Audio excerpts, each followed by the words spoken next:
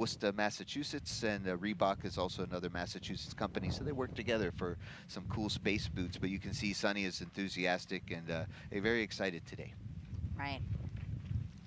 And the suit leak check is going to be very visually evident, right? I mean, their suits are literally going to puff up, inflate. Yes, if you're familiar with the Stay Puft Marshmallow Man or person, yeah, they get really.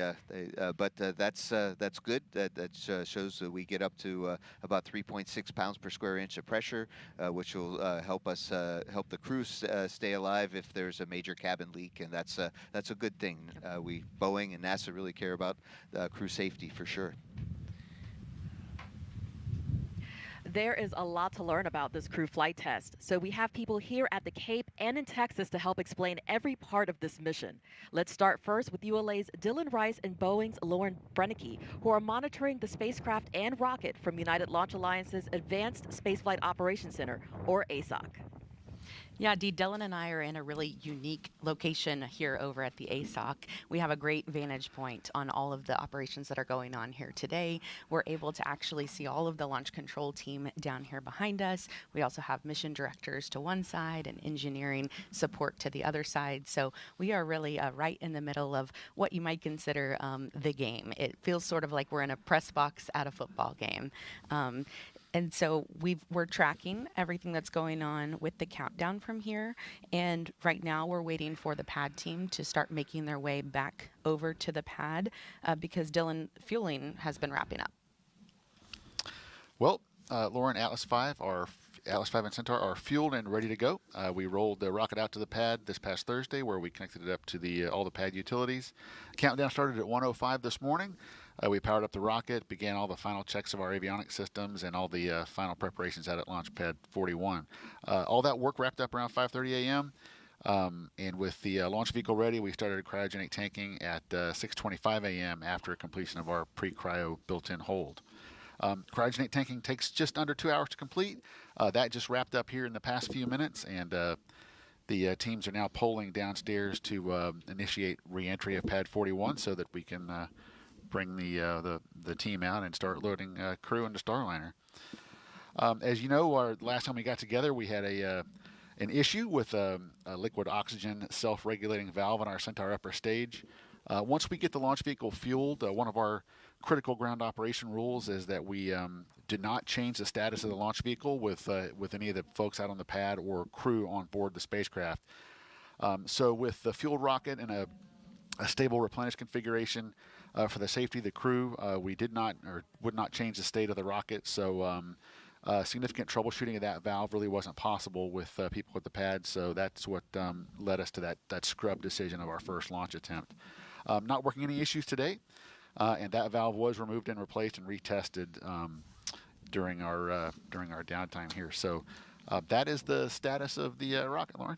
Yeah, and Dylan, Starliner really had a very clean countdown during the last launch attempt, but it wasn't until after that scrub that we started safing the propulsion system and closing the valves and observed a small helium leak in the port side manifold. So we decided to take a pause and investigate further, as we do in this business. And after testing all 8 of Starliner's helium manifolds, our team found the leak was isolated to one flange in one of the spacecraft's 28 reaction control system, or RCS thrusters as we call them, which makes small adjustments on orbit. And even more specifically to a tiny seal about the size of a button on a men's dress shirt. So that gives you a real perspective on how small we're talking. It's important to note that helium is not combustible or toxic. Thorough data analysis showed us this condition is acceptable for flight, and that Starliner could handle actually 4 more leaks, or this leak growing by 100 times its current size before actually needing to be managed in space. In fact, other spacecraft like the shuttle have launched with similar leaks in the past, and our teams will be checking the leak here soon, and we'll keep you posted on that. While investigating the cause of the leak, engineers also discovered that in an unlikely scenario of a adjacent helium manifolds failing, our deorbit burn during the spacecraft's return to Earth could be impacted. And because having layers of redundancy is imperative, our teams developed yet another way to perform that burn. If that option were needed, Starliner could do 2 burns about 10 minutes each and 80 minutes apart with only 4 RCS thrusters. In the last few weeks, the crew ran these scenarios in the simulator and they feel confident with the plan.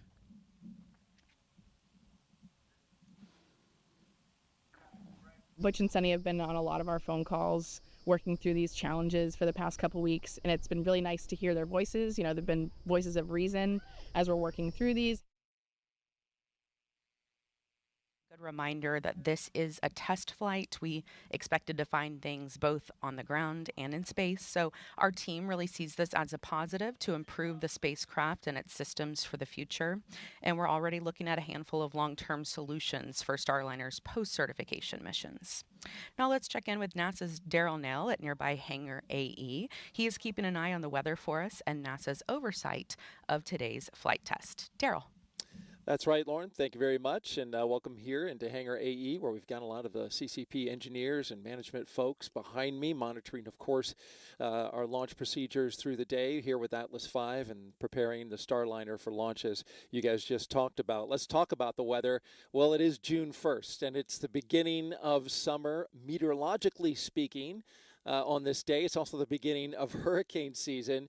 But I can tell you neither one of those is a concern as we look outside and take a look at the sky and the sea. Here now the sky, you can see a few puffy cumulus clouds off in the distance.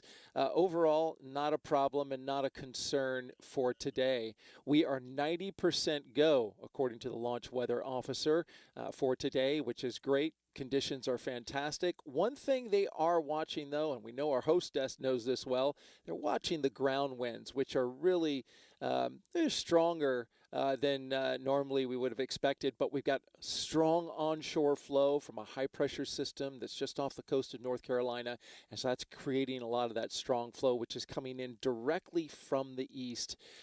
So you can see those cumulus clouds as they go kind of whipping by the pad. They'll be watching that. That is the only concern, and that is the 10% possibility for violation. Overall, though, we couldn't be in a better position. We were in a similar position during our last launch attempt, and come to find out, even though it's the beginning of meteorological summer, we're not having summer conditions here at the pad yet, and that's a good thing. So we'll send it now back to the host desk with Megan, Mike, and Dee.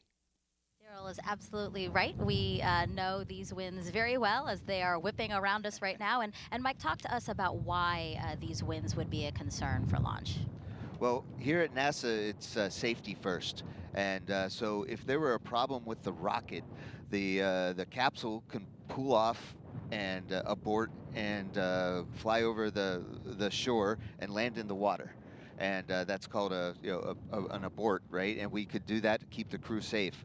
However, the capsules will be coming down under parachutes, and if the winds are too strong, it'll make it land on the beach. And it sounds like it would be safe, but actually we're not sure that structurally it would work, and we're set up to land on the water. So the winds can't be too strong or they'll push us in for an abort. So if we start to get into where the winds pushing would push the capsule too much, then we'll wait till another day.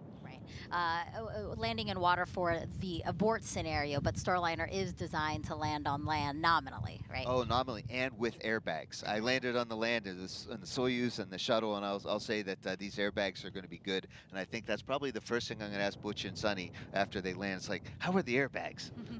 Well, speaking of Butch and Sunny, let's head back inside to the suit-up room to check out how things are going there. Again, they began suiting up a few minutes ago, and right now we see Butch. He is unzipping his helmet, it looks like. And that's really neat about these suits, is that instead of having a solid metal ring we're keeping the suits lightweight and kind of going back to the future with the Gemini program where they had zippered helmets like this. We call it a visor in this case. And since it's a very lightweight visor and helmet, it doesn't have a lot of head protection. So Butch's ear cups is also gives head protection too. So it's a very smart system, and we call it a crew head protection assembly or something like that, or a chippa. So Butch is now taking off his chippa, and you can see he cut his own hair for the flight today. This is the kind of insight we wanted from you, Mike. As you can see, guys, we are very fortunate to have Mike here with us because he's a veteran of 3 space flights, Expedition 9 in 2004, also Expedition 18 in 2009, as well as STS-134 in 2011. We're cycling through some pictures of those previous flights now. In total, he spent more than a year in space and has conducted 9 spacewalks. He then worked with NASA's Commercial Crew Program to help bring SpaceX's Dragon and now Boeing's Starliner online and ready for today's flight tests. He trained alongside Butch and Sunny as their backup pilot and was with them for CFT's first launch attempt. We actually saw him in the suit-up room here snapping pictures, and then he rode out to the launch pad with them where he snapped a few more pictures before handing off some of Butch and Sunny's belongings to the pad team.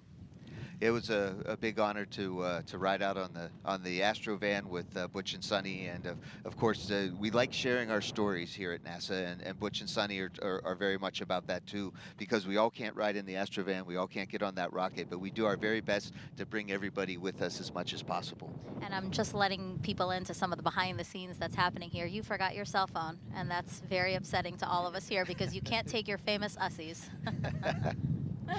But again, providing really valuable insight on this flight test. And you'll also be taking notes, right? Because you're going to be the pilot for Starliner's first operational mission after CFT. So really important for you to be engaged and watching today. Oh, absolutely. And that's the purpose of this flight, is to build flight experience and get certification so that we can have regularly scheduled flights of Starliner to the International Space Station, much like the other commercial crew partner of SpaceX. And we're going to get there.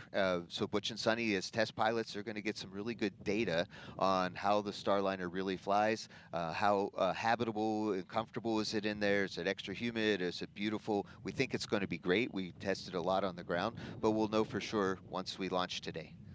And as we take another shot here of Butch, let's talk a little bit more about him. Commander Butch Wilmore, NASA astronaut and retired U.S. Navy captain, raised in Mount Juliet, Tennessee, and is married to Deanna Wilmore with 2 daughters. As a naval pilot, Butch racked up more than 8,000 flight hours and 663 carrier landings, all in tactical jet aircraft. He completed 4 operational deployments supporting missions like Operation Desert Storm. Before his selection to NASA, Wilmore was on exchange to the Air Force as a flight test instructor at the Air Force Test Pilot School at Edwards Air Force Base in California. Butch is a veteran of 2 space flights as pilot on Space Shuttle Atlantis in 2009, and then in 2014 he served as flight engineer for Expedition 41 to the International Space Station. So far, Wilmore has spent 178 days in space and performed 4 spacewalks. This flight test will be his 3rd mission to the ISS. And Sunny Williams, CFT's pilot and a retired U.S. Navy captain. NASA selected her as an astronaut in 1998, just 2 years before Butch. This will also be Sunny's 3rd mission to space, making her the first woman on a test flight of an orbital spacecraft. Her first trip to the ISS launched in 2006. She served as flight engineer for Expedition 1415. She then returned to the orbiting lab in 2012 and was commander of Expedition 33. Sunny has more than 50 hours of spacewalk time, the 2nd most cumulative time by a female astronaut. So far, she has spent 322 days in space. Before NASA, Sunny was a former naval test pilot and instructor, logging more than 3,000 flight hours in more than 30 different aircraft. Williams grew up in Needham, Massachusetts, and is married to Michael Williams. She enjoys hanging out with their dogs, working out, hiking, and camping, as well as working on cars and houses. Both very experienced space flyers, and really why they were selected for this test flight, right, Mike? Oh boy, yes, they work really well together, and it's been really fun training with them. I think that they're a great team, and they're going to get a lot of, like we said, good flight test data. They're going to go back to the mothership, the International Space Station. They'll be able to experience space station crew. They could help there a little bit, and then they'll come home in 8 days, a week or so, and maybe a little bit longer. And so they're perfect, and their experience will help make mission success. Right. A look at the clock, 3 hours, 50 minutes, and 26 seconds from launch. A quick update on fueling. The cryo load was completed successfully, all as well as a check of the prop system. Again, we were talking about that helium leak that Boeing was able to resolve. They did a check of that system. They pressurized it, and so far, all is looking good. Let's walk you through what you'll see over the next almost 5 hours on this broadcast.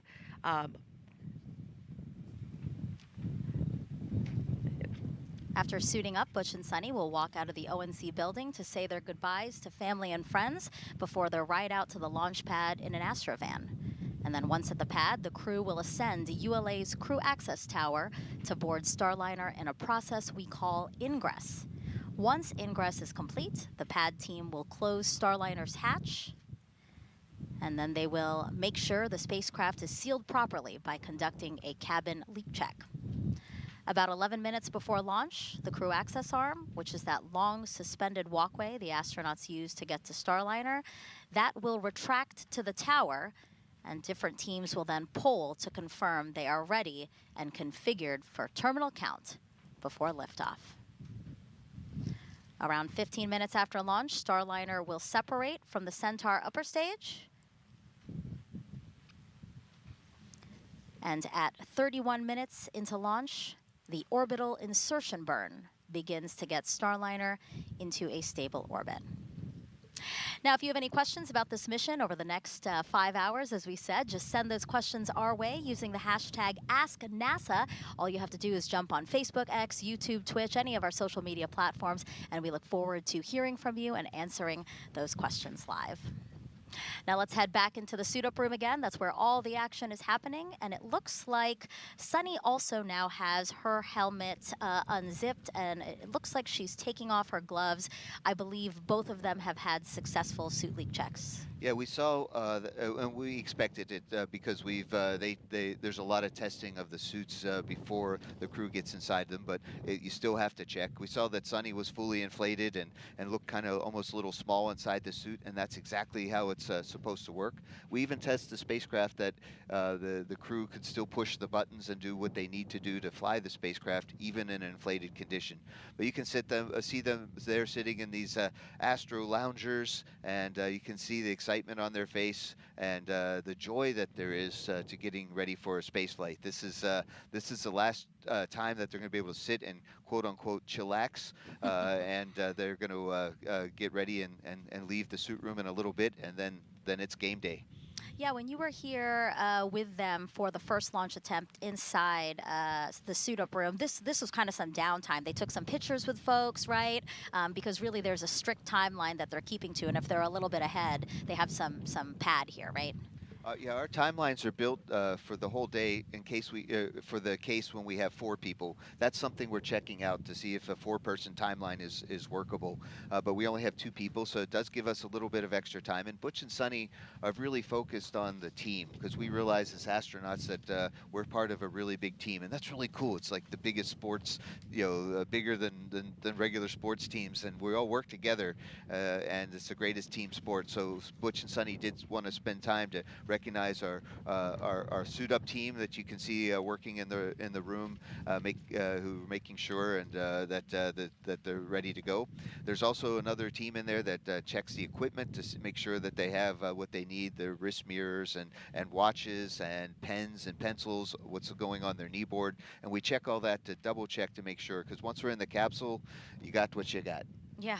A quick note about the suit. Again, this is a new suit that developed for this Starliner launch, and the full suit, which includes an integrated shoe, weighs about 20 pounds with all of its accessories, and that's about 10 pounds lighter than the launch and entry suits worn by space shuttle astronauts, right, Mike? Yes, it's definitely more lightweight. We took some really good ideas from previous spacesuits, and David Clark put together a great suit. Okay. And it's definitely more flexible, elbows and knees. You saw Sunny kind of showing that. There's vents that come in right underneath our chins that allow us to be cooler and still pressurize this suit.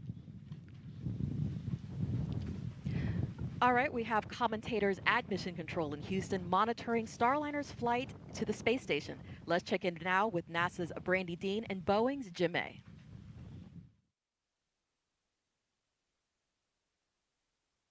Thanks so much, Dee, and welcome back to Johnson Space Center in Mission Control, Houston. I'm NASA's Brandy Dean. And I'm Jim May with Boeing. We're incredibly excited to be here today with the flight control team that will be seeing Starliner safely through its first ascent with crew members on board.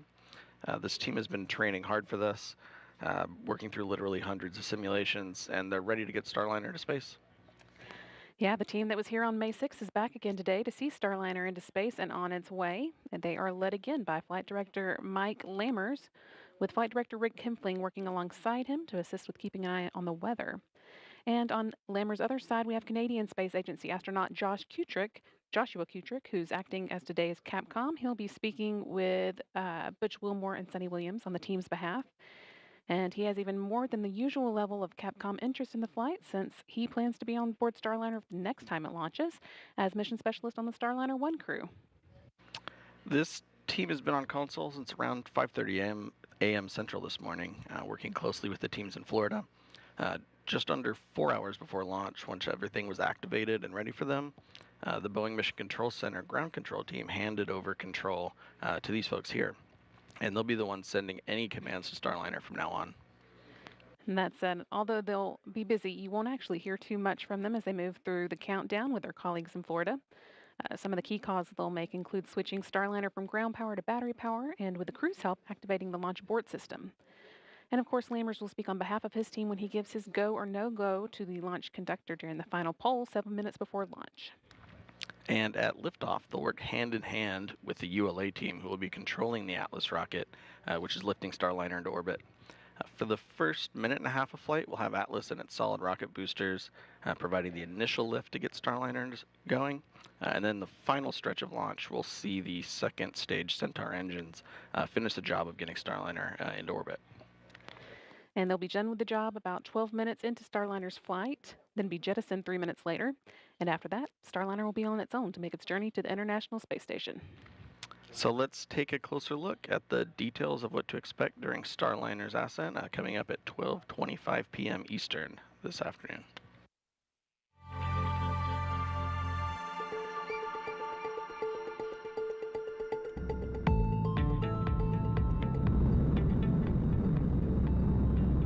Ascent begins at T-0, liftoff, the end of the countdown and the beginning of the mission. Shortly afterwards, at T+12 seconds, the rocket rolls, lining up Starliner with its target orbit and putting the astronauts in a heads-up position.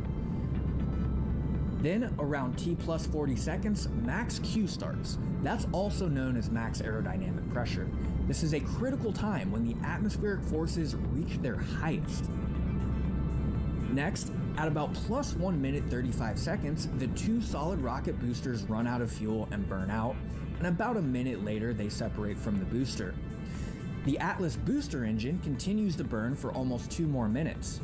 Then at approximately +430, booster engine cutoff, or BECO. About 5 seconds later, the booster separates, and so does the ascent cover on top of Starliner. At around 4 minutes 45 seconds, the Centaur upper stage ignites, continuing the push to orbital speeds. Then a little after 5 minutes, Starliner is free of the atmosphere and doesn't need additional aerodynamic support, and the aeroskirt is jettisoned. After a long 6+ minute push from Centaur, main engine cutoff, or MECO, happens around 12 minutes after liftoff. Then, when Centaur successfully separates almost 15 minutes after launch, ULA's job is done. But Starliner is not quite in orbit yet. After a 16-minute coast, Starliner ignites 4 of its orbital maneuvering and attitude control, or OMAC engines, for the orbital insertion burn, and then 31 minutes after liftoff, the ascent profile is complete.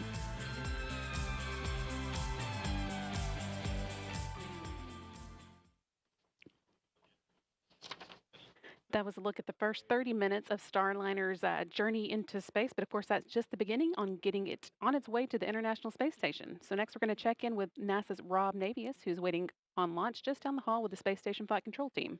Rob? Thank you, Brandy, and good morning from Mission Control in Houston and the International Space Station Flight Control Room, where flight controllers are monitoring the countdown for the Atlas V launch and keeping tabs on the Expedition 71 crew aboard the orbital outpost. The 7 station crew members are awake at this hour on a Saturday, having just watched the unpiloted Progress 88 cargo craft dock to the Poisk module of the International Space Station. That flawless docking occurred at 6:43 a.m. Central Time, 7:43 a.m. Eastern Time. With that milestone having been completed, the crew's full attention can now turn to the expected arrival of the Boeing Starliner on Sunday afternoon. Early Sunday morning, there'll be a pair of mission management meetings, first by Boeing management to assess Starliner's systems following launch, and the initial series of OCCs. Those are the operational checkout capabilities the Starliner crew will conduct to ensure that the vehicle is ready for docking. Following that meeting, the International Space Station partners will gather to give final approval for Starliner to press ahead with the critical phase of the rendezvous that will begin Sunday morning with the terminal phase initiation burn. By the way, at the time of launch today at 12:25 and 40 seconds p.m. Eastern Time, the International Space Station will be flying 260 miles over Western Germany. A busy 24 hours lies ahead. We'll be here every minute to keep you posted. With that, and with the Atlas V countdown proceeding smoothly, let's go back to the Cape. Thank you, Rob. Yes, a lot of moving parts over the next 24 hours to get Butch and Sunny to the space station. So let's head back now to the ASOC to hear another update from ULA's Dylan Rice and Boeing's Lauren Brennicke. Megan, we want to let viewers at home know that we are now going to be bringing up those public operational communications. You might hear us call them loops or nets. That's kind of our lingo here in this business. But it's our job to wear these headsets, listen to the chatter in the background, and translate that to you at home. So we'll be doing that at this point in the countdown. We've been listening to the Starliner control team shift control of the spacecraft over to Mission Control in Houston. The team's working to get the pad team back up to the White Room to get the spacecraft prepped for crew. And our teams have also been cycling the thruster valves, and they are now in the open position. This is the 3rd time for Starliner to launch, but of course the first time with crew on board. So if you've watched our launches in the past, the prep for this one will be a little bit different. That's why we're coming to you a lot earlier before launch today. It is important to remember this is a test flight, so we are going to learn a lot to be more efficient in the future. Dylan, how are things progressing with the rocket? Well, Lauren, things are continuing to go very, very well. The ULA team is up on the crew access tower now, configuring the White Room for what happens next with the crew's arrival. So we are standing by at T minus 4 minutes. That's the T is the terminal count clock. All the rocket activities are sequenced to the terminal count clock, as you can see on the screen there, the L count clock or launch count is counting down to our T0 at 12:25:40. So that T clock holding at T minus 4 minutes, indicating that the rocket activities are basically nothing happening right now with the at your convenience. Roger. Nothing happening right now with the launch vehicle, but we are configuring the pad for loading. Go ahead, Mike. This is the 100th launch of the safe and reliable Atlas V rocket and the 3rd flight of the 172-foot tall N-22 configuration. This rocket's configured with a dual-engine Centaur upper stage, which is uniquely capable to deliver that performance that we need to shape that trajectory to maximize crew safety on the ride to the space station. And of course, from this point on, as you hear some of those operational communications, the nets or the loops come across, we will pause in our commentary so that you can hear them. So if you notice us pause, that's what we're doing. We just want to make sure you can hear everything. So now let's check in with NASA's Daryl Nell over at Hangar AE. Daryl. All right, thank you very much. And as you can see on your screen here, this is the card game. LC SMD on channel 1 for a comp check. Cuddy here. I have you loud and clear on channel 1. I have you the same. LC SMD out. You just heard the launch conductor there. Nothing too big to report. Com check on air to ground 1. I have you loud and clear on channel 1. Copy. I have you loud and clear on CST air to ground 1. This completes hold call authority com check. Roger. Okay, so ground, some comm checks that you can hear there. But again, this is the traditional card game. You see Sonny and Butch there with Joe Acaba, the lead there for the mission today. And I see two camera angles here for the first time, so we actually get to see their cards. But the point of this game, and of course, Mike Fink and Megan can talk more about this, but as we're looking at it, since we're watching it now, they're playing a card game, and they're going to play this game until the commander, Butch, loses. And the whole point of this is to take all that, any bad luck and get rid of it on the card game, right? So they want Joe there to win the hand, and they're playing the hand out. Now minus 3 hours, 35 minutes.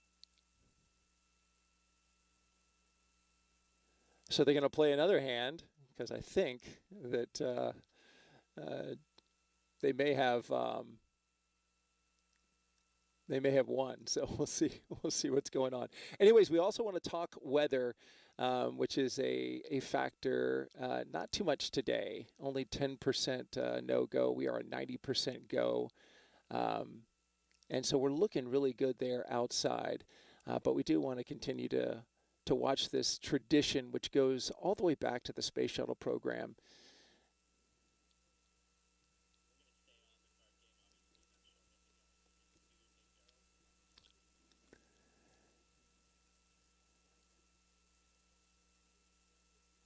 Not sure what the card game is, but they're taking additional cards. You can see there Sunny with a smile on her face as she takes another card, and Butch observes.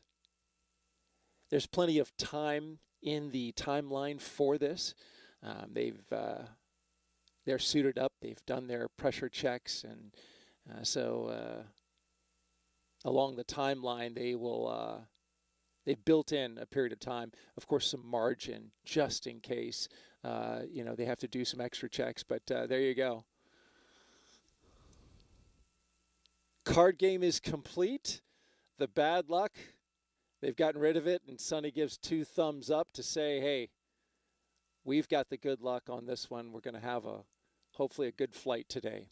All right, as we look outside at the Atlas V rocket with the Starliner atop the rocket, you can see there in the sky, just a few clouds, not a concern. Offshore winds are driving some of them onshore, but the radar, there is no convective activity, no storm activity is basically the term there in any of these clouds. So that's not an issue at all. We are 90% go and looking good there. Also tracking NASA's oversight of the mission today, NASA Operations Manager Richard Jones just recently polled his team within the hour. They were all go. So we're looking good there as well. If you're wondering whether or not you can see this launch from an area of the southeastern United States, we actually have a graphic that we can show that gives you an indication of where you can see this rocket at what point in time in the launch. So as you're looking at this here, if you're in the southern area, if you're in Florida along the coast or southeastern Georgia, you can see that at certain stages, the plus 30 seconds, you can obviously see that all along the Space Coast. But as you get to level 2 and level 3 and level 4, this then expands your area to be able to see this rocket. We have clear skies in the area thanks to the high-pressure system, so most of the folks along the eastern seaboard should have a view. But again, as we start to go along the timeline, you see the separation events that will expand out to southeastern Georgia. And then we even have sometimes pictures coming from coastal Carolina. If you have those, of course, send those to us. #AskNASA. We'd love to see them. That's our report from here at Hangar AE. Now we'll send it back to Megan, Mike, and Dee. You had a lot of interesting commentary here at the host desk while we were watching the card game. What is that game? Yeah, so this game is called 31, or SCAT, although I think Sonny's niece and nephew, they call it CAT because Sonny likes dogs.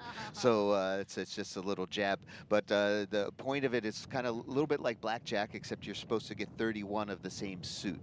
And you saw there that Butch and Sonny successfully got rid of the bad luck, and they're getting ready right now to walk downstairs and say hello to their families and get into the Astrovan. So I think that's coming up pretty soon. Yeah, we are watching the clock here in about 2 minutes because 3:28 is when we expect them to depart the suit-up room. So in those few minutes, let's actually head outside and take a look at the Astrovan that Mike just mentioned. The Astrovan will be their ride to the launch pad. And right now it is parked right outside there of the operations and checkout building. A great view there of, again, their ride to launch pad 41 on Cape Canaveral Space Force Station. Now, NASA chose the company Airstream back in the 60s to create a crew quarantine vehicle for when astronauts returned from the moon. And the picture you see there, President Nixon talking to the Apollo 11 astronauts inside said quarantine vehicle. And then during the shuttle program, Airstream created the first generation Astrovan, a 27-foot motorhome that transported astronauts across 3 hours, 30 minutes. KSC to their launch pads. And both Butch, who you see there in that picture in the front, and Sonny rode in that Astrovan. And now, here's a closer look at the new Astrovan. It's wrapped with pictures of Starliner, has a license plate that says Ride to Space. When the door opens, steps fold out. The inside can seat up to 8 people with room for the astronauts' portable air ventilators that keep the crew cool. The Astrovan also includes a TV and sound system, so crew can watch or listen to whatever they want on their way to the pad. Yeah, this Astrovan was it's super comfortable, and even though it held 8, there was just 3 of us last time, and Butch and Sonny are going to ride out today just by themselves. They told me last night that they'll miss me, but I'm not sure that they really will, because they're getting ready to go to launch. It's a very smooth ride. We have great drivers, and we even have a backup Astrovan. Oh, I didn't know that about a backup Astrovan, really. Yeah, well, it's not where the backups ride, because I rode in the, in the primary one. But, yeah, no, it's the really important thing is that we have to launch on time. So if for some strange reason they got a flat tire or something, we'll just hop out of one van and go to the other one. Makes sense.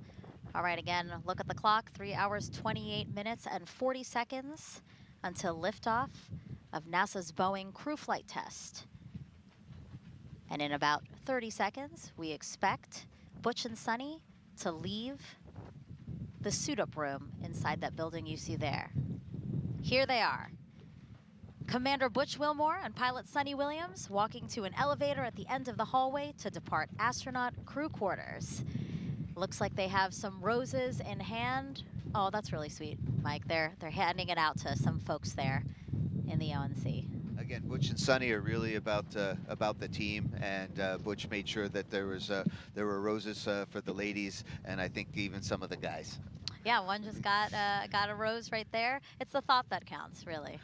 And it's really they take such good care of us while in quarantine, and Butch and Sonny. LC Slick on Channel 1. Longer quarantine than usual.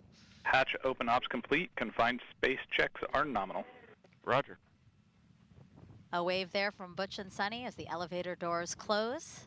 That elevator will then transport them down 3 floors, and we will soon see them walk out those doors you see there. And in the meantime, we heard that the capsule, the spacecraft hatch is open, ready to receive. You know, Butch and Sonny have been training on Starliner for years. And Starliner training takes place at Johnson Space Center, where they can simulate just about anything they might experience in space, even zero gravity. They performed a lot of their training inside a real-size mock-up of Starliner at JSC, which just happens to be right across the room from a real-size mock-up of the International Space Station. And just down the road, they spent hundreds of hours inside Starliner's simulators, running through various possible scenarios they could face during this flight test. Now, Mike, when they returned to Houston after the first launch attempt, they actually did get back into some of these training simulators, right? To walk them through some of the procedures that they were testing given some of the issues that were found?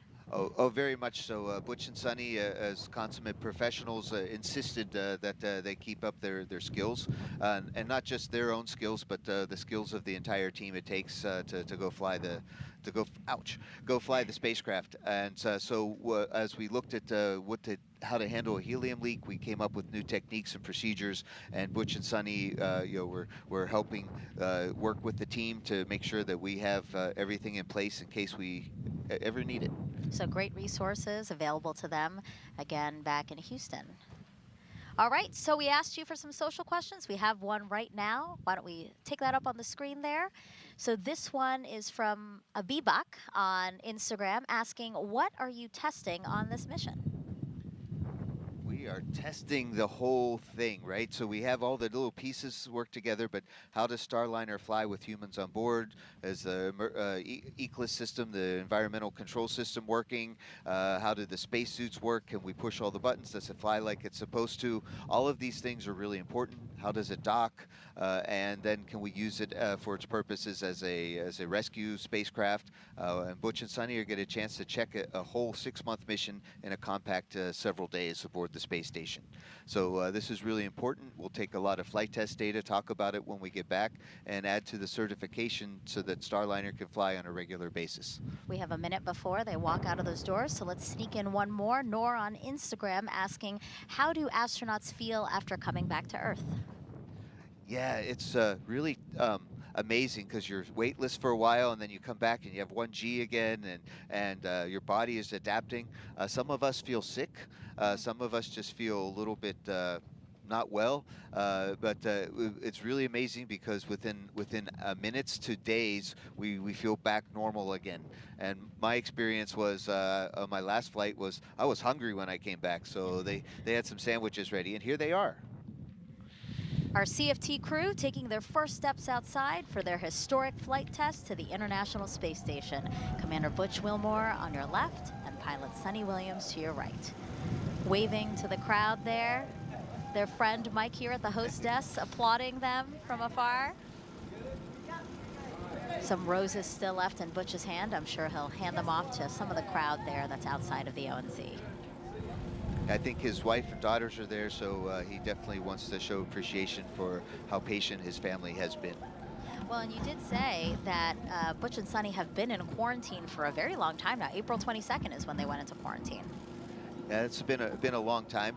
They were allowed to see their family, but from a distance, so this is as close as they've been for a while.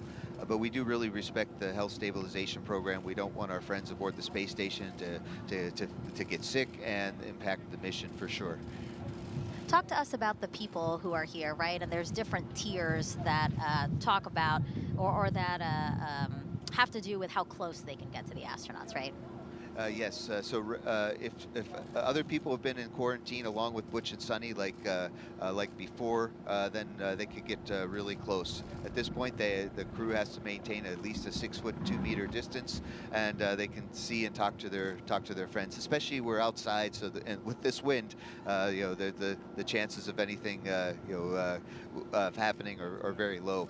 And then there's a lot of our team that are there, and we also have some very important people like the administrator and other folks too. And I think I might even see Chris Ferguson, the original commander of the CFT mission. I think he's there in the crowd also. So yeah, this is a lot of well-wishers and sending blessings to Butch and Sonny for a successful flight. Yeah, it's great to see the crowd there, and also a number of your fellow NASA astronauts, right? They're there to support the crew's family. Yes, we have Jack Hathaway and Doug Wheelock. Now, Doug's a veteran astronaut. Jack is one of our new former ASCANs and now getting ready to go fly on a mission himself. We also see in the distance the Boeing NASA astronaut liaison, Megan Donaldson. She's been super helpful in getting this mission together and keeping the crew pointed in the right direction, and being a very good liaison with the Boeing management too, so that that our voices are heard. Yeah, I think the scene here just shows again, you know, a fraction of all the people that it takes to make this happen. The support of your family, the support of your friends, and then again, teams across both Boeing, NASA, and ULA to make this crew flight test happen. Lots of thumbs ups from Sunny there, lots of waves. They're making their way through the crowd now.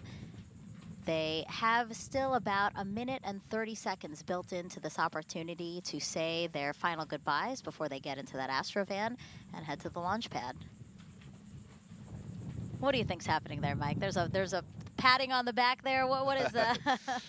Well, Butch likes to give speeches, so I think Sunny is sharing the excitement. But that's really what you see here. This is spaceflight is really a human endeavor, and so these are human beings being happy and joyful and really excited in a professional, calm way. But there is a feeling of joy and best wishes so that for a successful mission. And if we're not enjoying spaceflight, if we're not seeing that it's a wonderment of humanity, then we're doing it wrong. And here they go, getting ready into the van. We can see their helmets there hanging off of their suits. I remember this story that Butch said. He had this recurring nightmare that it would be launch day and he'd forget his helmet. So I'm pretty sure he loves the fact that they're attached to him there. Yes, it's Butch-proof. Butch-proof. All right, so they are in the Astrovan now. A quick note about the other folks who are in with them. You have the driver, Rodney Perry, and he said he couldn't pass up the opportunity to drive astronauts to a launch pad. Pretty cool. 3 hours, 20 minutes. And then also the backup driver, his name is Sean Rose. He's basically going to be the communicator as well, just listening to all the communications that are going on behind the scenes, as again, everything is readied for the astronauts to arrive at Launch Pad 41. The drive will take about 15 to 20 minutes. There will be a full security escort. And here they go. NASA astronauts Butch Wilmore and Sunny Williams now en route to Cape Canaveral Space Force Station's Launch Pad 41.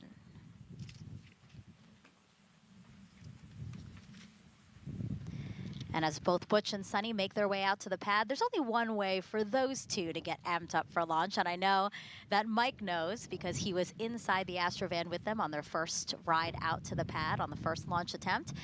They will be watching the Top Gun Maverick movie, or at least highlights from that movie. And they should be doing that right now inside the Astrovan, right, Mike? Oh boy, yeah, that's one way to certainly get excited for the mission, and to remind Butch and Sunny that yeah, hey, they're on an important mission and they're test pilots, and that there's a wonderment to flying both aircraft and spacecraft. And of course, I think the Maverick movie brought that excitement of flying to everyone. And so Butch and Sunny are going to have a few clips there, the funny parts of the movie. LC Slick on Channel 1. Go ahead. Crew transport convoy is en route to LC-41. Estimated arrival to roadblock at L-306. Roger. And a fun fact was on the last ride. OSM, LC. OSM, go ahead, sir. Crew transport convoy is en route to pad. Permit entry into FHA. Roger. Yeah, that was important call there, because yeah, the crew needs to get to the rocket, and if they weren't allowed to, if they didn't have permission to get inside the hazard area, then that would slow things down. But Butch and Sunny handed me the remote control and said, "You play it," and I had to figure out how to play an old VCR really fast. Oh gosh, well, I'm sure they appreciate it. You probably figured it out because they were able to watch it. So again, as mentioned before, they probably really relate to the movie. They're both experienced naval aviators. And here's actually a picture of Sunny back in the day. She initially wanted to be a diver in the Navy, but said she watched the first Top Gun movie and decided to go to flight school. And here's a picture of Butch. Fun fact, he was actually a real Top Gun pilot. So you see him there on the far left of the photo. To the far right, actually, is Chris Ferguson. We were talking a little bit about him, right, Mike and Dee? Absolutely. And another fun fact is, you know, this isn't going to be, these aren't the first Boeing products that Butch and Sunny have flown. In that picture, Sunny was standing in front of a CH-46 Sea Knight, and Butch was standing in front of an F-18 Hornet. And of course, today, you know, they'll both 3 be... hours, 17 minutes. And of course, today they'll be the first to fly Boeing Starliner. Now let's check back in with NASA's Brandy Dean and Boeing's Jim May, who are monitoring things at Mission Control at Johnson Space Center. Thanks, Megan, and go Butch and Sunny. Here in Houston, things have been going smoothly for the flight control team and Mission Control. The team here took control of Starliner a little less than an hour ago, and they've been working through a number of steps in the pre-launch checklist since then.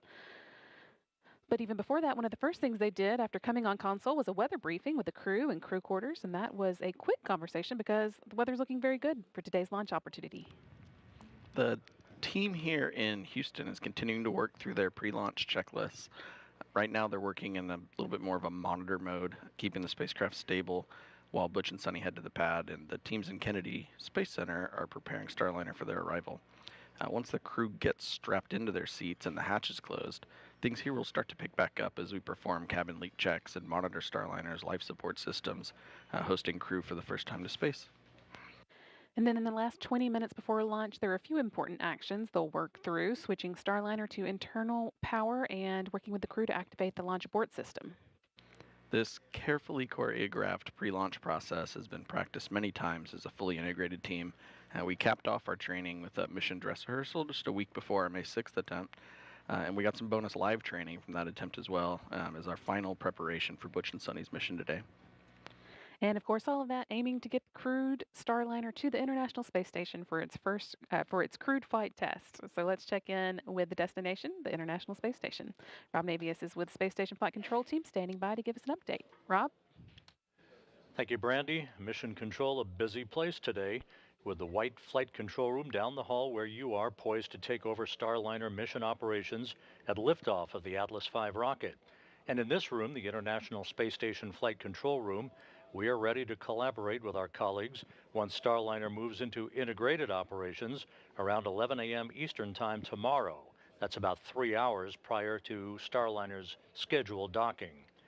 Once the new spacecraft is docked to the station's Harmony module, there'll be a period of around 2 hours to conduct leak checks on both sides of the Starliner Harmony docking interface before the hatches will swing open, allowing Butch Wilmore and Sunny Williams to enter the station, which has been home for both of them on previous missions.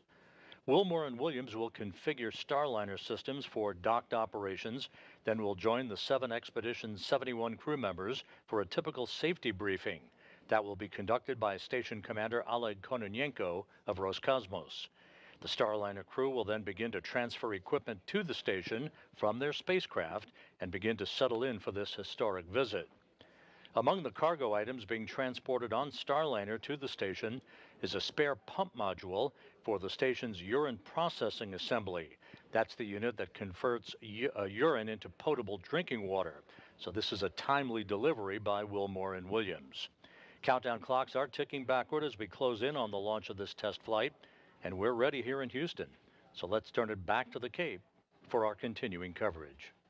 Thank you, Rob. 3 hours, 13 minutes, and 30 seconds. From only the 6th time NASA astronauts will launch on a new spacecraft designed for crew.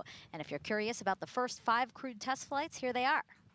First, Mercury Redstone 3, Alan Shepard, May 5th, 1961. Next is Gemini 3 with Gus Grissom and John Young, which launched on March 23rd, 1965. Great historical footage there. Then we had Apollo 7, Wally Schirra, Don Isley, Walt Cunningham, launched October 11th, 1968. Then we had STS-1 with astronauts John Young and Robert Crippen, which launched April 12th, 1981. And then NASA's SpaceX Demo 2. You see Doug Hurley and Bob Behnken waving there. That launch was May 30th, 2020. And then, of course, today you've got NASA's Boeing crew flight test with Butch Wilmore and Sunny Williams. And as Butch and Sunny's convoy passes the historic vehicle assembly building here at Kennedy Space Center, we should, of course, acknowledge what will be the 7th time NASA will fly crew on a new spacecraft off our planet. And that will be the Artemis II mission next year. You see the Astrovan now passing by where we are at the press site across the street from the vehicle assembly building. Again, the Artemis II mission next year, that'll be NASA astronauts Reed Weissman, Victor Glover, Christina Cook, and Canadian Space Agency astronaut Jeremy Hansen. They will orbit the moon, and their Space Launch System rocket and Orion spacecraft will be assembled in the vehicle assembly building.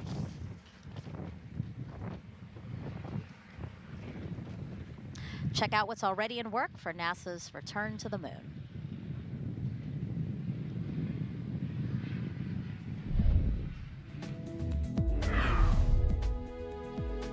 Engineers inside the Neil A. Armstrong Operations and Checkout Building at Kennedy Space Center lowered the Orion spacecraft into a vacuum altitude chamber with the help of a 30-ton crane. The chamber simulates deep space to test for any electromagnetic energy that could damage Orion as it travels away from Earth. Meanwhile, the Artemis II crew completed an underway recovery test at sea. This exercise mimics Orion landing and recovery procedures when the crew splashes down in the Pacific Ocean off the coast of California. Navy divers and boats approached a mock-up Orion capsule and helped the astronauts into helicopters, which then flew them to a nearby naval ship, just like they'll do during the mission. Back at Kennedy and high above Launch Pad 39B, this 360-degree video takes you for a ride inside one of the Artemis emergency egress baskets. In the event of an emergency at the launch pad, astronauts and workers use this quick exit to get to safety. That's a look at your Artemis Moon Minute. It's really cool to see the progress that's being made with NASA's Artemis campaign, because really it's all interconnected, right? Like, so working with commercial partners like Boeing through the Commercial Crew Program allows NASA to focus on other goals like returning to the moon, Mike.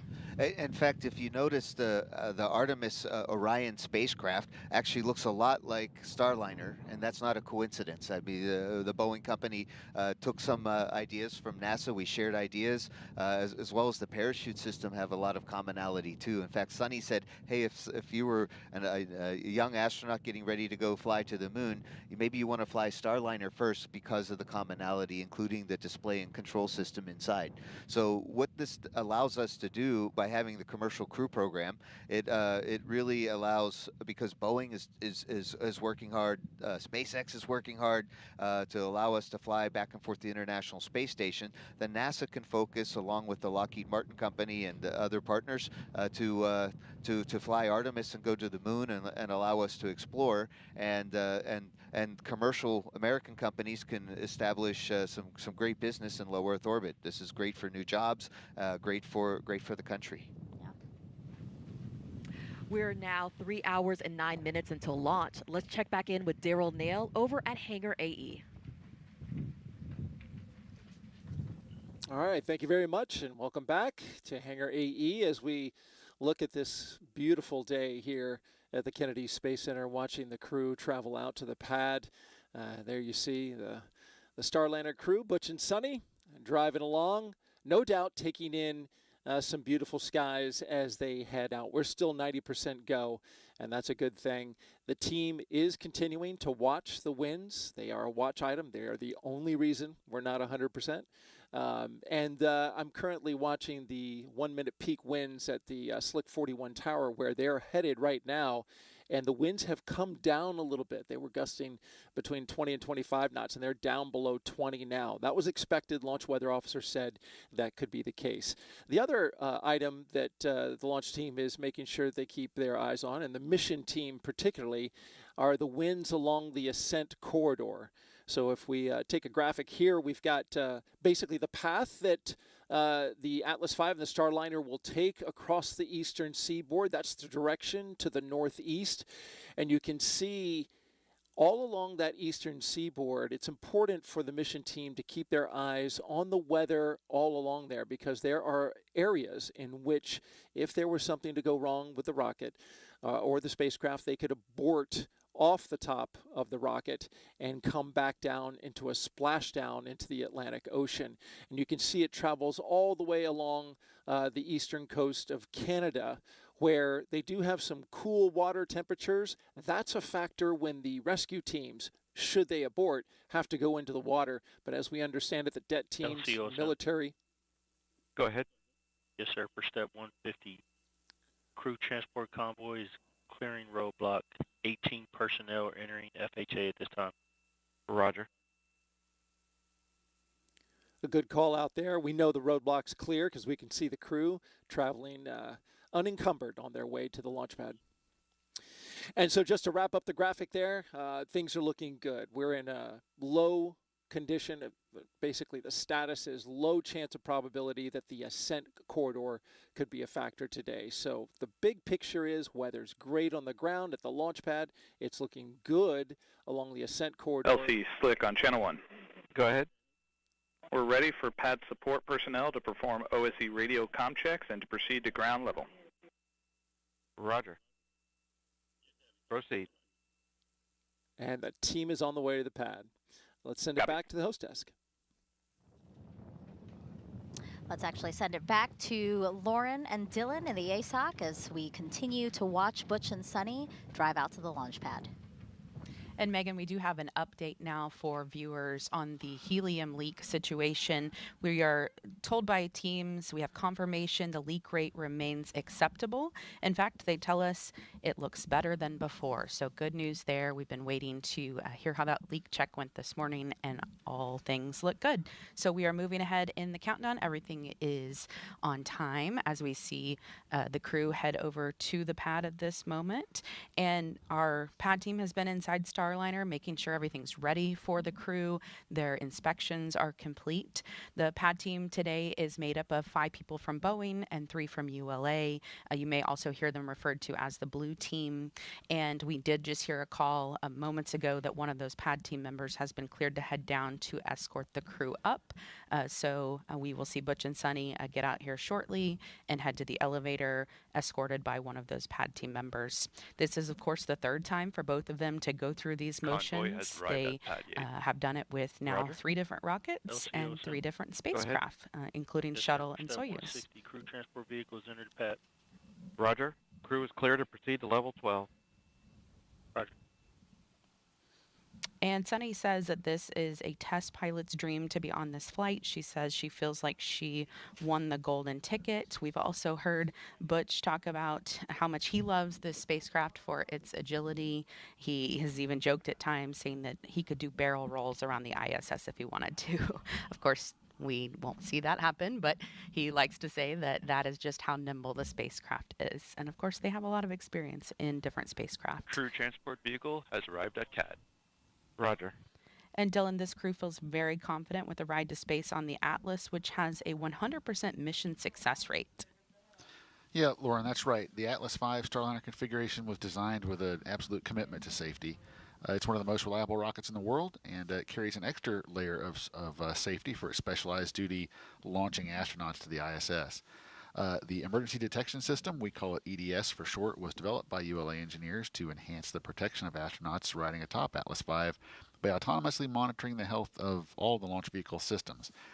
If the system detects an impending anomaly, it can trigger an abort much faster than any human could do so, but the astronauts also have the capability to trigger an abort if required. Along with that EDS system, we have a dedicated ascent flight control team on console in Denver during the flight and any human spaceflight mission that we support. This team monitors the health and performance of the rocket during ascent to space. Our engineers provide real-time status and collaborate directly with NASA's flight director and mission control in Houston. When you hear the call sign Atlas, that's our ascent lead, and he'll be providing real-time telemetry data from the rocket and provide continued situational awareness. Crew is entering CAD elevator.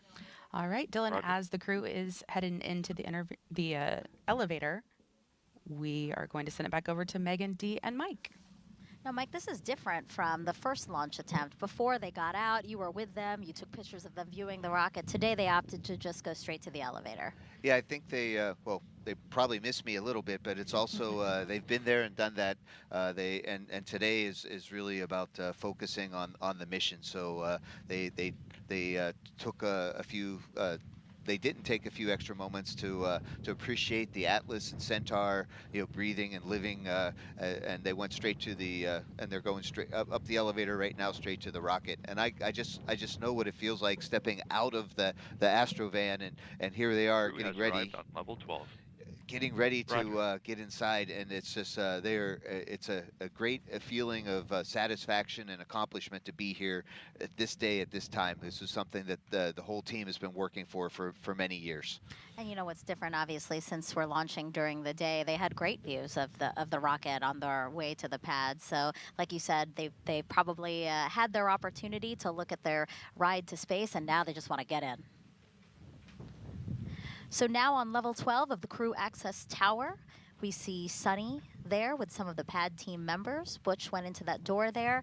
That's a bathroom, and this is an important step in the countdown, obviously. Yeah, well, I was on Daniel Tiger, a TV show, and we had an episode called "Go Before You Go," and so this is what we teach all of our kids: is before long missions, you should go to the potty. And you know this from the last time. So on their ride out in the Astrovan to the launch pad, they stole your phone, right? And they made some phone calls. I just heard that they also made another phone call while on their way out. They called Mark Sorensen, the crew module lead for the crew flight test, again, while in the Astrovan. Pretty cool that they are taking these opportunities to acknowledge, again, all the folks who have helped bring them to this moment. Yeah, Mark was a production manager, and he made sure that Starliner was ready for flight. Great teammate, and I'm glad he got a phone call. Yeah. A view of the crew access arm from our helicopter that we have flying around the pad right now. We see Sunny there on the railing taking a look out. Yeah, you can get a great view from up there. Who needs to get out of the Astrovan and recline up?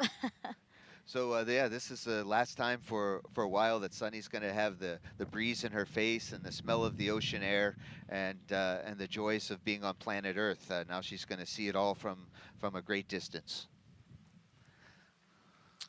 And here it looks like Butch is now back with the pad team and Slick Sunny. on launch ops. An ordained minister, probably Or leading sorry, them on channel in a 1. prayer now. Go ahead, Flick. Yeah, crew has arrived at CAT level 12, and our CTV is standing by for OSM direction to return to the fallback area. Roger. OSM, LC?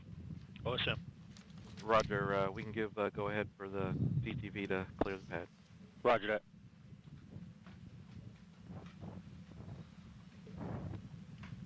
A nice moment here before the hard work of ingressing into the spacecraft and launching to the International Space Station. Well, they just cleared the crew transport vehicle to go away, so Butch and Sunny are stuck there now, so they might as well go launch. And here they are walking across the crew access arm. Butch stopping to take a quick look at his spacecraft and launch vehicle. And you can see they stepped on that little white sticky mat to make sure that anything that they may have had on their boots doesn't get inside the spacecraft and possibly into the space station. We do try to keep a very clean ship both up and down and aboard the space station. Looks like they're saying a quick prayer for a successful mission. Yeah, these are other pad team members who are in the White Room now with Butch and Sunny.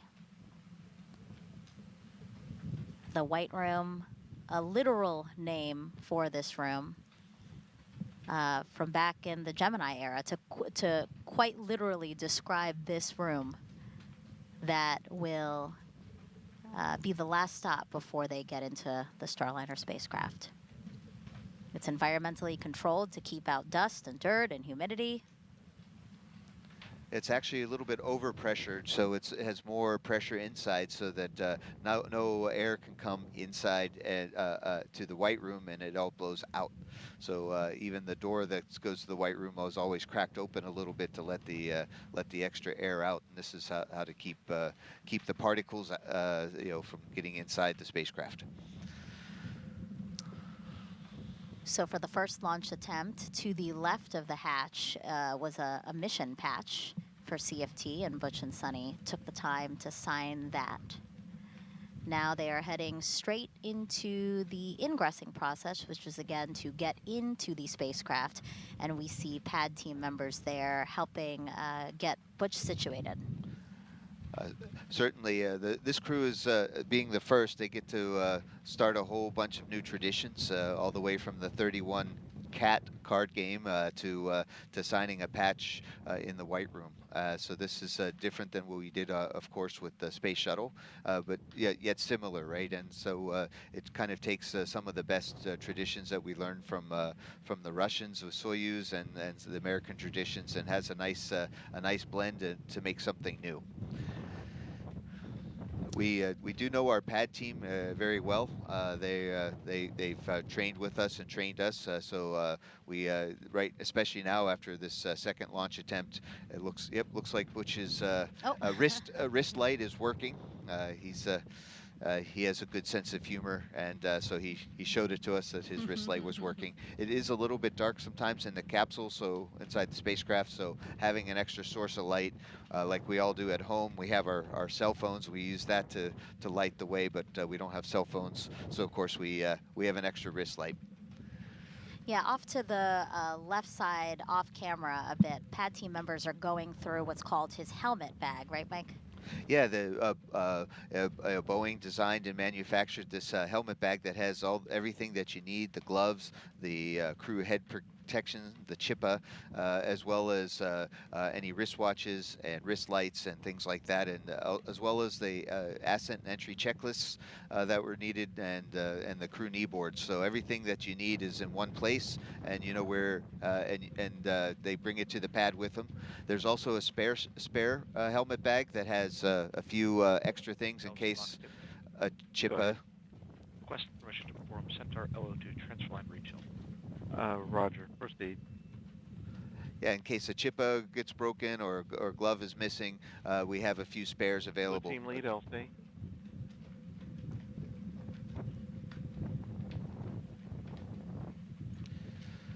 The launch conductor's calling.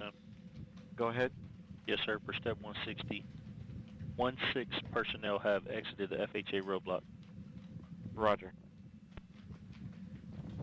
Just a call out there to mark that folks have left the pad as well as the flight hazard area. So the area that's designated as where we don't want people to be if they don't have to be. So that's that call out there. And now we are watching Butch getting settled into Starliner. And Sunny is currently outside. What we'll see is Butch will fully ingress and get himself situated before Sunny ingresses. So to walk us through what we're about to see with Butch, let's head back over to the ASOC with Lauren and Dylan. Hey, Megan. Yeah, we just saw a Butch sort of slide across the seats there to get into his captain seat. That is what this first position is known here as. And Sunny, of course, will ingress second because her seat is just a little bit closer to the door. She will sit right there next to him. And they actually showed us how close they sit. And it was an interesting demonstration because for them, it felt like a lot of room. You know, for us, it may not, but they just kind of showed us like, if you were sitting in two chairs side by side and you had plenty of elbow room, that's how they feel. In other spacecraft in the past, they've been a little more jammed in there. So they're really happy about the extra space they have in there. And Sunny won't start that ingress process until Butch is completely in and ready to go. This whole process takes about 20 minutes or so. These seats that they are going to be sitting in today are built to accommodate astronaut height ranges from as small as 4'11" all the way up to as tall as 6'4". They're made of aluminum, and Sunny's even told us that she and Butch were part of the process to make them a little bit more comfy. And another thing they really like about these seats is just the orientation of them. She said on shuttle, you know, when you land on shuttle, you're in a upright position as you're sitting almost in a chair, but they will be landing on their backs in Starliner when they touch down on the ground, which has, since the shuttle days, been determined to be just a little bit of an easier way to land. So she and Butch are very happy about that. We do have other seats in Starliner. The third and fourth seats are filled with cargo today. The fifth seat has a flat plate on it to give them just a little bit more space in there. And you see Butch he has some paper procedures in his hand. They will both be using those paper procedures as they make that ride up during the ascent process. And then once they get into orbit, they'll be able to pull out their tablets and use those.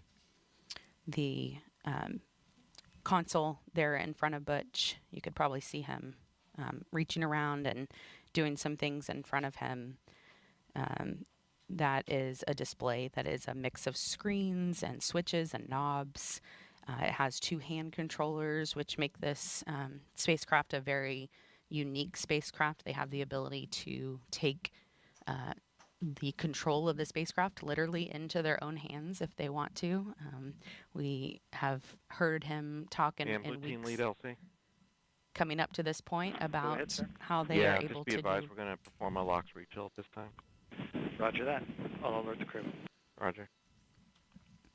How they're able to do what they call a backup mode, or also a manual mode. So we'll hear a little bit more about those things later. And LOX 2, you have a go to proceed. Roger. And the console's been simplified for maximum efficiency. Anyone who followed along with the shuttle days, the shuttle had thousands of switches and indicators, but Starliner only has 85. And the crew has told us they really like to be able to get their hands on those switches and of course on the hand controllers as well.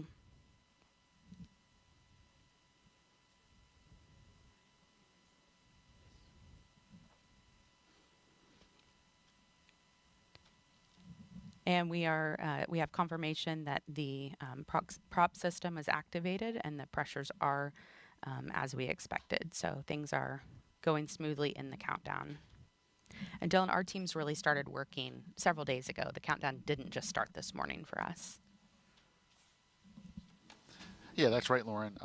The countdown actually started back on Thursday when we rolled the Atlas V at Centaur with Starliner atop. We rolled it from the VIF out to Complex 41. The VIF is a vertical integration facility. It's just about 1,900 feet to the south of the launch pad there.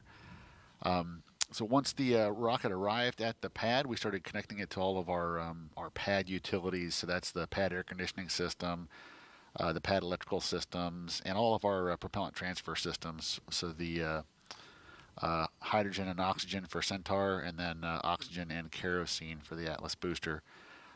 Once all those connections were made, we powered the rocket up, gave it a health check, and did a little bit of testing on that on Thursday afternoon. Then powered the rocket down and secured it for the what we call a crew sync day. When we have a countdown that starts late at night, we will essentially have the crew start to shift their schedule, so there's no planned work on that Friday. Then we came in overnight and powered up the rocket again for our activities today.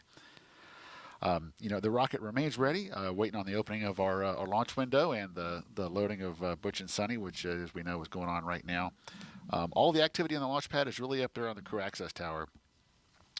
You talked about the members of the blue team. So we have 3 members, ULA teammates on the blue team, and those folks are there really to manage all of the crew access tower systems. So when they're given the go to go back out to the launch pad in preparation for the arrival of the astronauts, the first thing they do is toxic vapor checks. So they have some test equipment, and they just go make sure that the atmosphere inside the white room is safe to breathe. And when all that is done, they'll start to prepare the white room for the arrival of the team, which, as we saw, has gone very smoothly so far. Once the astronauts are loaded and the Starliner crew is ready for the hatch to be closed, and once all those closeouts are done, then our team will pick back up and start to configure the crew access tower's hydraulic systems in preparation for retracting the arm prior to launch. But for now, our team is really just kind of just standing by as Butch and Sonny get situated in the Starliner and waiting on the opening of our launch window today at 12:25 and 40 seconds. So there on the smaller screen where we're still watching Butch get strapped into his seat and getting his gloves on, as you can see there, we have 2 pad team members working with him, and one is Armando Lally, the other is Garrett Pender. So these 2 work the entire time inside with both Butch and Sonny to get them ingressed into the spacecraft. You may have seen a few seconds ago, Butch was sort of moving his legs up and down. They have stirrups there for their legs to go into with straps that one goes over their foot and the other goes over their knees. And you can see he's, getting a good adjustment on his gloves at this time. I actually have had the opportunity to try these gloves on, and you'd be amazed at just how much you could do with them. They're very flexible, and of course, that's important when they have so many things to be controlling there with their hands. They also have a 5-point harness seat belt that they're going to be helping them get into. There's a little bit better of a shot, a close-up shot. The cameras that we're using inside the spacecraft, we refer to them as the Mustang cameras. It's a system of 4 cameras, so we have some different views where we can monitor what is going on inside the spacecraft. Those views will not be live today, but as soon as we get to the International Space Station, we'll be able to download what is taking place with the crew as they are on their way up, and get a great look at that.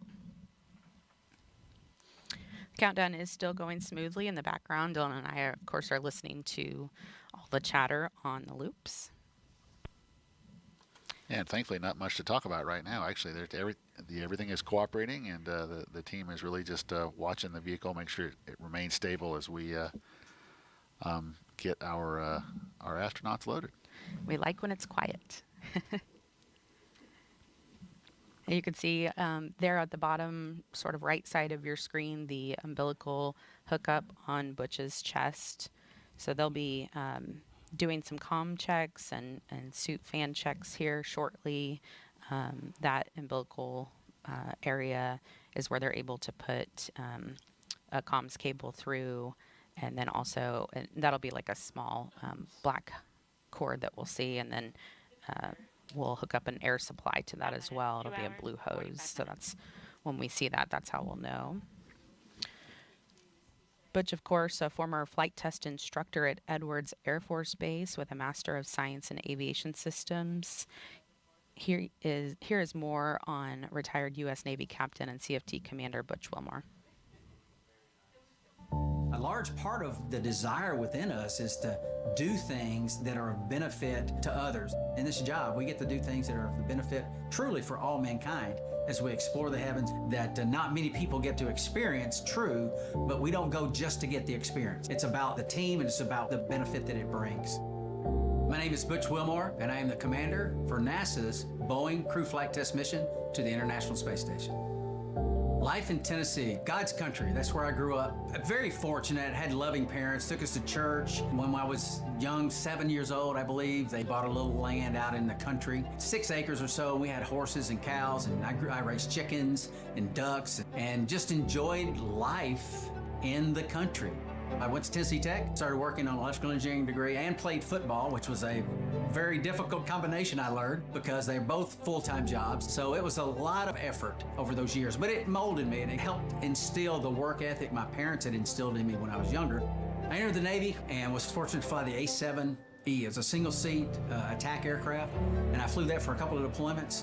And then I transitioned to the F-18 Hornet, and through that process, was selected in the test pilot program. You learn a lot about yourself as you go through test pilot school, where you're lacking in certain capabilities that are necessary to do a test pilot type of job. When it comes to flight test, the minute details matter. We're doing our runs, hey, well, let's run it this way. Let's do it that way. Let's add this in. Let's take that out. And let's look at it in that regime so we can see how the spacecraft responds. And that's what you do with aircraft, that's what you do with spacecraft, and that's what this test is all about. This crew flight test is a series of these various tests to ensure that the operational requirements and the design meets those requirements. And I think everybody that does flight tests would agree. Focus, understanding, and also the team coming together to give you the overall understanding of the test and the capabilities of the spacecraft or aircraft that you're testing is vital. Sitting in this seat over here in the Starliner sim and doing the things we've done and learning about the spacecraft, developing a lot of the capabilities of the spacecraft, it's very humbling when you see and you interact with some of these professionals, and our human spaceflight and our nation has a debt of gratitude to them. Every single training evolution we have is brand new. We're the first to do it. Whether it is checking the survival equipment in the pool with a mock-up of the spacecraft and how you egress, get out of the spacecraft, whether it's the side hatch or the upper hatch, while the seas are rough and all those type of things. There's a thought of how things should be, but then there's the reality of how things need to be. And that's what this test is all, everything we do is test. It's been a process over years that is such a benefit in all aspects of the capabilities of this spacecraft. And we're excited to be a part of it.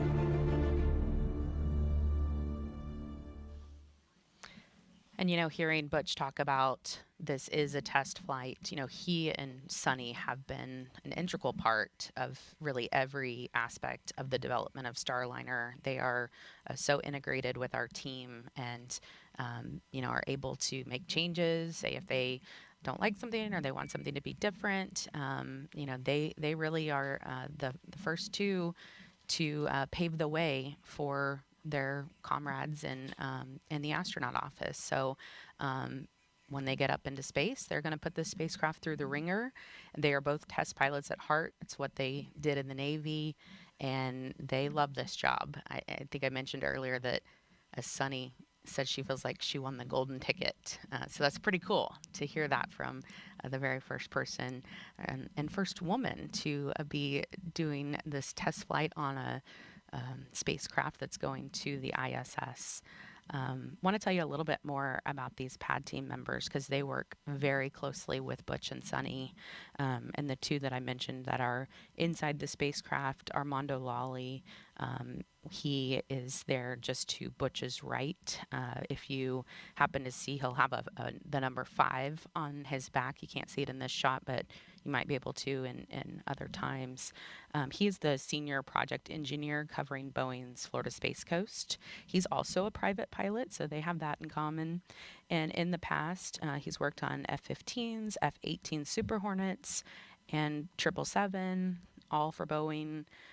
He has been part of the build and development of Starliner really since the beginning. So he's been waiting a long time for this day, just like many others on the program, and he could not be more excited.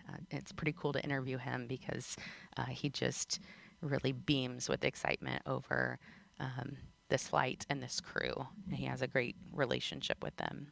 And then our number 6 is Garrett Pender. He is over there toward the back of the screen.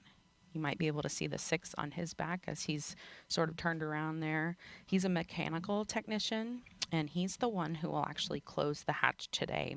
He helped build the rig that opens and closes the hatch, so he has a true attachment to it.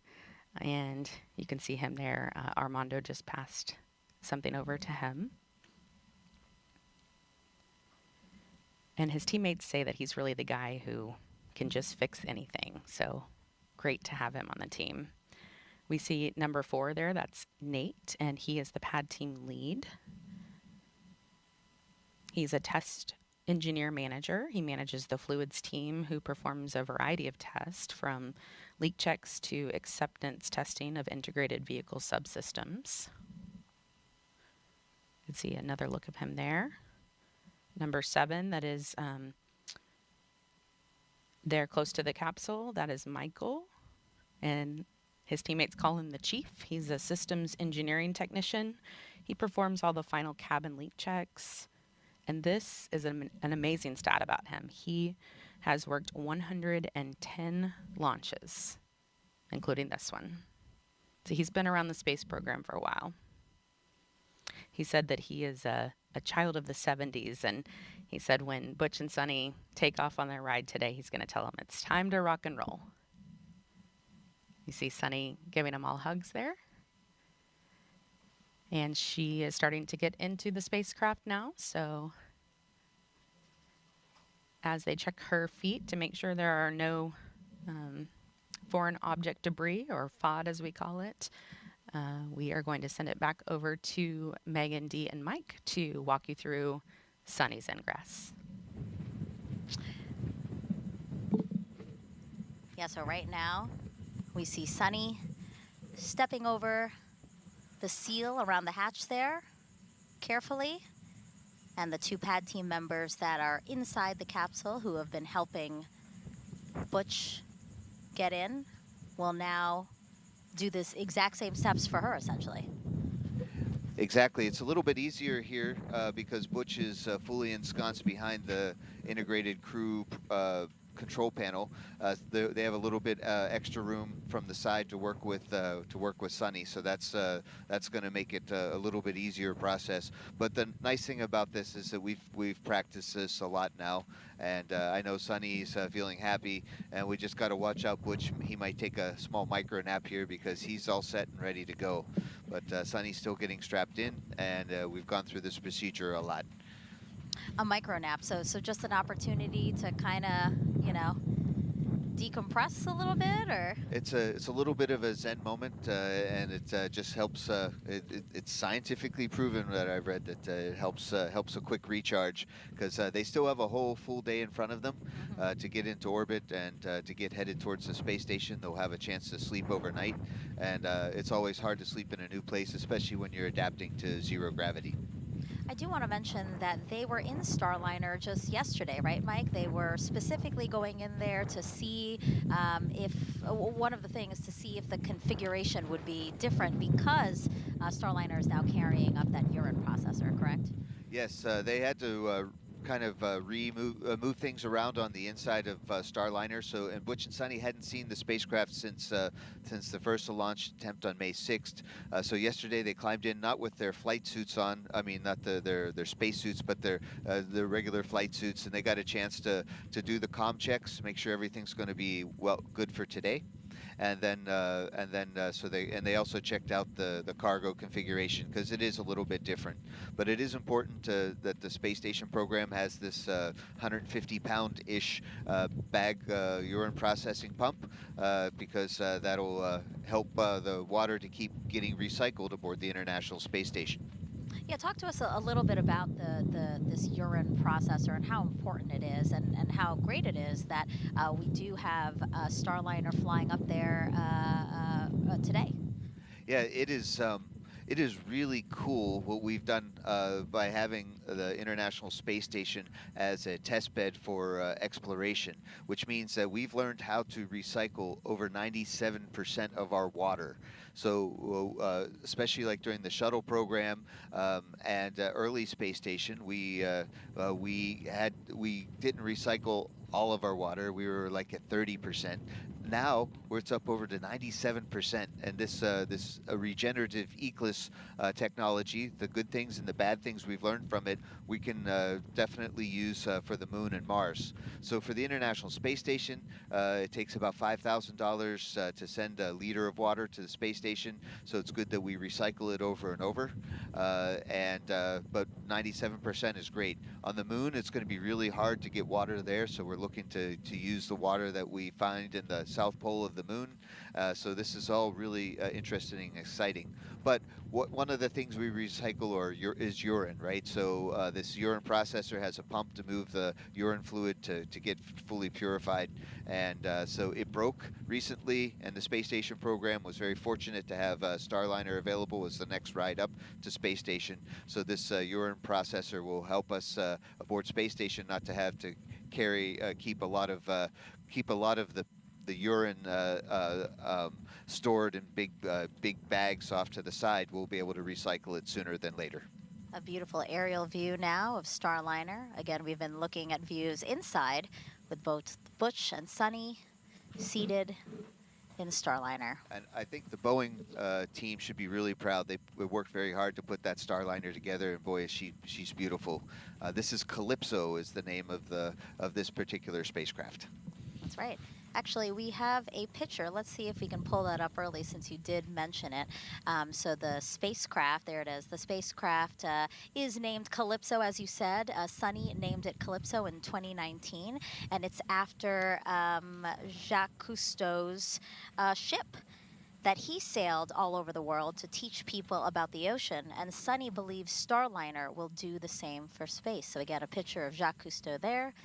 Starliner named Calypso as his ship was named Calypso.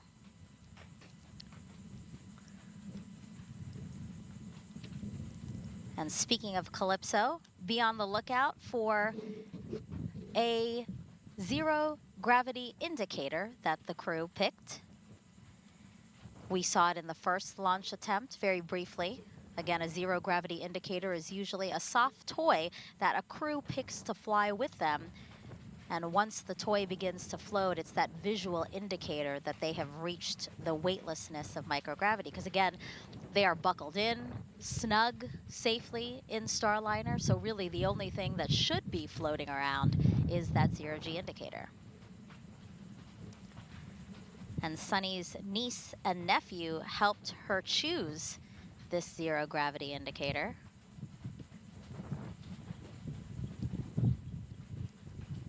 You see it right there. She's holding it. A narwhal. It's a kind of toothed whale. Male narwhals are the ones with the signature single straight tooth or horn. Sunny wanted to choose an indicator that raised awareness for how space and ocean research go together. After all, you know, space gives us a unique vantage point of our oceans. This particular narwhal toy was coincidentally also named Calypso, which is part of the reason why they chose the toy. And just so we get a better view for it, because it is kind of hard. So what we expect to see, right, is Sunny after she is buckled in and she does her comm checks as well, her communication checks as well as her suit leak check. They will pull the zero gravity indicator out of her helmet bag, and they will then tether the toy. And here is, here is a closer look at that zero gravity indicator. It is very sparkly. Very sparkly. I love it here. And yeah, like I didn't know that it was actually already named Calypso, and that was why I thought Sunny also named it Calypso. But really, I mean, this is great because she does have a love of oceans, right, Mike? So this is just serendipitous, right, that we found a narwhal named Calypso already. It was meant to be. Yeah, talk to us about her love of the oceans and ocean research. Yes, so Sunny grew up in both Ohio and Massachusetts, and she's very close to the Woods Hole Oceanographic Institute, and she's spent a lot of time as a Navy person and a graduate of the U.S. Naval Academy on the ocean. I actually had a chance to live with Sunny under the ocean in the NASA's NEMO Extreme Environment Mission Operations program. We lived 50,000 millimeters under the sea, and it was great to see her love of. She was our science officer. It was great to see her love of the ocean and how well she scuba dives. So yeah, this connection with the Navy, with narwhals, with nature, with Earth, as well as the name of the exploration vessel that got to know the oceans better was Jacques Cousteau, is a perfect name for an exploratory spacecraft that's going to go fly soon.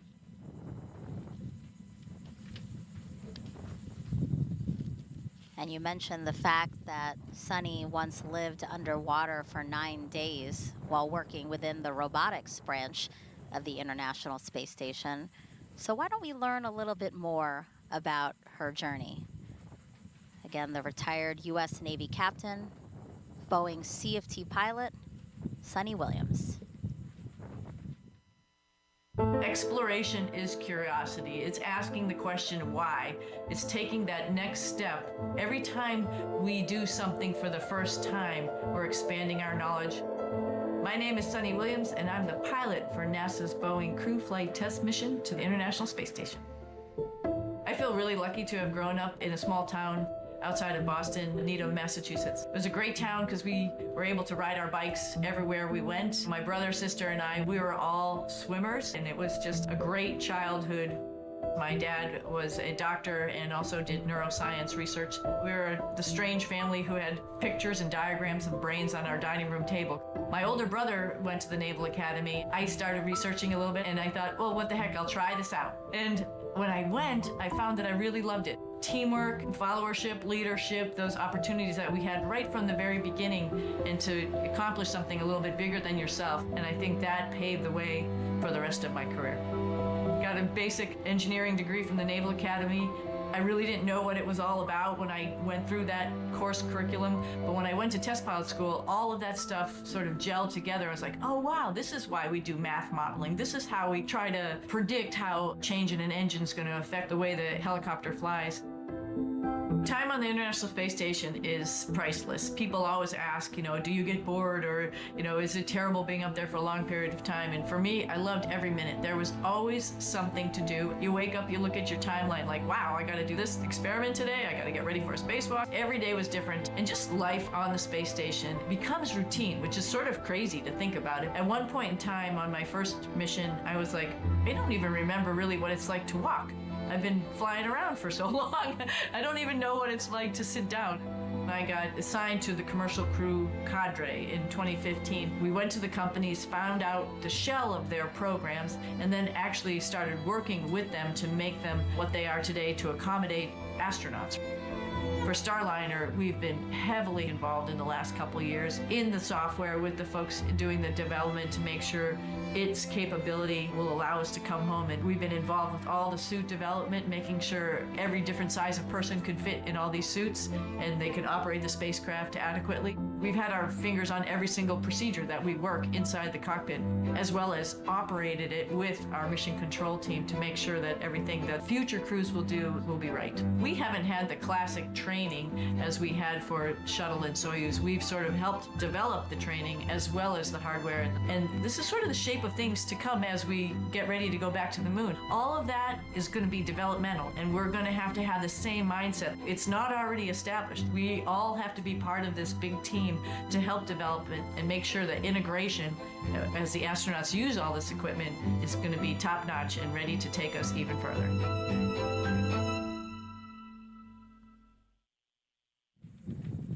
Really cool to see both Sunny and Butch's background, and again, you know, how they've got to this moment. And they're different backgrounds, right?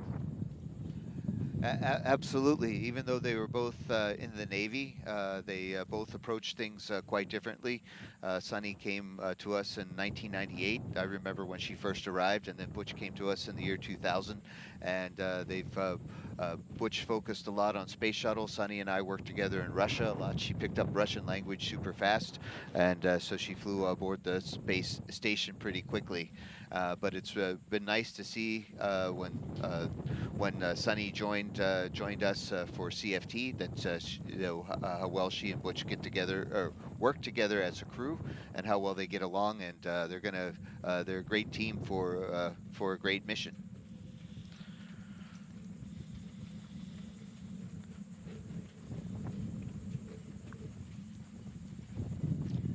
A check of the clock, 2 hours, 24 minutes, and 25 seconds until liftoff of NASA's Boeing crew flight test. The first time astronauts will fly on Starliner's spacecraft, the Starliner spacecraft that you see right there on top of a United Launch Alliance Atlas V rocket. Another beautiful aerial shot of the spacecraft and rocket on pad 41 at Cape Canaveral Space Force Station.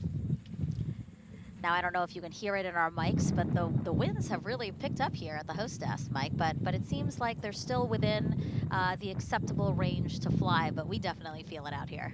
Oh yes, well it's a nice cooling effect, but I do think our weather team is all over it, and they're watching carefully so that the offshore winds or onshore winds in this case, will be safe. And so we're still keeping an eye on it, but all predictions show that we should be okay. We'll find out.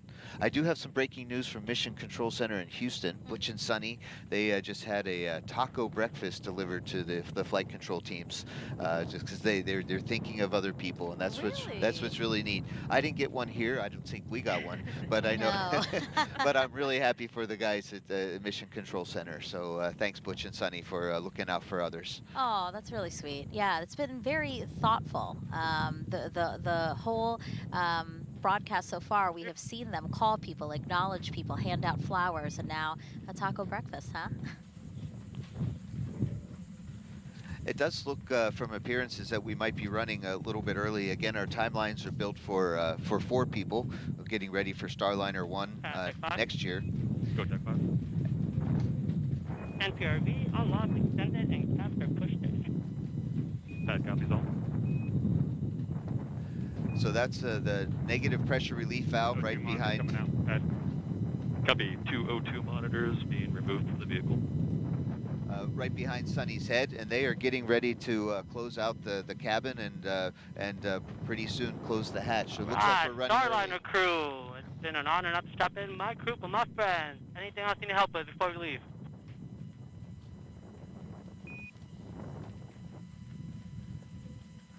This is Armando Lolly, one of our closeout crew, and we're really good friends, and he definitely is, along with the rest of the team, is making sure that Butch and Sunny are ready to go.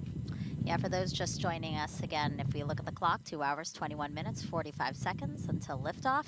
And yes, the team is ahead of schedule in a nominal timeline, as we call it. You know, they were expecting to maybe be done with the crew ingressing or getting into the spacecraft at around 1 hour and 37 minutes before launch.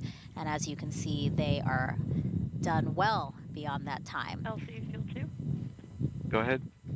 Just wanted to make you aware that my topping valve I to P has failed and dropped to 0. Roger. AC, LC. AC on 1. Roger.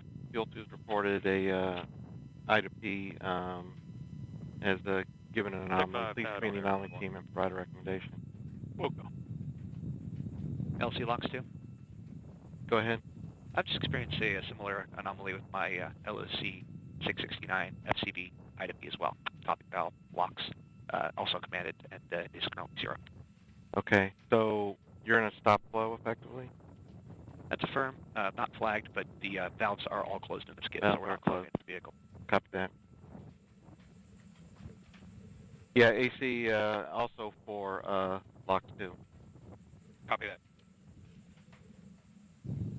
Yeah, we can hear the launch conductor, Mr. Lebo, Doug Lebo, working some small anomalies right now that just popped up, some sensor indications for some loading valves. We'll see how the anomaly team works on it, but this is kind of how launches go. They receive some data and start looking at it and see what's possible and what to have to work on. So we'll hear more about that. In the meantime, it looks like they're getting ready to close the hatch. Starliner Houston for the entire crew, comm check on air to ground 1. CDR, loud and clear, air to ground 1. TLT, loud and clear, air to ground 1. Starliner Houston has both crew members loud and clear, air to ground 1. Stand by for a comm check of air to ground 2 via the T0 line. You're going to hear me and reply on air to ground 2. Stand by. That's Josh Kutrig, the Capcom, my crewmate for Starliner 1.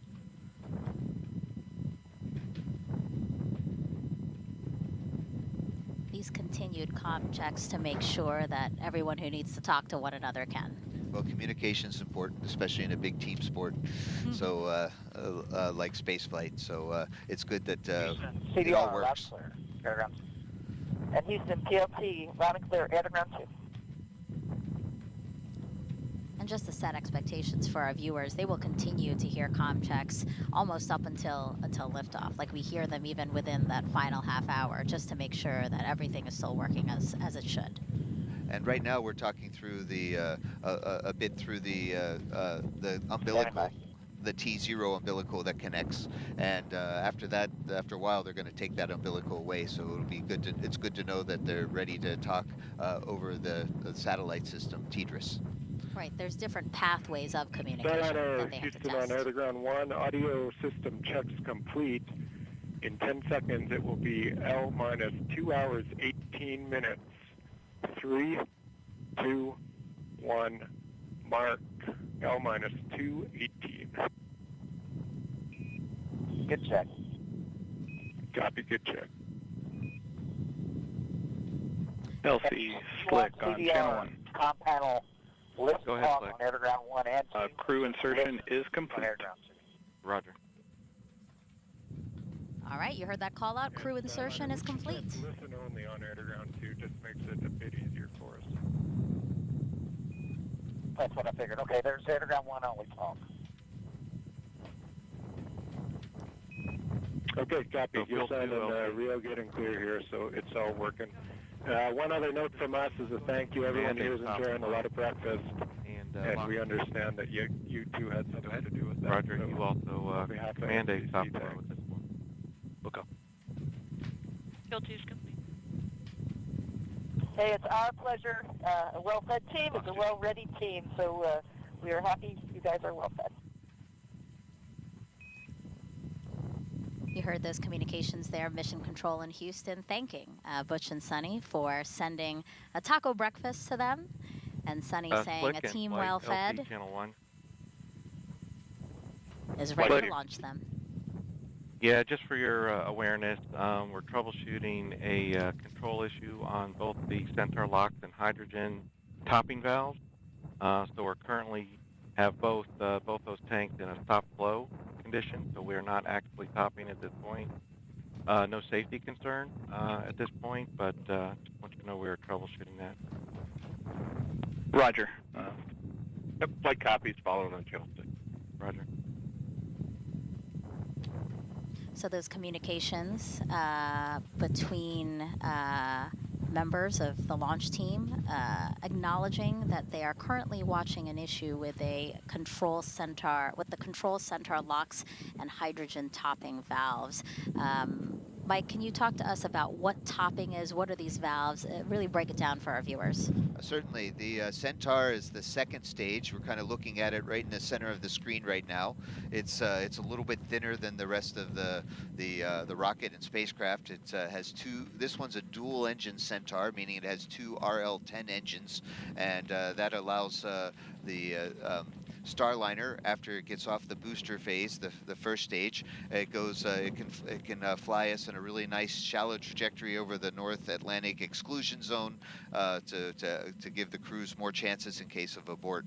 So the Centaur is a well-proven upper stage. We've used it quite a bit in the U.S. space program as well as for national security launches. It uses its engines use liquid oxygen and liquid hydrogen, which is super efficient.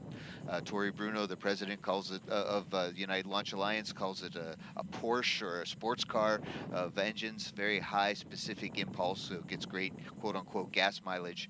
But liquid hydrogen and liquid oxygen are wicked cold, as they would say in Sunny's Massachusetts. They're very cold, and so you can see it kind of some liquid oxygen right now boiling off right under the bottom of your screen there. And what they do for topping is that as the liquid oxygen normally boils off, just because even no matter how insulated you make it, it's still going to turn from a liquid to a gas. That they top it off, and it sounds like both for liquid oxygen and liquid hydrogen. And so in this case, it sounds like that the top off valves, they were having some issues with them, and they're looking into it. And I'm sure these are things that United Launch Alliance has perfected over time. So we'll see what answers they come up with as they work together on the anomaly team. Yeah, and I think it's really important. We did hear them say no safety concerns as of yet, and then we heard them say, you know, we're going over to channel 2. So we have been listening to, again, communication loops or nets between the different members of the teams monitoring today's launch, and essentially you hear some of the public loops, public communications that go out, but they also go to different channels so that they can work all of these different issues. So that's what the team is doing right now, but in the meantime, we are still proceeding towards launch, and again, are early in the countdown. They were expecting to be closing the hatch around 1 hour and 37 minutes to launch, but here we are at 2 hours and 13 minutes to launch. We see Butch and Sunny inside Starliner, and I don't see any pad team members because I believe they have, yep, they're all outside there of the white room. So basically what's happening now are hatch closure preps. So the pad team has gone through the Starliner spacecraft to make sure anything that isn't supposed to be in there is taken out. And now, Mike, they are outside and making preparations to close the hatch. Yes. One of the things that we have, or the seal around the hatch, is really important to maintain a hermetically sealed capsule so it can keep the air inside. So we have I think you can see it in the picture, a golden frame that goes around the hatch seals to protect them as people go inside and out, that they don't harm the seals. So they're going to take off the hatch seal cover and then do an inspection and then close the hatch. They've perfected the procedures over time, so this is something that the pad team is really good at. And there are methodical steps to hatch closure, as you were saying. Again, you know, making sure that they're checking the seals, the framework. There's also like support structures, right, that they need to move out of the way before they actually close the hatch. That's exactly it. And that's pretty important. But the really neat thing is that once they close that hatch, it will not open again until they land somewhere in the southwestern desert of the U.S. Yeah, that's so crazy, huh? They need to make sure it's leak tight. Again, beautiful shots there of our Space Coast. You know, this is the first time I'm going to see a Starliner launch. I missed the first two. I was in helping support the mission in the Boeing Mission Control Center. So I'm personally looking really forward. It's right behind us, and looking forward to seeing the beautiful rocket launch. Again, a big thank you to you for being here. I know that the first time around you had a pretty cool role as well. But again, all of that insight, your intimate knowledge of both the crew, but also the procedures, the mission, really invaluable to our viewers, and really explaining why this launch is so important.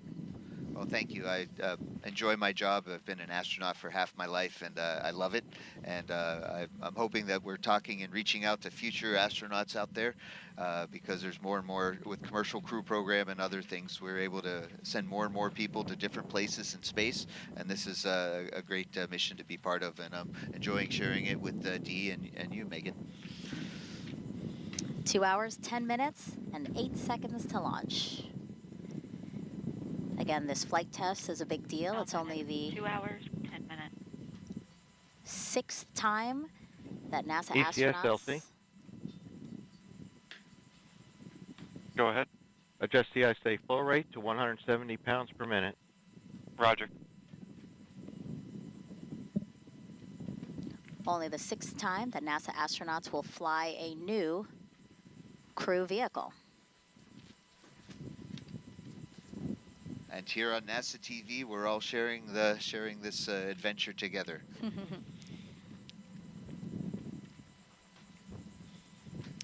You know, when last asked how Butch and Sunny, each of them respectively, might feel once they're in Starliner on launch day, Butch said he couldn't wait to get in there and see real data and telemetry. I see that he's woken up from his micro nap, as he said, and now he's looking at telemetry there. Yes, we have a really nice simulator system back in Houston, and with the Boeing company, they have. LC on 1, this is RLM. Go ahead, RLM. Yes, sir. I have received, it appears, 4 OTCs at this time. The first one is line item 326, and LH2 Delta P. Looks like they all 4 are. Roger. Data's out of tolerance. Roger. Understand. And that's a result of us not topping at this point.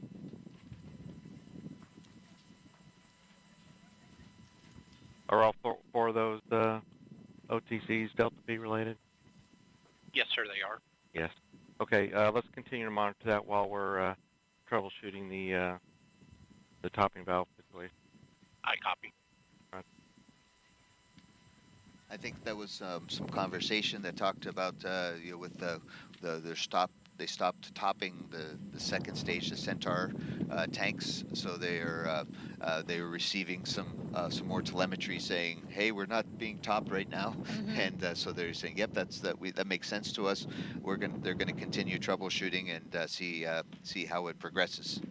Communication is so important because for people who haven't been in a launch control room or really followed us to this degree, there are so many people who are specialized in certain fields and certain parts of what it takes to launch a rocket to space, a crewed spacecraft as well, that you really need to be communicating as much as possible so that we can troubleshoot any issues. And that's something that I've noticed as my kids have gone through school, is that they've learned how to, been focused more not just on reading and writing and arithmetic, but also on how to work together in teams and how to communicate with each other effectively. And these are great skills that we need in the space program, and certainly great skills that we need as fellow human beings on any team that we're on. Yeah. So we're looking inside of Mission Control at Houston, and again, all these different consoles have different teams that are specifically monitoring certain things, certain aspects of the launch. So again, it takes a lot of people to do what we're doing today. And here's inside ULA's room as well. You can see it takes a large team of dedicated professionals to get people into space. And again, Butch and Sonny are sitting at the tip of the spear, but here's the rest of the team that's working hard to get the mission accomplished today. Now,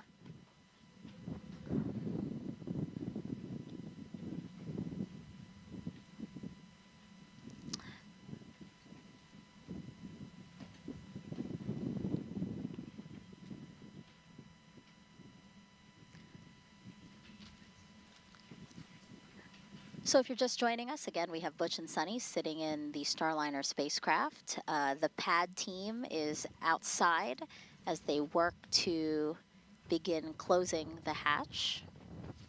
I do want to take a moment to acknowledge a phone call that Sonny made. So if you remember, Butch ingressed first, and then Sonny stayed in the white room. While she was in the white room, she made a phone call to Zach Brandon, and he's the lead technician on Starliner's crew module. He's been working on Starliner for 7 years. The team says he takes great pride in his work, which is evident to Butch and Sonny, and why they chose to call him LC Slick today. on channel 1.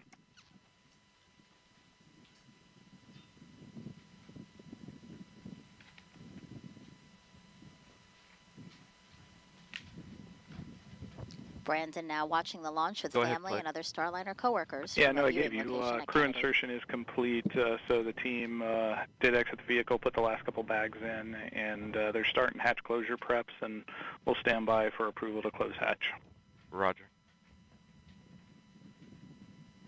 I bet Zach was surprised to get the phone call from Butch and Sonny. He's like, hey, what are you guys doing there? Yeah, again, I think this crew has been so great about acknowledging everyone. I mean, Dee, this must be great, again, to see them take these opportunities to acknowledge some Starliner and Boeing employees. Absolutely. You know, they have been working closely with this team as well as Mike here for many years. And so it's extremely thoughtful. I'm sure, you know, the team really appreciates it. But again, you know, they've worked together for a long time to get to this point. So being here is exciting for everyone. On the first attempt, Sunny called Bill Barr from the White Room, and Barr is the responsible engineer for the ECLS system, which stands for Environmental Control and Life Support System. And that system provides a habitable atmosphere in Starliner for Butch and Sunny throughout their flight. So that was really cool because Bill sits in mission control. So for that first launch attempt, we were actually able to see him receive the phone call. As you said, Zach, we were not able to get him on camera as he is at a launch viewing site here at Kennedy watching with family and friends, but I'm sure he was as thrilled and excited as Bill was on the first attempt.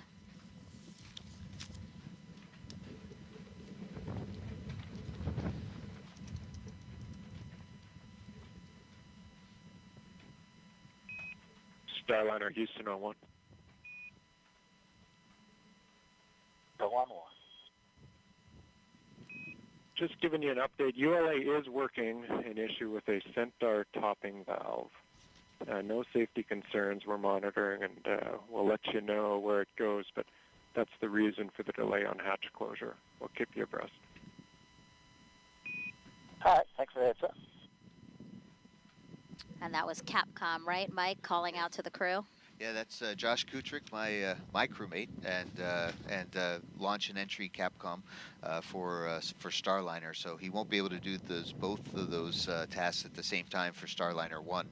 In the meantime, it's amazing as a crew member at the tip of the spear, as Butch likes to say. Sometimes we don't get the information that we can hear down here on the ground. So that was really nice of Josh to step in and give the crew an update and say, hey, you know, the hatch isn't closing because we're working on something. We still have time to sort this out, and so we'll just delay closing the hatch.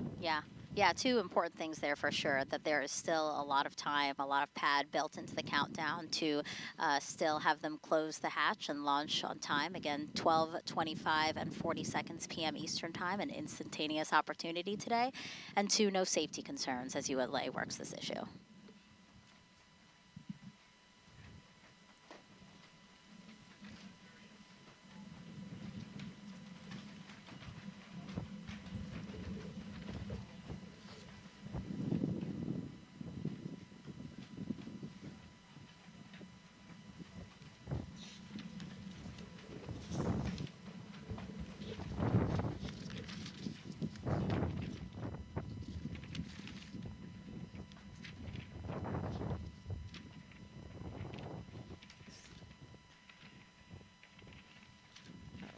And what line is that? Okay, got it.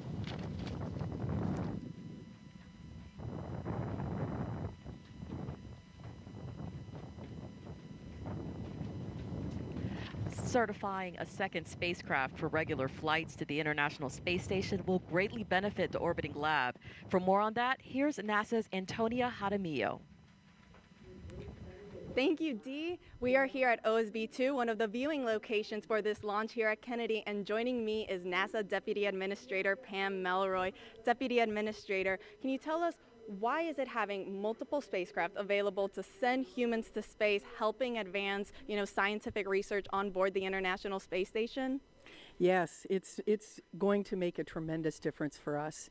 You know, the station has been operating for more than 20 years. We've done thousands of experiments, but really in some cases we're limited by the amount of time the crew can spend. By having 4 crew members instead of 3, we're literally going to be able to double the amount of time that our astronauts can spend doing science.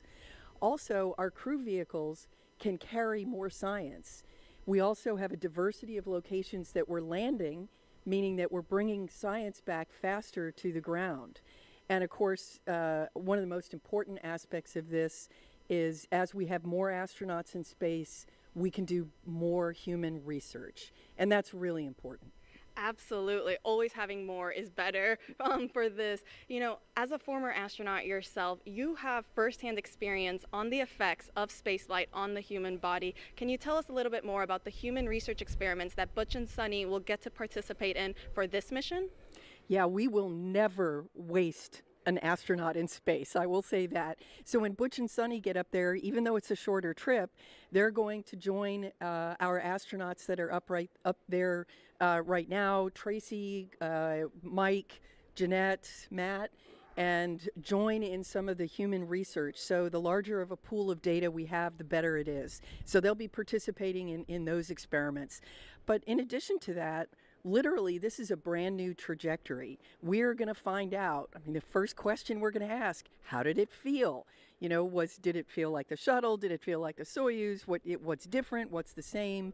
And I think the other key aspect of this is we know eventually when we go to the moon and Mars, we're going to have astronauts get outside of the vehicle by themselves when they land. And so every piece of data that we can get on their experiences on these new vehicles is going to help us do that better. Absolutely. I know we all definitely cannot wait to hear how this mission goes for them. You know, and you briefly touched on this, Deputy Administrator. How do flight tests mission like this help contribute, you know, to future crewed missions to the moon and eventually onto Mars? We are going to be doing a lot of flight tests, and this is really core to what NASA does. If you're going to stay at the cutting edge of development, you're always going to be developing new technology, and you have to test it. And so what that means is it's adding to our body of knowledge. So in this specific case, the Boeing Starliner vehicle has parachutes that have commonality with Orion. The docking system is similar to the one that will be used for exploration. So the more data we have on a system and the more experience with it, the safer we will be and the better operationally we'll be. But in addition to that, I think, again, you know, so much of the human research aspect is really important to try to understand and go forward. And there's so much happening on the space station that is supporting both the science and technology, whether it's water reclamation and other technologies that we are going to need to go to the moon and Mars. Absolutely. Well, Deputy Administrator, thank you so much for joining us. Megan D. Mike, back over to you. Thank you so much, Tony and Pam. Okay, so for the last 20 minutes, the ULA team has been tracking an issue with the rocket's upper stage. So let's head on over to the ASOC now, where we have Dylan Rice standing by to give us an update. Hey, Megan. So yeah, you heard on the net that there was a stop flow reported, and essentially what happened was some instrumentation. We stopped getting some data from a couple pieces of instrumentation on the Centaur upper stage, and some automatic protections kicked in and stopped the propellant replenishment process to Centaur. So for the past few minutes, the engineering team has been talking through the process of switching to our redundant instrumentation data stream. Been received as alarms as well. And Roger, thank you. And as we do that, you know, one of the things that that we do is communicate that full process with everybody, so that everybody understands what to expect when we take action like that. These contingencies are pre-planned, but when it comes to human spaceflight, we like to ensure that the broader team is really familiar with what to expect as we make changes to the adjust the data IC streams. temperature to 145 degrees Fahrenheit. Roger. Because those data streams will change during the switch to the redundant circuits. So the team now is finalizing that plan, and they're going to get the approval for that, and then here shortly we'll hear the team switch that instrumentation to the backup data stream, and we expect that to resolve the issue.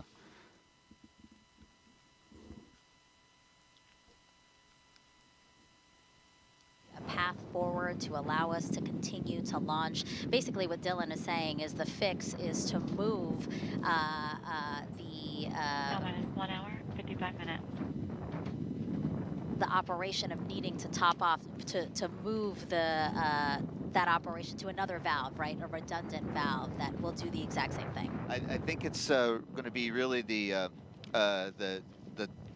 actually the sensors, right? Because you don't want to fill something and not know how it's going. So I think what I think I heard was they're going to switch to a different telemetry system. So then they can reopen the valves and monitor how the top-offs are going. But we'll find out in just a few minutes as they go forward. But that's really what is important in aerospace engineering, and for all you future aerospace engineers out there. That's really what is to know that if you really want your things to work, you build them as best you can, and it's really good to have redundant systems. And as a backup, I totally support that. But I mean, it's good to have other ways to do things, and that's why we are looking forward to NASA, as Pam Melroy said, is flight testing is what we do, and getting new spacecraft are really important. So we have redundant systems to go up to the International Space Station. And even if you look at this in the larger view of the commercial crew program, I mean, the reason why we want at least 2 dissimilar spacecraft to be able to ferry astronauts to and from the International Space Station is, again, because of redundancy. Because if something were wrong with one of the vehicles or one of the spacecraft, there is another one to go to. And we ran into that trouble in 2003 with the loss of Columbia and our friends. Thank goodness our Russian partners stepped up, and we started flying people up and down regularly on the Soyuz, where up to that point all of our crew members were being really launched on the space shuttle. So having a redundancy, or sometimes as we say dissimilar redundancy, really helps to keep the mission going forward. Again, we are now 1 hour, 52 minutes, and 55 seconds to liftoff of NASA's Boeing crew flight test. The ULA team working to transfer to a redundant system to allow the countdown to continue, to allow a topping of the Centaur, the rocket's upper stage, to continue. But for now, we're going to head back over to Johnson, where our commentators there are going to introduce you to one particular person who's mostly communicating with the crew. You heard us mentioning him a couple of times already, but that is Capcom, and Brandy and Jim can walk us through that.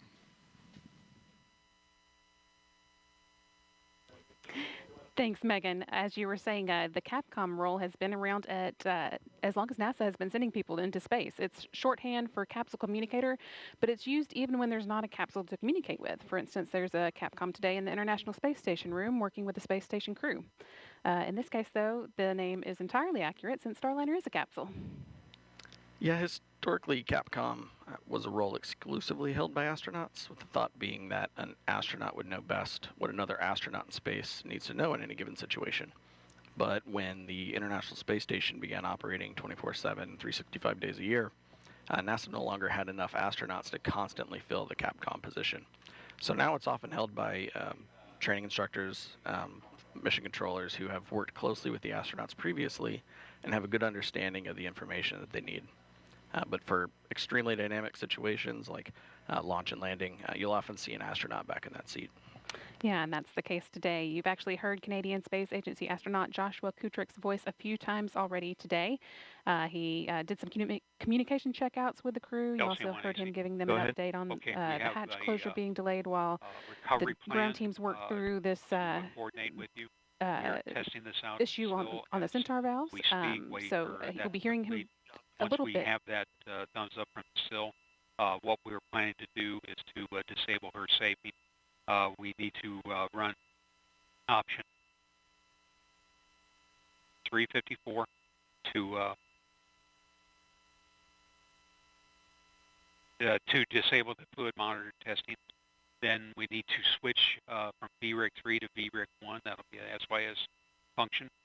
Once that's complete, we can go ahead and reestablish fluid monitor and the her safing capability, and that should put us into a position to proceed. Roger. And do we have an estimate when the still test be complete? I was told 5 minutes ago, about 5 minutes, so it should be imminent. Roger. And LC concurs with this. LD? LD concurs. Roger. And AC, could we get an update on the still test? I'll get that right now. And SYS LC? Go. Roger, do you have the steps as were outlined for executing this That's affirmative. switch? Okay.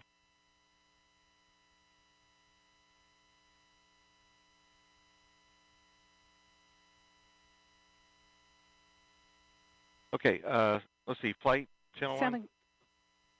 Flight here. Yeah, Roger, I understand we kind of want to give the broader team a little insight to what we're planning to do here. So if we want to merge the nets, we could do that at this time. In work. NLC, the pad team is on channel 1. We'll be listening in. Roger, thank you. LC flight and Starliner flight, we merged channel 1 and air-to-ground 1. So LC, give the crew and the pad team an update. Roger, and Starliner, can you copy me? Catch it loud and clear, LC. Roger. So at this time, what we have is a control issue going to the LOX and hydrogen topping valve. So they are both closed this time, so we're not topping Centaur at this time. So we put in a troubleshooting plan together, and we're going to switch the control logic from VRIC 3 to VRIC 1 because we have redundancy in our control system. And so we're going to switch to VRIC 1 and hopefully restore this topping control and get the vehicle back into topping mode. Great, copy all, standing by. Roger. Pad copies as well. Blue team lead copies. Roger. And flight, let's go ahead and leave this, if you can, leave this merge till we're done. Should take about 5 minutes to complete this operation. I'll see you copy, leave your merge. Roger.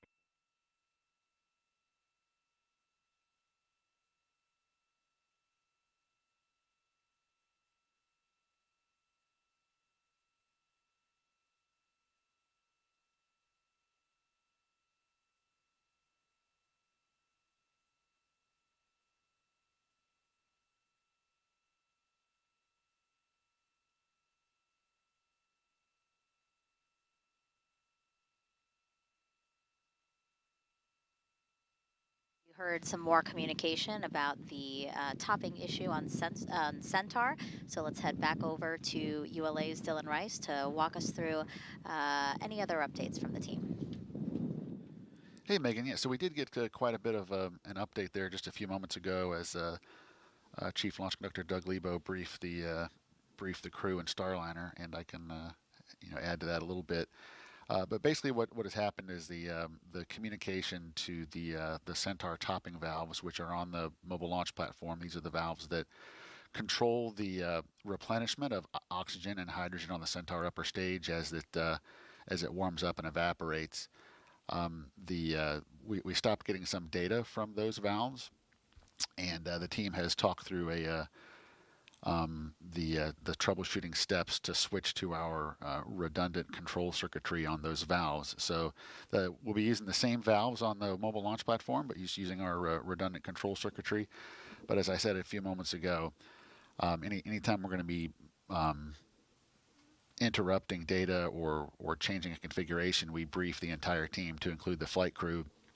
And you also may have heard in the background there that we're the word SIL test, and so we actually are simulating that activity in a lab prior to performing it on the pad, just to double verify the procedures for switching to those redundant control circuits. So that will be taking just a couple of minutes to wrap up that test, and once that procedure's been verified, then the team will implement that corrective action to switch to the backup control circuitry on those Centaur topping valves on the mobile launch platform. So for now, the rocket remains stable. Again, the only impact here is that we're not currently replenishing propellant on Centaur, but with our schedule today, we do have quite a bit of time to get this issue resolved and resume topping on Centaur, which would only take a couple of minutes to get us topped back up to our flight levels where we'd expect. So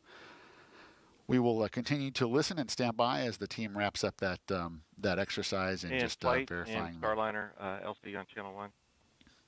Flight here. Starliner, go ahead.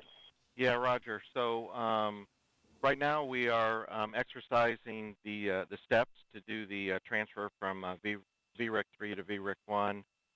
We're executing that in our SIL test, in SIL lab, just to make sure that we have the proper procedure steps before we execute it here on the pad. So team's asking for a few more minutes to complete that test. Starliner, copy. Standing by. Bye, copy. And so, Megan, as you just heard there, that was again the chief launch conductor, informing the broader team there that the team in the lab has just taken some additional time to exercise those procedure steps before we implement those and switch to that redundant control circuitry. So that's the update from the ASOC, Megan. I'll give it back to you, and then we'll get back together here in a few minutes when we have another update and the situation's been resolved. Yeah, Dylan, thank you so much. That was really helpful, Mike, the way that Dylan really broke that down for us. Oh boy, yeah, I'm so glad I'm here today. We're learning more about our NASA for crew. Haven't flown before on an Atlas, and we're learning and gaining great confidence in our team. They're doing all the right things to make sure that you can always make something worse, so they're double checking their work before they actually do it. They let everybody know what they're doing. They got concurrence, so we're on a really good track, and in a few minutes we'll get reports to see if switching to a different telemetry control system does the trick. We are highly optimistic, but we won't know until we hear the results. But then that means that the Centaur will get retopped, and the crew will have gas, so to speak, so they can fly into orbit. So this is really a great example of launch operations and aerospace engineering in work real time. Yeah. For those who might have joined in the middle of all of that explanation from Dylan, again, the ULA team stopped getting data, right, from a ground valve that controls the topping of liquid oxygen and hydrogen into Atlas V's upper stage, the Centaur. So the fix, right, is they'll still use the same valve, but they're basically switching over to a redundant control system, which will allow them to, again, regain data from that valve as it tops off. Exactly, both because right now the filling system doesn't know if they're going to overfill or underfill. It doesn't have any insight for a closed loop feedback system. So without the insight to the sensors, it said, all right, I'm going to close both the hydrogen and oxygen valve until I know what's going on, and they're going to put a new sensor system, and then they should be able to refill. Great. All right, and again, we are still good in terms of the countdown, hatch closure. On 1. Go ahead, SYS. Step 200, L2 balloon cycle task is complete. Roger. Hatch closure was scheduled for an hour and 10 minutes before launch. So again, we still have about 30 minutes to close this hatch and get everything ready for launch. But for now, let's head on over to Daryl Nail. He is in Hangar AE with some NASA leadership of the Commercial Crew Program, and basically they're monitoring everything that's happening, right, Daryl? Yeah, that's right, Megan. NASA Operation Manager Richard Jones is listening in and talking to his team about the operation that's currently underway. You heard Dylan describe it, going to that redundant control system in order to get data from the LH2 valve, topping valve, and the LOX topping valve in the Centaur upper stage. And as you also heard over the nets, they are currently still running that test in a lab where they execute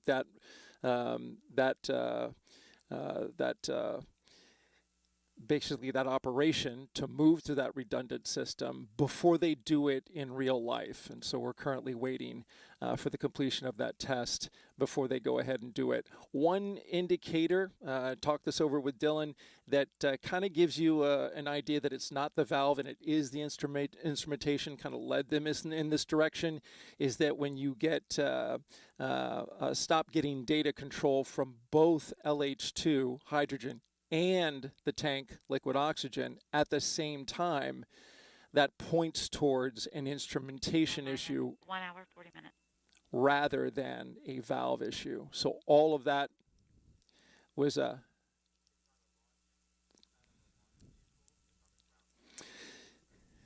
Right, and just so that we're all clear, this is on the ground side feeding the propellants into the rocket, but the valve is on the ground side. Again, propellant flowing into the vehicle, and so that's an important note there. But again, it looks like all indications are that we're making that switch to that redundant system, and then we should know here momentarily, and they're going to communicate this to the crew, so we'd expect to hear this over the nets when they tell them that they've made the switch, and then what kind of data are they getting once they've made that switch to the redundant system. This all kicked off around 10:20 a.m. Eastern Time when the Capcom reported out that or rather the launch conductor took a report that the Centaur topping valve had gone into a stop flow. So stop flow was initiated as a safety parameter for both the liquid hydrogen tank on the upper stage and the liquid oxygen tank. So they are no longer in replenish. And remember, they're in replenish for the entire time up until just before liftoff, when they cut those, when they turn it off and pressurize the tanks to flight level in order to fly. So as we're speaking, the levels are coming down ever so slightly in those tanks due to the natural boil off, a little more in the hydrogen tank because it's substantially much more colder than the liquid oxygen. But they'll get those replenish valves open back up and feeding that propellant back into the launch vehicle if, as expected, they get the redundant system to tell them where those levels are inside the tank. That's key. That's why they went into stop flow, is in order, because if they don't have visibility on the tank fill rate, then they need to make sure that they do the safe thing and stop flow into that. So again, you can hear the clear communication between the launch team of ULA communicating to the crew, Butch and Sonny, inside the Starliner capsule, keeping them up to date on everything that's happening, even testing in the lab. And so the crew is standing by to get an update. You heard the launch director tie in air to ground to the main net along with the pad so that everybody can hear what's happening and everybody is on the same page. So a critical part of, as Dylan mentioned, this is a team sport and you want everybody communicating and on the same page.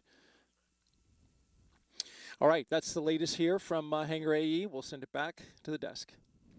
Thank you, Daryl. You know, not only is Starliner flying Butch and Sonny today, it is also bringing up nearly 800 pounds of cargo to the space station. Let's check in again with Boeing's Lauren Brennicke and ULA's Dylan Rice. Thank you, Dee. Yes, you're right. They are taking a lot of cargo up and actually even more than we originally thought back on May 6th, along with Starliner's most precious payload, of course, Butch and Sonny. We are also carrying about 760 pounds of cargo up today. More than half of it is Boeing cargo, like CFT patches, mission coins, silver Snoopy pens, American flags, and a hard drive with about 3,500 pieces of artwork from children across the world. Also tools, emergency life support equipment, and a late ad at NASA's request. Just yesterday, our teams packed a new pump for the space station's urine processing assembly, which is part of the water recovery system on the ISS. The 150-pound pump replaced 2 non-essential cargo bags. Now, it's all methodically packed weeks in advance, 25 bags for Boeing and now 10 bags for NASA, which are carrying things like food, clothes, exercise gear, medical supplies, and things the crew wanted to bring with them as well. On the way back, Starliner will bring about 750 pounds of cargo, so a little bit less on the way back, and that includes 1 empty NORS tank, which is a nitrogen-oxygen recharge system, and that will be refilled for future missions. Now, Dylan, we have been focusing on what's going on with the rocket. There's also just been a lot of other nominal procedures going on in the background. Yeah, Lauren, that's correct. And so one of the big differences between a countdown for a regular what I'll call a regular satellite, a payload that doesn't talk back, Yes. is the length of our built-in hold. So typically, for a robotic mission or a communication satellite, we would use a built-in hold of 15 minutes or 30 minutes, depending on the length of the launch window that we have. So the launch window for today is, the built-in hold for today is 4 hours, and that really accommodates that crew loading. So that's the big difference between a countdown for an uncrewed mission versus a crewed mission. During that hold, normally we're into our propellant replenishment, which is the anomaly that we're about to hear an update on. Steps to switch the card on the VREC. Roger. LD, gentlemen. LD on 1. Proceed, AC. Okay, we did run through this through the SIL. Slight modification from what I described earlier. First, SOS option 547 to disable her safety. Option 548 to switch VREC 3 to 1 for both the analog and PCM. Then there is a couple command lines that the SYS has that will be utilized during the switch. Finally, re-enabling the her safing using option 547. I'd like to implement that this time. Roger. And understand and concur. LD? LD concur. Roger. SYS, LC? Yeah. Roger. Are you ready to implement at this time? Affirmative. Roger. Proceed. In work. We'll report when complete. Roger. And Fuel 2 and LOX 1, LC? LOX 1. Fuel 2. Roger. So during this transfer, you may pick up Flumon number 29 and 31 due to a miscompare, but there's no issue with that, and we'll just clear that after the switch is complete. Copy. Roger.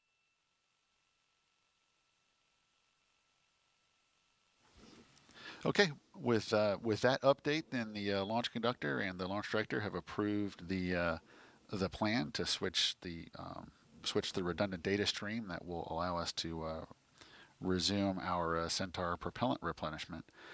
So with that, we'll let the team get back to that, and Megan, I'll send it back to you at the host desk. Thank you so much, guys. All right, so of course this is a historic day for all teams involved, particularly for employees of United Launch Alliance.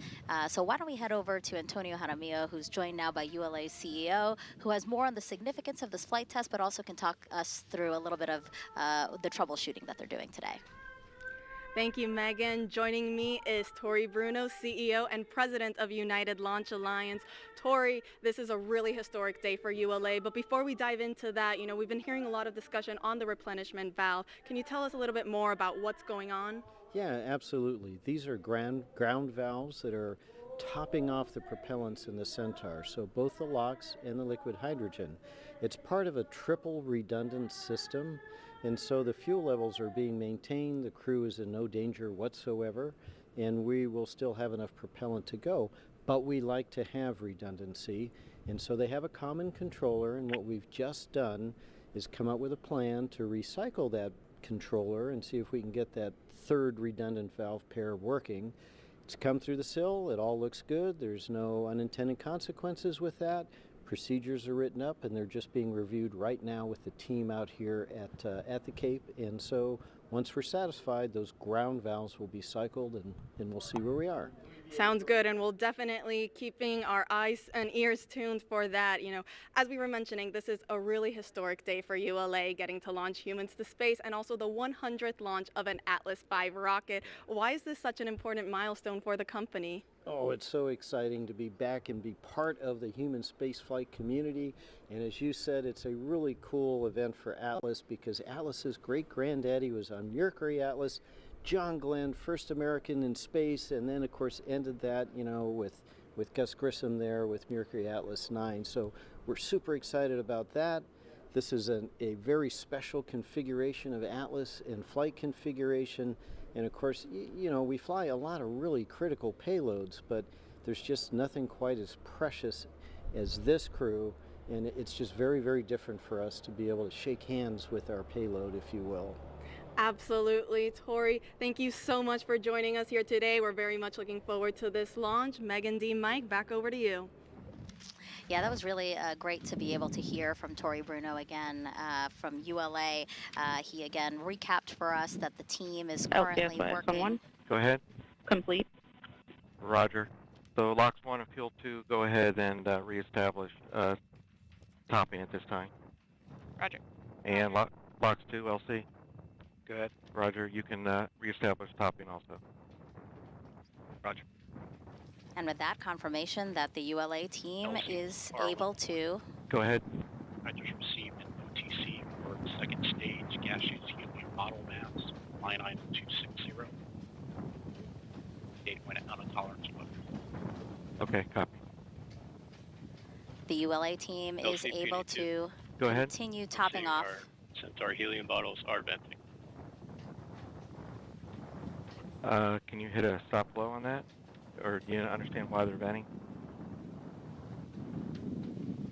Looks like I've got a valve failed to verify. And IFS LC channel 1. Present 1. Right, is there an action we can take to stop venting? Kurt with a stop flow. Roger, Peony 2, did you copy stop flow? I copy inward.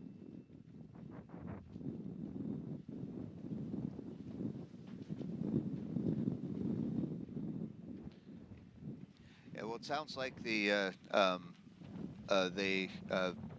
United Launch Alliance engineers. LC, that's complete, and it did stop the vent. Roger. They re-enabled the ACLC channel 1. AC1. Roger. During the transfer, it appears that we did pick up Centaur helium bottle venting command, which looks like, I don't know, we vented about 1,000 PSI. If you would please convene the anomaly team and provide a recommendation. We'll go.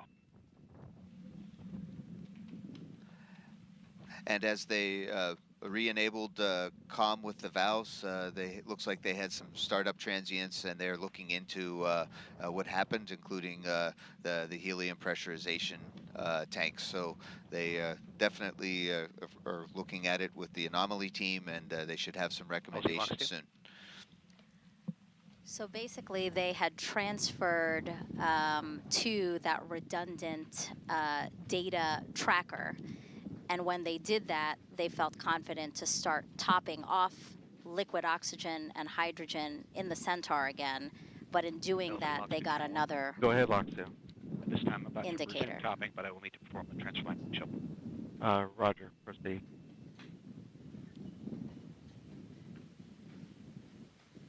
So that call, they said that they can continue topping the liquid oxygen, and we'll see how the rest of it goes. But yeah, when you start something new, you get these new transients. You get some messages and alarms, and you have to look at each one to make sure that that you're in a good configuration. And SYSLC.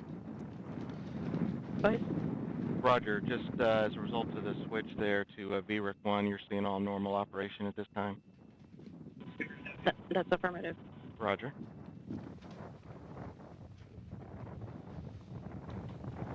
And Locks 1, advise when you're reestablished topping. Roger, we're still in rechill right now. It should be any minute now. Roger. So it looks like... I'll see we're reestablished topping. Roger. It looks like we are reestablished. Go ahead. Yes, as understood, we got the booster locks 10% full alarm this time. Out of tolerance. Roger. And we've reestablished topping, so we should get that restored here shortly. Understand, just wanted to make you aware. Thank you. So the good news is that we're retopping on the liquid oxygen side. Some of the messages associated with the liquid oxygen are expected for the configuration we were in, but we definitely had to check them. And it's still a little bit open, and at least to me, Megan, and Dee, is that we'll see what's going on with the liquid hydrogen side. They're still working this.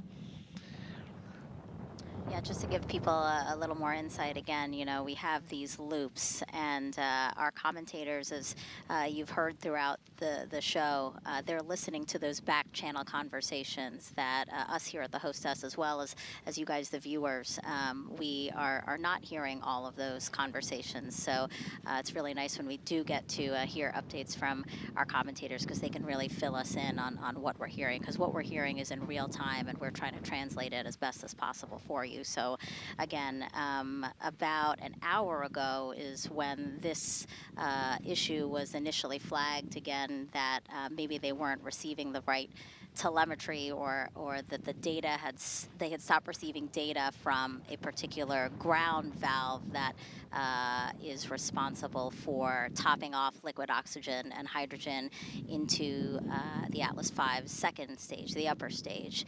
They have been able to reestablish topping on the LOX side of things, the liquid oxygen side of things, but we're still troubleshooting the helium side of the system, yeah?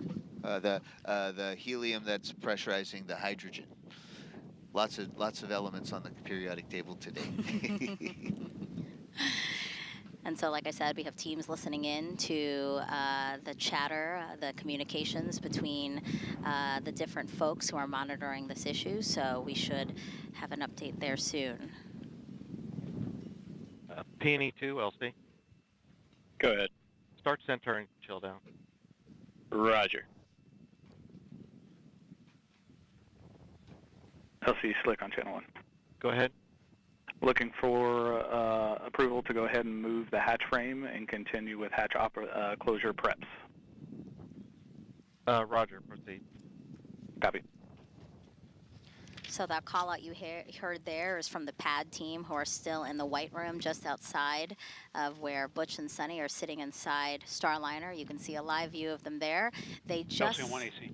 Go ahead. I'm ready for provide a recommendation for the Centaur bottle repress.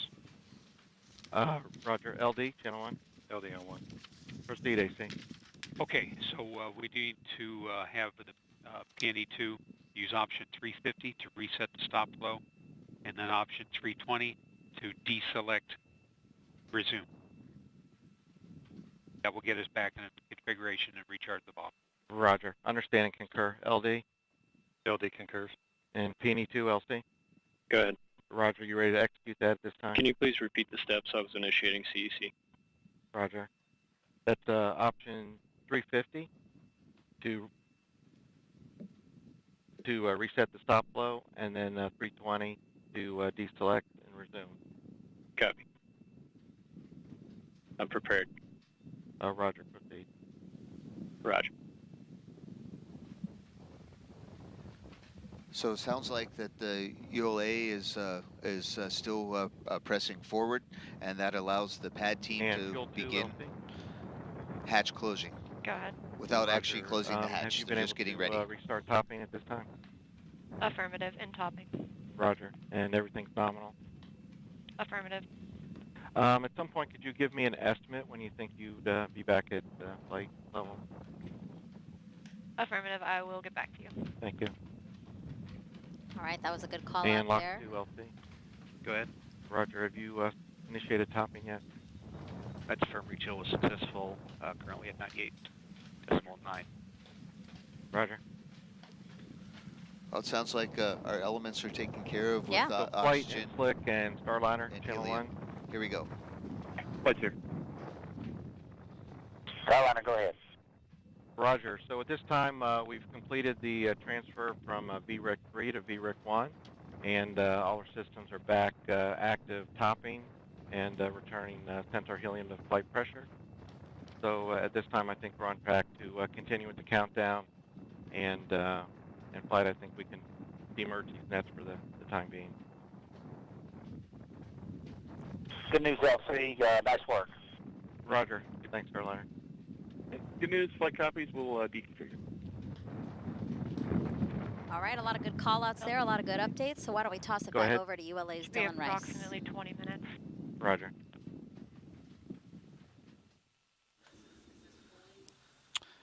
And Megan, yeah, we've had a busy couple of minutes here, but As you did hear, we have recovered from And LC, the stop. Slick on channel 1. Go ahead. Wondering if you had an estimated for hatch closure weather brief. Yeah, getting ready to issue that right now. Roger. RC, LC. RC on 1. Conduct weather briefing on channel 8 weather conference net. Roger. LC Locks 2. Go ahead. Center LO2 at flight level. Roger. LC Peony 2. Go ahead. Bottles have returned to flight mass and flight pressure. Roger.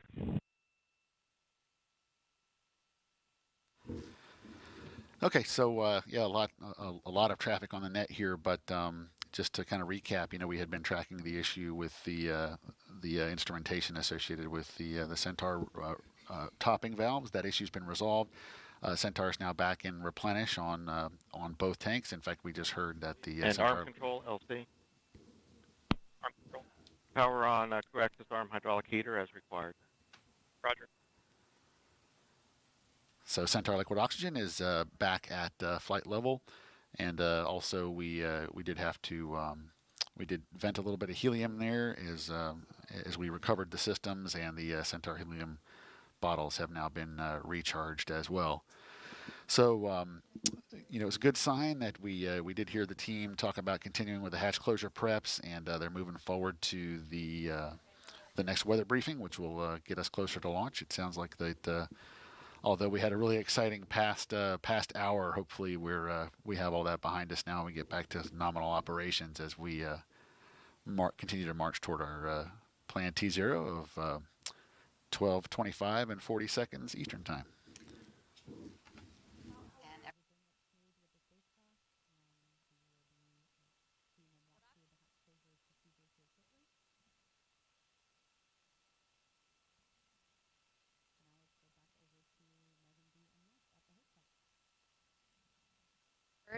To launch. So with that, as you heard, the pad team is in the white room. They are continuing preps to actually close the hatch. There will be a weather briefing first to decide whether or not they should move forward with the hatch close.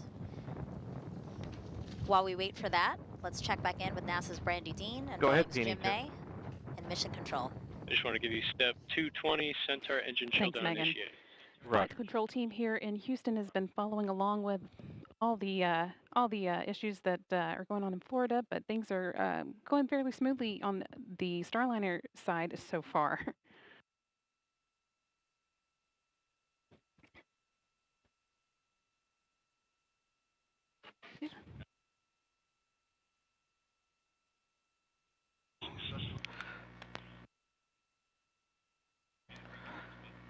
So once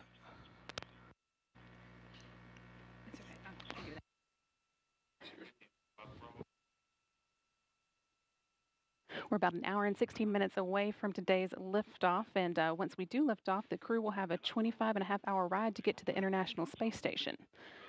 And with this being the crewed flight, they'll have a number of test or flight test objectives to work through, putting the Starliner systems through its paces to prove them out before operational flight begins. First of those will come after Butch Wilmore and Sunny Williams reach orbit today, when they'll be doing some manual piloting checkouts while they're still well away from the space station. They'll be flying some attitude maneuvers, changing Starliner's orientation, using only visual cues to start with, and then using Starliner's attitude direction indicator, which will be used for all of those other planned attitude maneuvers. And they're also going to point the spacecraft's tail to the sun to demonstrate that it can use solar arrays to recharge its batteries. And once they arrive near station, they'll take over with manual control again to demonstrate their ability to station keep for about 5 minutes at the opening of the approach corridor. And this corridor reaches out to about 260 meters away from the forward docking port on the ISS Harmony node, or as you may hear later on the broadcast, node 2 forward.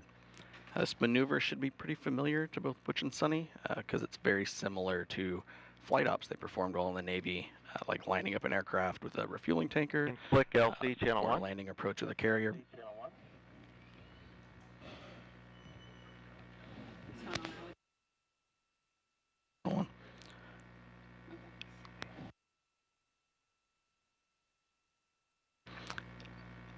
like lining up an aircraft with a refueling tanker, landing on LC, a this is carrier, Slick on or channel. also hovering? Roger, Slick. You have a go to proceed with hatch closure. Roger.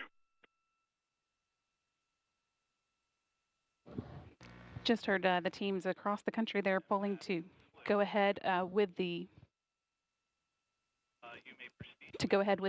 hatch closure. So that's good news moving forward with the countdown. I'm sorry, Jim, go ahead with what you were saying. No worries. Talking about the manual piloting demo the crew's going to do while hovering out in front of ISS.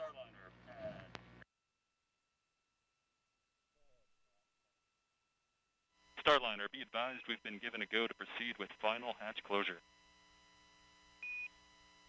Outstanding. Nice job, guys. We'll see you in a couple of weeks. Much appreciated. See you when you or longer.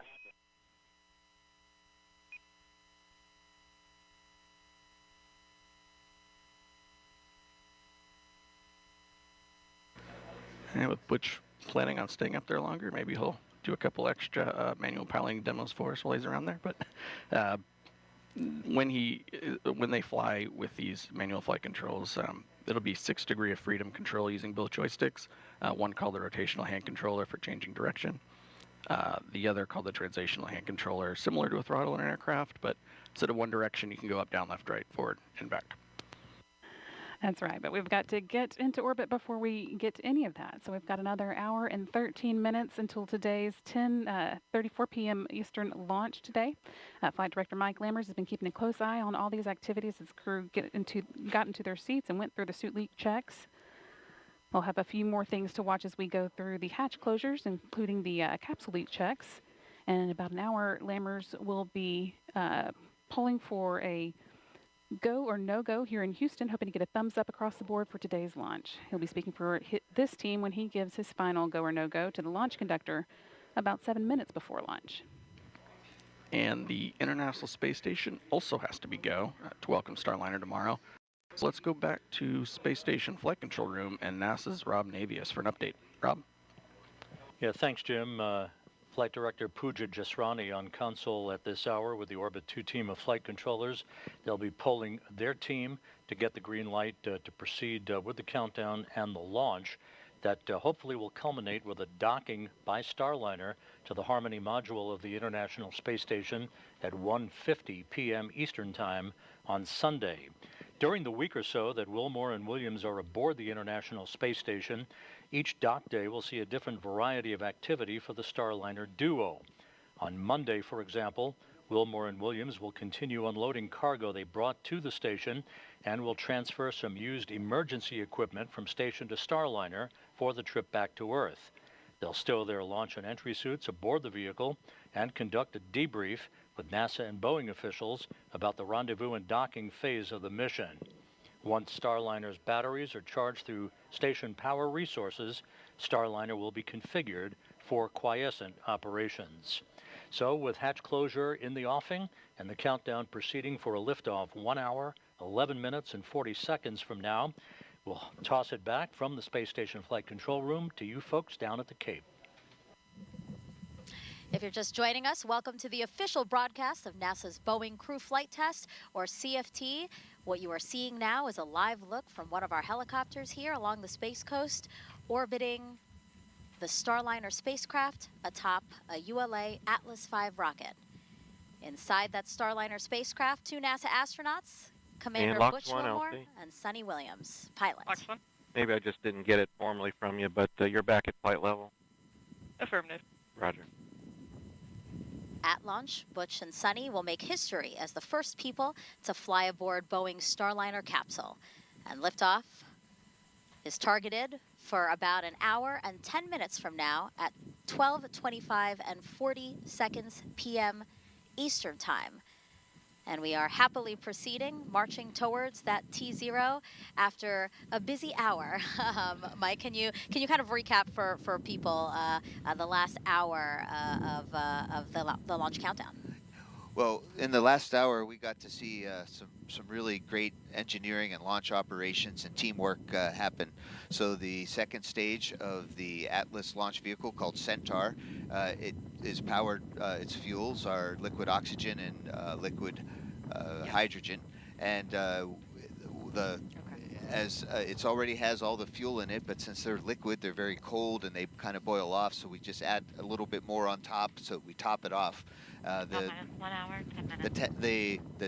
The two valves that were used for topping off lost insight for their control algorithms, so they couldn't see the sensors, and it was an upstream bus, so they changed the control algorithm and logic, and got back in business. So we were back on the launch timeline. The crew was informed. Everybody was talked to about it. Never in danger. Just a way to just having to relook at a different control system and sensors. So in the meantime, the pad team was held off from closing the hatch just in case they needed to get the crew out today. LC, Channel 1. And they're RC, closing the hatch now. Verify range ready for FTS open loop test. Verified. FTS LC. This is FTS. Start final open loop FTS test. Roger. And FTS stands for Flight Termination System, in case the rocket were to go off course. Of course, by that time, the Starliner, if the FTS were needed, the Starliner would fly out of the way. And but that's just a normal test right now. And you can see they're closing the hatch. We're getting ready to launch in 1 hour and 8 minutes. Very exciting. Yes, very exciting. You know, teams are periodically briefed on the weather for today's launch. Let's check back in with Daryl Nail over at Hangar AE with the latest. Daryl? Thank you very much, Dee. And here at Hangar AE with the team, monitoring both the launch operation as well as the weather. We got a great weather report from our launch weather officer just a few minutes ago. Winds were the one watch item, and they were driven, as you look at the satellite map, by a high-pressure system off the coast of North Carolina that you can see there, that clearing area. You see how it's turning in a clockwise direction. That's what's bringing all of our onshore flow. That is what's driving these winds. You see the clouds going by overhead.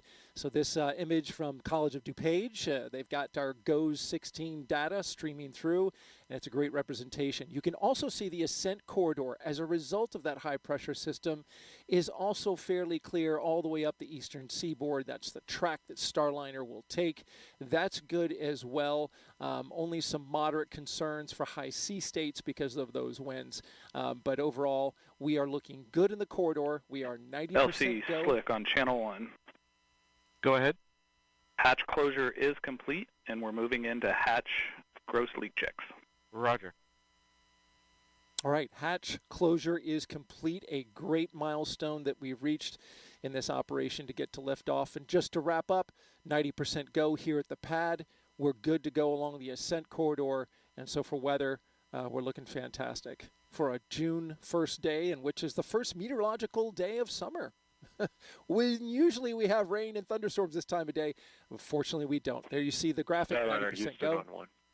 And everything look weather-wise. Starliner Houston back with you, ready for pre-launch cabin leak check. You can prepare for cabin pressurization per your checklist. Configure the HIU Vox sensitivity knobs to maximum. Teamwork.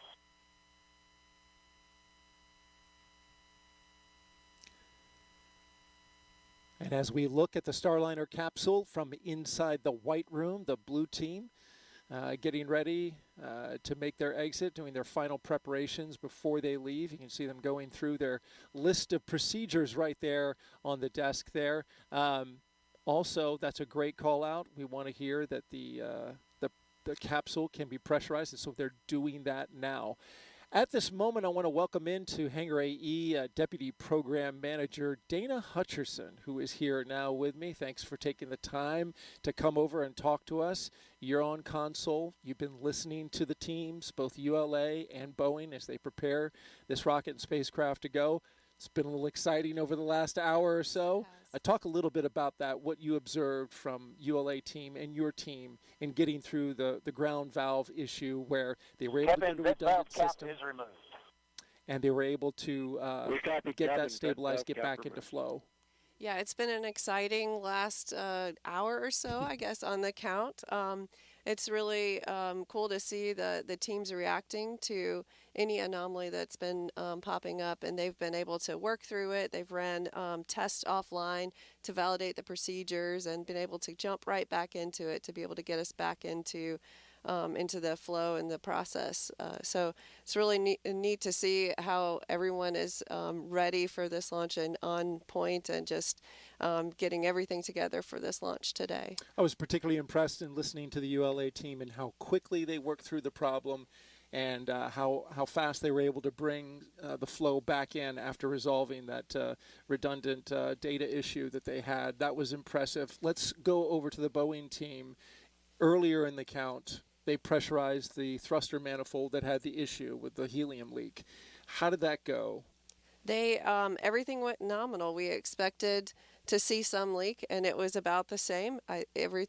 All the other checks came out nominal as well. So I believe that we are all systems go in that front. Haven't seen any other issues that have alerted us or alarmed us as well. So we're happy that we've discussed that at length, and we've planned out our procedures and our process of how we would react to that. But so far, everything is looking good with the helium system as well. You mentioned discussed at length. This team, your team, along with ULA and Boeing, have worked extremely hard in the weeks leading up to this. I've sat in on a few of the meetings. It is amazing to me the amount of detail, the amount of work that has been done in order to verify and make sure this is safe to fly. Talk a little bit about how hard the team was working. Oh, the team is just all the teams. You remember we started off with working with the ULA with the valve replacement. So that started our process from the time we scrubbed in early May. So from there, we've moved into the working with the spacecraft and the helium anomaly. The teams have been working night and day to resolve that, to make sure that we've stepped through every procedure, every process, and making sure that we're okay. It's been phenomenal to watch the team and to see the camaraderie across all the boards and listening to all the experts and making sure that we are good to go. We've had to pull in a lot of extra boards and actually had another flight readiness review as well to make sure that the whole agency at NASA and then Boeing and ULA, everyone is ready to go. Very awesome to see this teamwork and the seamless teamwork across the board. That Delta FRR just a couple days ago that was held, and we had a press conference yesterday, and the team reported out that everything is moving forward. You're talking about how hard the team worked. They deserved a little time off, so you guys took Memorial Day weekend to kind of recharge a little bit. Yes, we did. We allowed some the folks to go and take a little bit of a break, have a barbecue if they needed to, and get a little bit of a recharge, as you said, to be able to get back into and have a clear mind and be able to get back into the procedures for this week. Further proof that you are indeed a human being. These are human people that are working on all this. I just got to flash this really quick. This is Dana Hutcherson on a local community magazine in our city. And here she is with her husband, Jeremy, and her two dogs, her two labs. I sat down to my dining room table. My wife had this sitting on, and I said, well, look at this. This is the woman I'm interviewing today for the launch broadcast. Learned some interesting things about you, Dana. You like to, obviously travel and do fun water sports all around Florida. And it also says here that you're an introvert. Yes, I am very much so an introvert, but you wouldn't know it, I guess, some days. Yeah. But yes, that was really a surprise to get to see that and have that opportunity. Being featured on Cocoa Beach Living. Cocoa Beach's own Dana Hutcherson, Deputy Program Manager for CCP. Thank you so much for being here. We appreciate it. Thank you. And continued good luck on the team working towards launch. Appreciate it. Yep. All right, we'll send it back to you. We have teams monitoring today's launch operations here in Florida as well as in Houston. In the room right next to Leroy, you have ULA's Dylan Rice and Boeing's Lauren Brennicke, who have been monitoring operations with the rocket and the spacecraft for the last 3 hours. Yeah, Dia, we've actually been monitoring them close the hatch and start the pressurization process. As you've seen there on your screen, I want to give you a little bit of perspective on how this works, and it's kind of interesting what the astronauts will experience sitting in there. It's a lot like when you feel a pressure change when you're in an aircraft. So their ears will pop, and the whole process, doesn't take very long. It just takes a couple of minutes. But our team is checking about half a dozen valves and more than 60 seals. So things like windows and hatches and vestibules, and they will let the spacecraft sit for about 10 minutes while they check. You could think of this as like inflating a balloon. When you start to inflate a balloon, you'd be able to tell pretty quickly if there was any kind of a leak where the air would be coming back out of it. So very similar process here, and that's what the team is going through. If you are just joining us, we are just under 1 hour till launch time. A couple of hours ago, our teams, the Boeing teams, were able to confirm that the leak rate remains acceptable.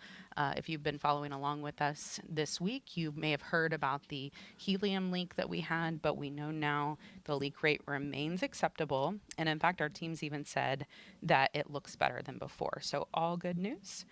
And Dylan, Atlas really has been all over the solar system. Today's a little different because we have crew on board. Well, that's right, Lauren. And so, we really are thrilled to have Butch and Sonny on board, and thrilled to be a part of this program as we put Atlas back in service for human space flight. This, on the one hand, we have some really thoroughly established processes and procedures that we've used for missions to the sun, the moon, Mars, and we're using those today. But this countdown really is unlike anything we've done before, and so we're just absolutely thrilled to be a part of it. We remain in our final built-in hold now as we continue to prepare for liftoff, but there are still a few things ahead of us today. As you talked about, the blue team is on the pad while that leak check is going on. They're continuing their preps to clear out. Once we do get the area clear, we'll be preparing the vehicle's propulsion and hydraulic systems for launch.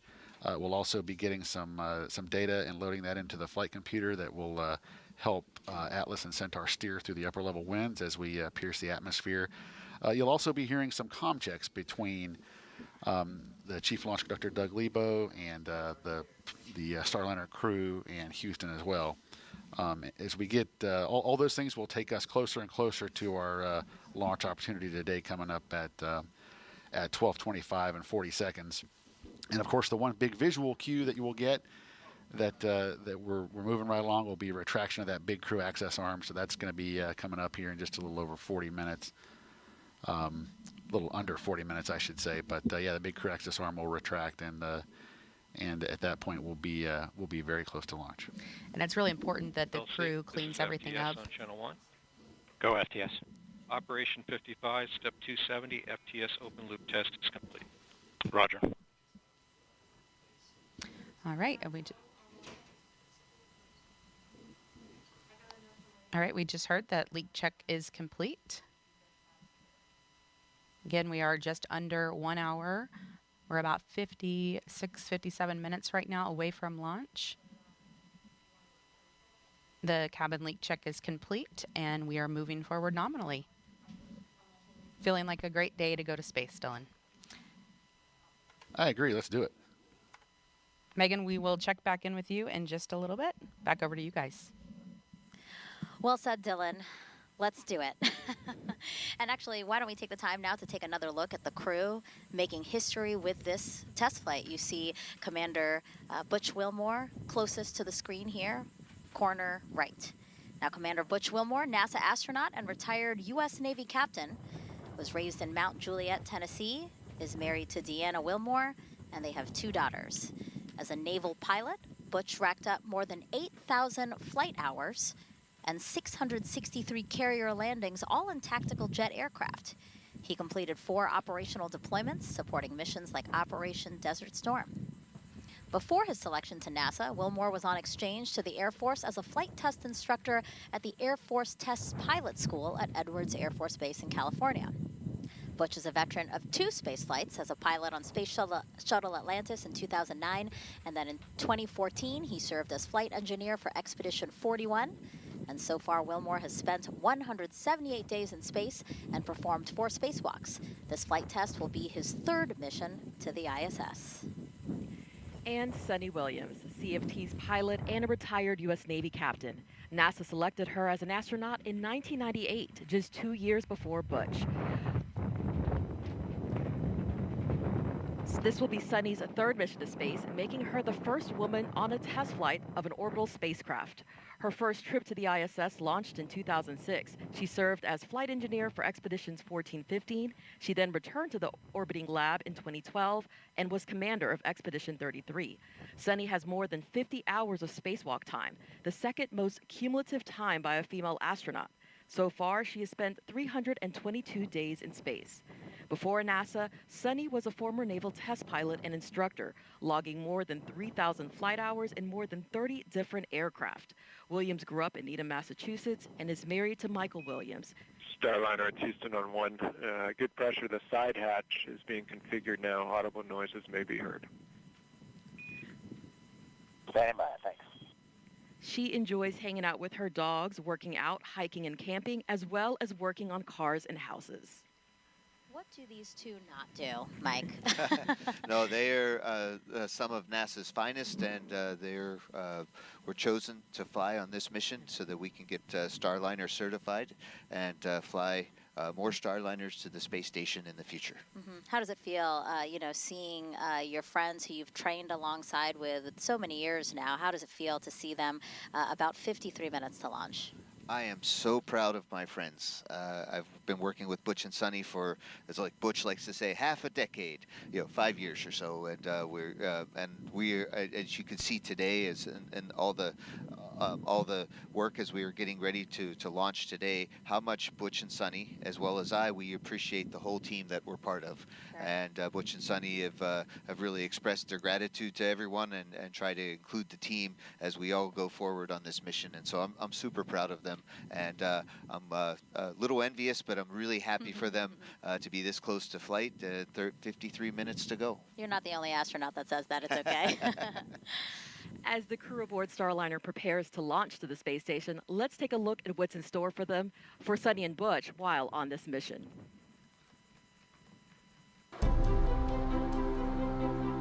The mission of the Commercial Crew Program is to provide transportation for astronauts to the International Space Station. Multiple providers provide you redundancy. Redundancy is important, as we know. In our systems, we have redundant systems. But actually, more importantly, it's providing the aerospace workforce the opportunity to test out new ideas, new technologies, and work them into spacecraft. Butch and I are the first 2 to fly the Starliner, so this flight will be a crew flight test, so there'll only be 2 on board. We're going to fly it up to the space station, dock it, and test it all out, and then come back home. Everything's new. The procedures are new. We have procedures now that we didn't have a year ago because we've learned as the process has gone forward. We've had 2 test flights uncrewed previously, but this will be the first time we're putting people on it. We're test pilots, and so we're going to be testing the spacecraft in all aspects of the flight, from launch, on orbit, all the way to entry and landing. We're testing out the environmental control system. We're testing out the manual flying of the spacecraft. Then while we're docked to the space station, we have a bunch of tasks to make sure that the spacecraft can act as a lifeboat. And just in case anything bad goes on the International Space Station, the crew on board can come to the Starliner and make sure that they're okay. This has a mode where we call it backup mode, which is your get home mode, if you will. We can, without any communication at all, we can still effect a return to Earth, do a deorbit burn, and hit the point where we're trying to land, even without our computers. You know, that old mantra, failure is not an option, because it's a very dynamic thing we do flying in space, and it's not very forgiving. And we know that, and that's why we have these multiple systems and multiple redundant capabilities, because human life is special, and we want to preserve it at all costs. I think exploration is just in the human heart. Butch, he describes himself as the first thing he said as a kid was why. And I think that's in all of us. Maybe we don't verbalize it, but we all ask why. And that's what exploration is. It's that next step of why. So why not go back to the moon? Why not try to live on the moon? it seems like a natural stepping stone to the next thing, Mars, which just calls us. Like, why is that planet there?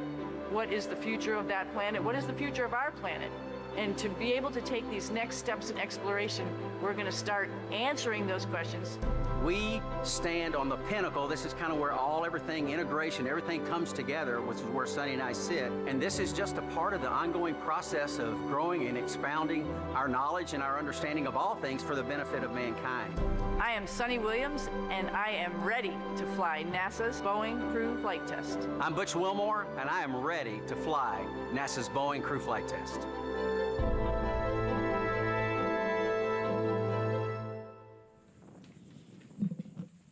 And we are ready to see them fly as well. You know, we've been inviting our viewers, you guys, to reach out to us on social media and ask us any questions you might have about this historic flight test. And one that we've been seeing a lot is, you know, why are teams still launching while there is a helium leak on Starliner, on the Starliner spacecraft? Mike, can you address that? No, that's a really good question, and we spent a whole week and a half getting ready to be able to answer that to ourselves and to Butch and Sunny, saying, why is this okay, or how is this okay, or should we take the spacecraft back and replace it?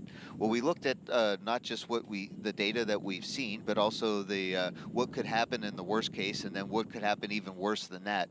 And at every point, and because Starliner, you heard what Butch said on the overview there, was that Starliner has a lot of redundant systems. So even if we were to, if that leak were to get bigger, and it hasn't, but if it were to get bigger, it could get a lot bigger, and we'd still be okay. And even if it leaked out the entire bottle of helium for that manifold, we could still fly back and land safely in the desert in Southwest United States. So we NASA looked at what the risks were, and working with the crew, and the crew office said, hey, this is not ideal.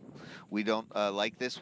But this is a test flight, and we were able to manage this risk and accept this risk. And it's a really tiny leak. We will be okay. And if it isn't, here's what we do. And we spent a lot of time in the simulators and writing procedures just in case. Just like we saw a little bit earlier, United Launch Alliance, they had a small anomaly. They said, all right, here's our alternate procedures. Let's run through it. And they went through it methodically. We do the same thing on board. So we have everything ready just in case. Yeah, and just for more context, you know, as you said, this is a very small leak. Starliner could handle 4 more leaks, or this one leak growing by 100 times its current size before needing to be managed in flight. And actually, other spacecraft like Shuttle have launched with similar helium leaks in the past. Also important to note, teams continue to watch and monitor this leak to make sure that it's not growing. And as we've said, it has not grown in the time that they've first detected this leak. So again, that's why the decision is being made to fly, and that's why we continue to march towards our instantaneous launch opportunity at 12:25 and 40 seconds Eastern Time. Meanwhile, inside Mission Control at Johnson Space Center in Houston, folks there are keeping a close eye on launch, continue to do so. Here's NASA's Brandy Dean and Boeing's Jim May.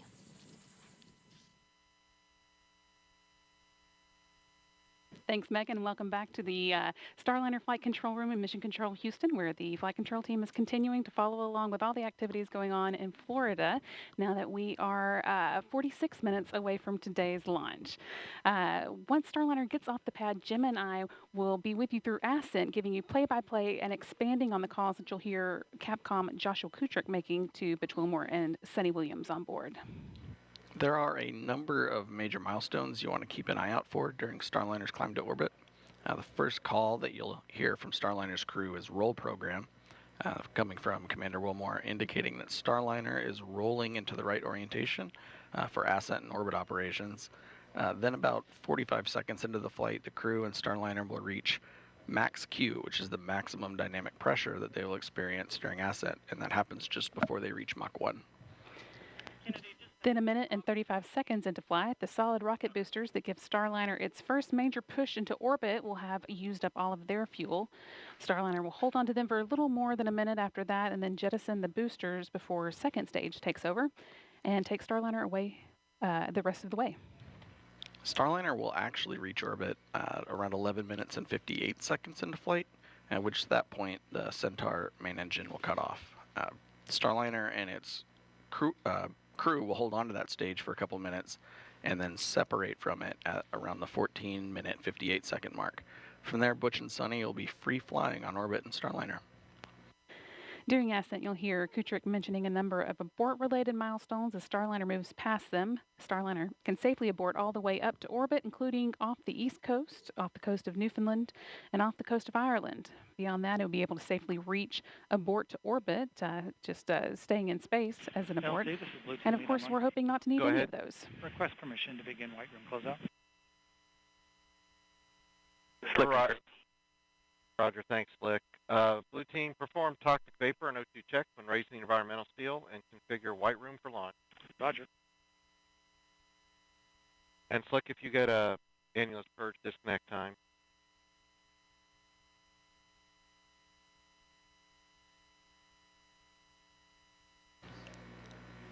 And once Starliner has made it to orbit, the last major milestone before the crew begins what we called orbit ops is called the orbit insertion or OI burn. That will move Starliner into an elliptical orbit as opposed to a more circular one. Slick, we're calling it 1537 Zulu. Roger.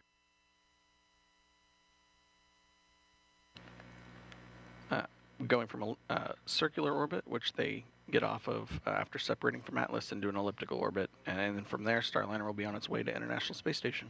Yeah, and it sounds like the teams that have been getting Butch and Sunny ready are just about done with their job and ready to move, or getting ready to move away from the white room. But before we go back to Florida, let's check in with Rob Navius and the International Space Station Flight Control Team. Rob? Thanks, Brandy. Just inside 44 minutes until launch, and back here in the ISS Flight Control Room, flight controllers are keeping tabs on the countdown and monitoring the work on board in the aftermath of the docking of the unpiloted Progress resupply craft earlier today at 7:43 a.m. Eastern Time. Now, NASA astronauts Matt Dominic, Mike Barrett, Jeanette Epps, and Tracy Dyson, along with Station Commander Oleg Kononenko of Roscosmos and fellow cosmonauts Nikolai Chub and Alexander Grabenkin, will form the welcoming committee when Wilmore and Williams arrive on board tomorrow. The dock timeline is elastic. That means that the number of days that Starliner could stay at the station could be pared down or expanded depending on any further launch delays or undocking delays driven by weather conditions at the western U.S. landing sites for Starliner. One critical dock day for the Starliner crew. Starliner Houston, cabin leak check complete. You can open the vent valve. All right, great. That's in work. One critical dock day for the Starliner crew will come 2 days prior to their scheduled undocking, when they load the last of the cargo items to be returned to Earth in the vehicle and will conduct onboard manual piloting proficiency that will enable them to stay sharp for their departure from the station and the deorbit and entry events that will follow.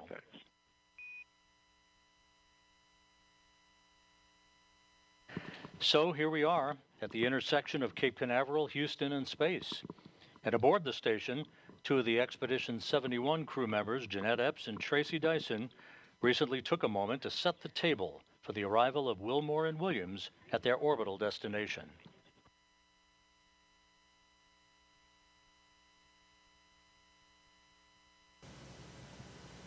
Hey, Sunny and Butch, we can't wait for you guys to join us here on station. We'll be monitoring your every move on the journey, and we'll be waiting to open the hatch and welcome you to your home away from home. Butch and Sunny, we know you've waited a while to get your ride aboard Starliner, but we know it will have been worth every minute. So from all of us on the International Space Station, Godspeed, and we'll see you soon.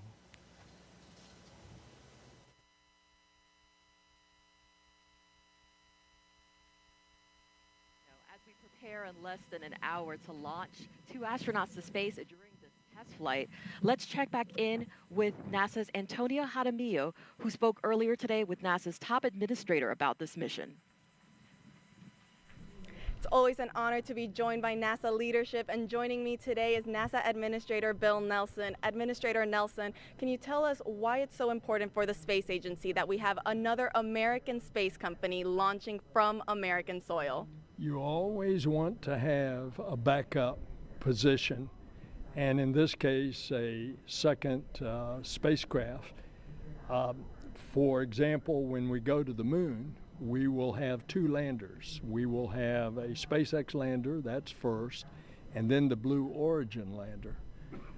But this is a significant launch of a test of a brand new human-rated spacecraft, and it's only 6 in the history of NASA. There was Mercury, Gemini, Apollo, then the Space Shuttle, then Dragon, and now the Boeing Starliner launching for the first time with humans on board. That's right. It's very historic, very important. And you touched on this. Why is it important in general that we do have multiple spacecraft available to send humans to space? Because we want to explore. We are exploring in many different ways with humans as our astronauts. We go back to the moon, not just to go to the moon, but to get ready, to learn, to live, to create in order to go to Mars. But that's just one part of our space program. The science, research, the exploration of the heavens, the commercial program. We're going back to the moon later this year with a commercial lander with a NASA instrument that's going to dig to see if there is water on the South Pole. It's a whole combination of a bunch of things that are going on. That's right. You briefly touched on that. I mean, there's already been a ton of exciting missions this year. What else can the public look forward to? Well, in addition to those, remember the first A in NASA is aeronautics. And we're going to fly the needle-nose new supersonic. It goes faster than the speed of sound, and it's designed so that it will not make the sonic boom, so that it could fly faster than the speed of sound over populated areas. That's one. We got another aviation project to improve the fuel efficiency by 30% of a mid-range single-aisle transport aircraft like the Boeing 737. That is fascinating. Administrator Nelson, thank you so much for joining us here today. We'll send it back over to you. We interviewed the administrator earlier because he is currently at the ASOC with the launch team as we watch the crew access arm moving away from the Starliner spacecraft. Now, the plan is for Butch and Sunny to be docked to the ISS for at least 8 days, and after they will return to Earth with a soft touchdown in the American Southwest.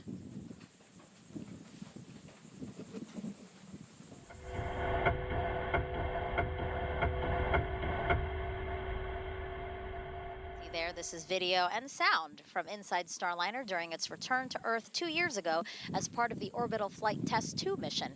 Its heat shield reaches 3,000 degrees Fahrenheit during re-entry, and parachutes are then deployed, and the heat shield discarded to expose Starliner's airbags. The original test pilot, Rosie the Rocketeer, you see there, collected data of what astronauts might experience during landing. Starliner is the first and only American orbital crew capsule to land on land. This allows for quicker access to crew and cargo. It also makes turning the spacecraft around for future missions quicker. But Mike, Starliner can also land in water, like we were talking about earlier. Yes, Starliner is a very capable spacecraft. Of course, we want it to land on land for the reasons you said. I love those airbags. I can't wait to ask Butch and Sunny how good those are. But in case of emergency, we can land on water. And we have a central airbag, another one. 28 seconds, excess burn duration, and we'll go north to triage 6 if necessary. The crew was just calling in. They just got some data. Yeah, those are all good here, Starliner. Good readback. One additional item for you. In the commander's folio, you'll recall you have your 2 tablets. You've got a serial number 12 and a serial number 13. They're both ready to go, but one thing for you. Serial number 12, we were looking at footage here. Its time is out of sync, so it's no issue for you till orbit. When you're on orbit, you'll want to get that tablet, serial number 12, back in sync with the time on your DUs. it's only going to influence where you see the red line and bold.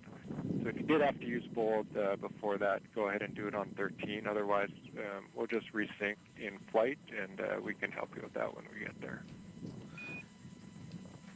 All right, good words. We'll copy that, and if we have any questions when we get there, we'll give you a call. And I have confirmed that I can reach the tablets. Houston copies. That was Josh Kutrick giving some last-minute info to Butch and Sunny about their tablets, as well as in case of emergency where to go left or right at the end of the slide wires. But yeah, Starliner could land on water. We'd rather not, but it has that capability, and it has a different airbag configuration for that. Yeah, the flexibility is great. We have just about a half hour left before launch. Let's check back in with NASA's Antonia Jaramillo, who's now with someone who's been a part of Starliner since the beginning. Tony? Thank you, Dee. For those of us just joining, we are here at OSB-2, one of the viewing locations for this launch. And joining me is Chris Ferguson, former NASA astronaut and Boeing astronaut. Chris, you've been part of Starliner since the beginning. How does it feel to be here and now get to watch it take flight with astronauts on board? Well, given it's such a darn gorgeous day, I'm really excited. Of course, this is the culmination of probably 12 years of, just watching and working and getting involved with the development. But I was very excited to see it all come together. It's a little breezy out here, but you can't beat the weather. Absolutely. It is a gorgeous day. Now, Chris, if you could give a piece of advice to Butch and Sunny and to all our astronauts flying on our commercial crew missions, what would it be?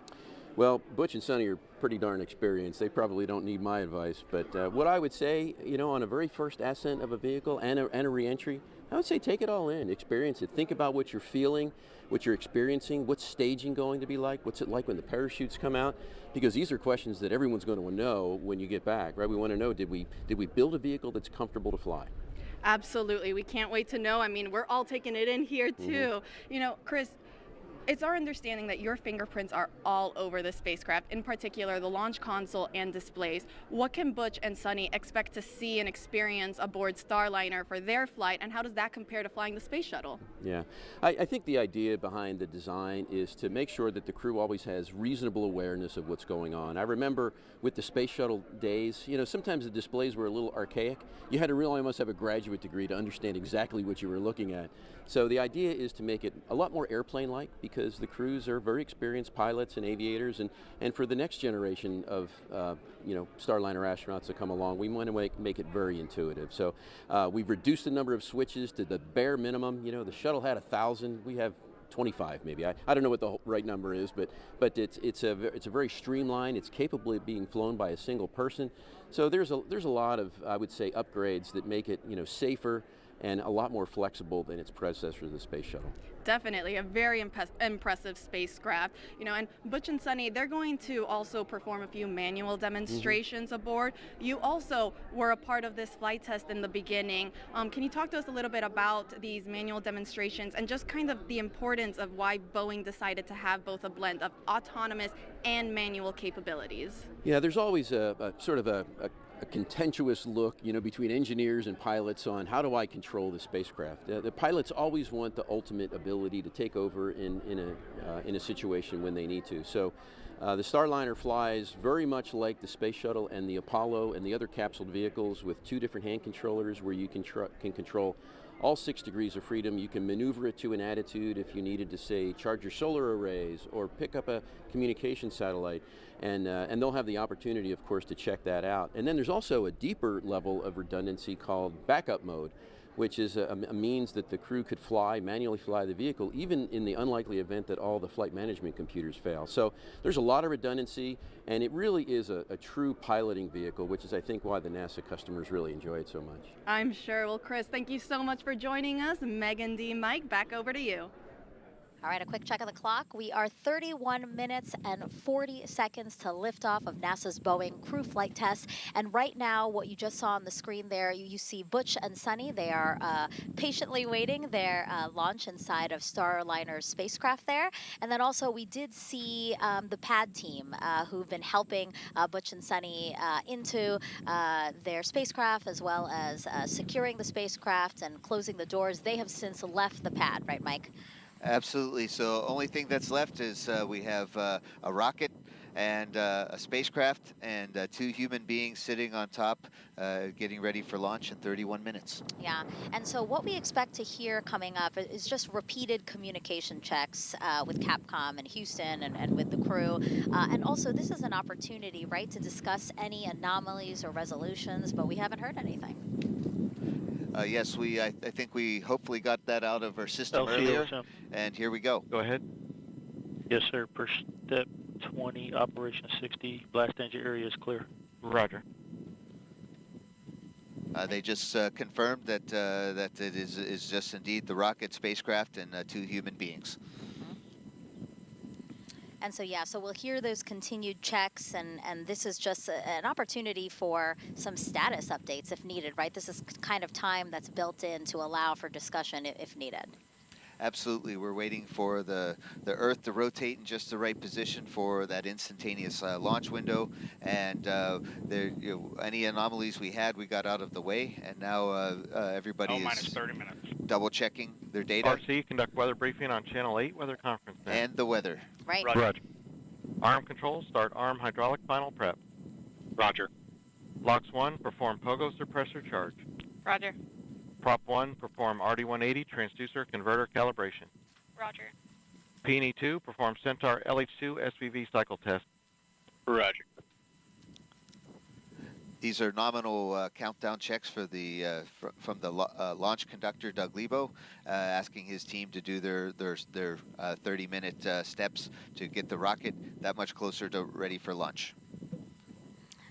A historic flight test, as we've been telling you throughout this broadcast. We've been on air now since 8:15 a.m. Eastern Time to tell you about the first 2 astronauts that are going to fly in Starliner. And again, we keep seeing live views of them inside Starliner. Commander Butch Wilmore and pilot Sonny Williams. RD-180 transducer calibration is complete, and the engine FIV is in a closed condition. Roger. L minus 29 minutes. Flight control, start flight control final prep. Roger. Now, Sonny will be the first woman to test an orbital spacecraft. Another fun fact, the last time people flew to space in an Atlas-class rocket was 61 years ago at the end of the Mercury program.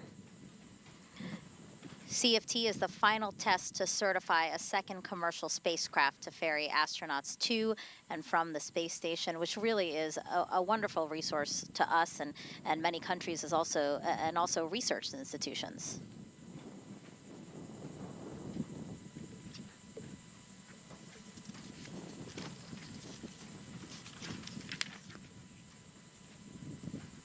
All right, again, 28 minutes, 5 seconds to liftoff. Let's head back over to Brandy and Jim inside Mission Control in Houston. LC, P&E 2. Go ahead.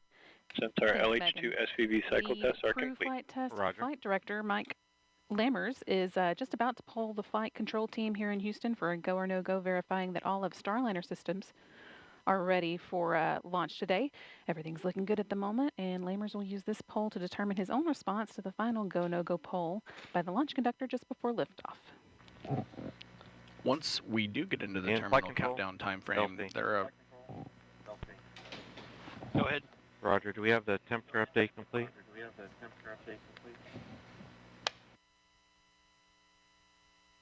Roger, the RP1 temperature update complete. Roger. Prop 1, initiate fuel fill sequence. Roger.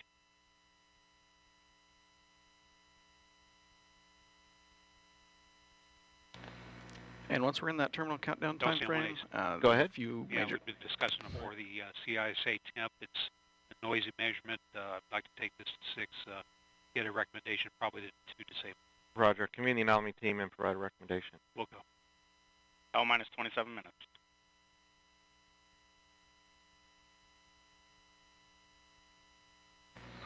and the first LC arm control. one of the major activities that Go ahead. Step 100. Arm hydraulic final preps are complete. Roger.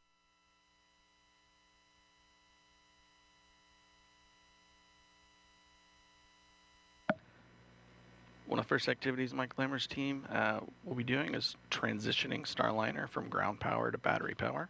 That'll come about 18 minutes before launch. We leave it about as late as possible so that the team can launch with those batteries as close to full power as possible. few minutes later, with less than 10 minutes to go before liftoff, Starliner's ordnance will be armed, and that activates the critical systems that are needed to detach all the things from Starliner that will ultimately jettison as it climbs to orbit, and if it were needed to abort. And finally, just 1 minute and 15 seconds before launch, they'll work with the crew to activate the launch abort system, which would rocket the crew to safety in the case of an abort, or on the pad, or early in the ascent. This is likely the last you'll hear from us until liftoff, so we are going to send you back to the team in Florida to let Megan, Dee, and Mike see us through the rest of the countdown. We'll be back once Starliner is on its way. Go Starliner. Brandy and Jim. Okay, let's take a closer look now at Starliner. The next generation crew capsule measures 16.5 feet tall with a diameter of 15 feet. That's about the size of a mid-size SUV. It was designed to carry up to 7 astronauts or a mix of crew and cargo for missions to the International Space Station.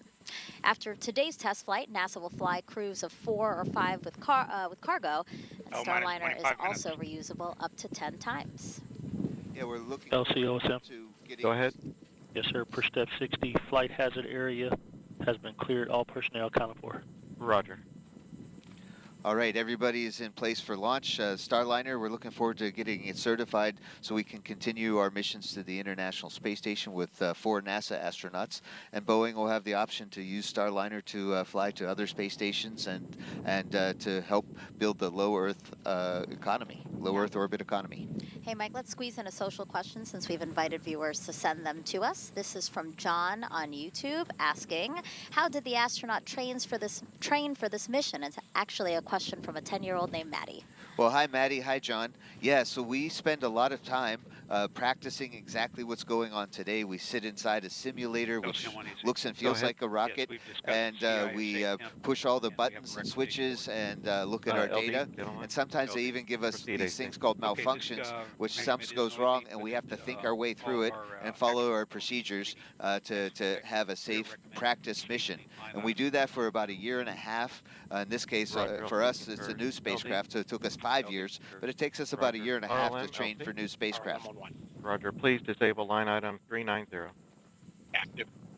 Again, some nominal call-outs there as we march towards our instantaneous launch opportunity at 12:25 and 40 seconds. It's really neat that we're hearing all the voice chatter back and forth from our team. I mean, what a nice thing to be able to share with everybody watching today. Flight control final preps complete and Atlas hydraulics at standby pressure.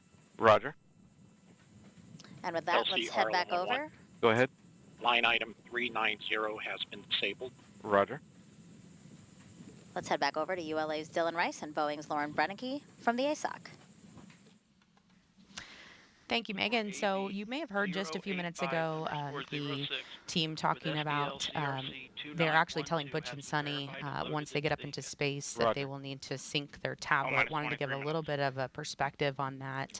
Basically, it's just the system clock in that tablet. You could think of it as it's just like going down to the start menu on Windows and syncing up the clock. It's been, of course, turned off for a little bit, and not connected to internet. So it's just something like you would do at home to re-establish the new time on your microwave. But Dylan, they've also heard about an anomaly on the ULA side. Not a big deal, but let's give them a little bit of perspective on that. Sure, Lauren. So we had, we did hear a report of a noisy temperature measurement, and this particular measurement is the interstage adapter, but so that's the adapter between Atlas and Centaur. And this measurement is something that's automatically disabled when we enter our terminal count at T-minus 4 minutes. But over the past few minutes, we've observed this measurement bouncing around a little bit. So now that the vehicle is fully loaded with propellants and we've been stable for quite a while, this measurement is really not something that we rely heavily on when we're fully tanked and stable. So we're going to go ahead and disable it early rather than waiting for the automatic disable as we approach terminal count. And that just would prevent any what we'd consider to be a nuisance alarm at this point. So nothing major there. It's kind of a standard operating procedure for a noisy measurement like this. And we are just a little over 21 minutes out from launch. So the suppressor charge is complete. Roger. As I was saying, just a little over, right now, about 21 minutes out from launch. And I've been thinking a lot about Butch and Sunny going back to the ISS for a third time for both of them. You know, Sunny told us that really the ISS feels like home for them. If you think about it, they've both spent a good portion of time there. They both spent 6 months in their first trip up and 6 months in their second trip up. So now going back for their third time, they're going to a place that they consider home. If you think about living somewhere for literally a year out of your life, you know, it means a lot to you. It's very special. And Sunny even told us that... Go ahead. Step 90, all secondary decoms verified on RF link. Roger. And Sunny even told us that she cried the last time she left the ISS because she thought it would be her last time in space. So you can just imagine how special this trip will be for both her and Butch. And we are getting very close now to that moment where they are going to be headed to space. We are coming up on a call for the visors to come down. We're going to hear Capcom tell the crew to pull their visors down and to configure their suit flow. L-minus 20 minutes. Starliner, there's P1, reinitiate AHB charging. Configure suit flow. RLM, verify redline monitor and event table are in the correct configuration for terminal count. Verified. RC, verify solar radiation acceptable for launch. Verified. All right, so you saw the crew starting to pull their visors down there. That configuration is needed for proper airflow through their suit. In case of an emergency, they could pressurize their suits quickly if needed. That is the importance of having everything zipped up and ready to go. And they really enjoy the fact that these helmets are much easier to get on. They just sit back on their suits, just like a hoodie of a sweatshirt, so they're able just to pull them forward and zip them up. Houston, Starliner, visor config complete. Houston copies, visor config complete. All right, they're all zipped up. And this config All also communications switch to channel 1. All personnel and visitors remain in present position until launch. Maintain operational silence in the LCC. So, Lauren, that's kind of the LC with a terminal count briefing.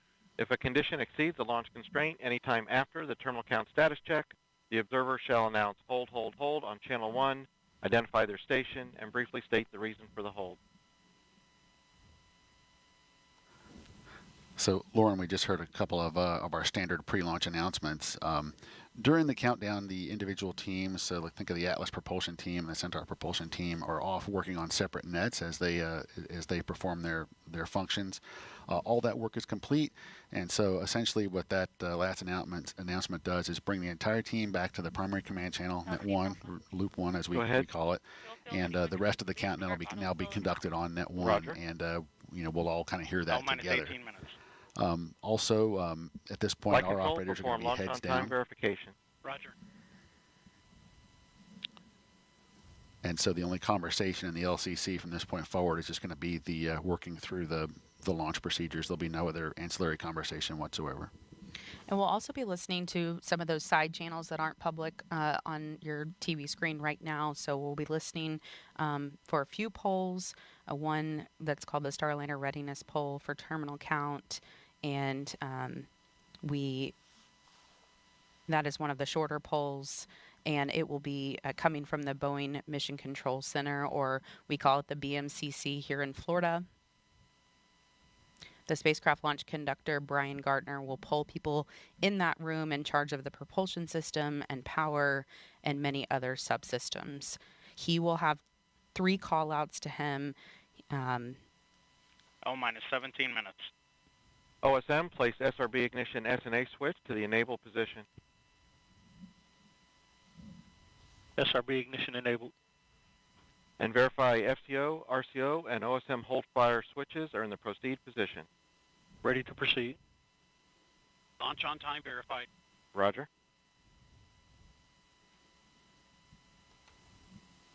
And LCP anyone? Go ahead.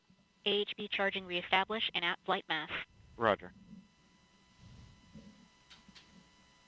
So, Lauren, we're quickly coming to the end now of the launch vehicle pre-launch procedure, and we're just about 7 minutes away from our terminal count status check. But we heard a couple of call-outs there. that one of the range safety representatives activated the SRB ignition enable, so that allows us to fire the SRB ordnance circuits that ignite the SRBs at T0. Those circuits are not enabled till just as we heard, just a few moments ago. minus 16 minutes. And also another range safety system is the hold fire system. So there are remote switches at the Space Launch Delta 45 Morel Operations Center up the road. And if any of the range safety representatives see an issue, they can press a button and stop our countdown remotely. So those switches have been enabled as well. All right, you are taking a live look at Atlas V and Starliner stacked on top with astronauts Butch Wilmore and Sonny Williams inside, ready to go to space. We are just coming up on about 15 minutes from launch, and we are going to send it over to NASA's Daryl Nell at Hangar AE. Daryl. Thank you very much, Lauren. And you've heard the polls from ULA. Also polling a go. The NASA operations manager, Richard Jones, checked with his team, gave them the go. As far as weather is concerned, you heard it mentioned on the nets, there was an L-30 weather brief. We see your CM essential. That's just to do with the internal power transition. No action. Okay, no action. We got a suit fan DP low. It's back on now. Looking. No issue there. But again, the weather, 90% go. No concern. We're expected to be go for T0. We are go right now. Green across the board. We do have some high cirrus clouds that you can see there up in the upper parts of the sky. And you can see the ground winds. LC flight, channel 1 and air to ground 1 are now merged, going to air to ground 1. Roger. LC flight, air to ground 1, ready for comm check with Starliner and channel 1. Roger. Starliner, LC, comm check on channel 1. So we got you loud and clear. Looks like we got all suit fans failed a warning.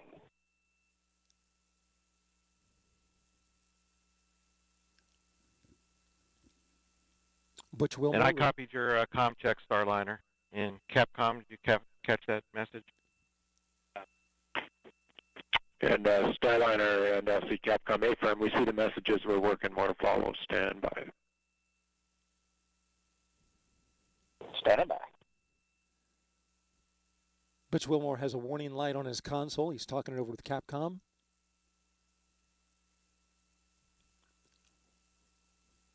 While they do that, Starliner, visors open, please, while we work the suit fans. Visors open.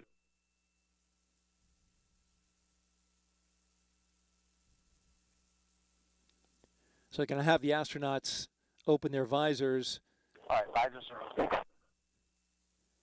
While they work an issue with them. Houston, but suit fan Bravo went down and switched to Alpha. They had a DP low, and then it, of course, went off. We still show power to Alpha is on. Working an issue with Houston the suit. minus 13 minutes. And Starliner, we showed the same for your info. We're swapping suit fans back to Bravo. Continue to stand by for us. Standing by.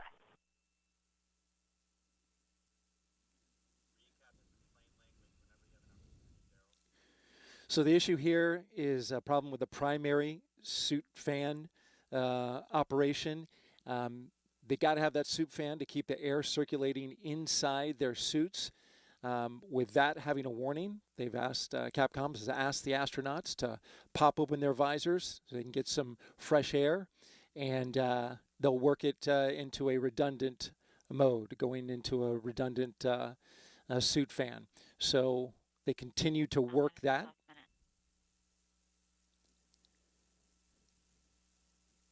As we get under T-minus 12 minutes and counting.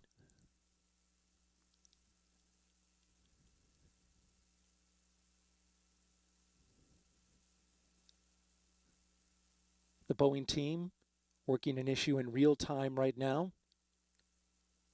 LC flight channel 1. Go ahead.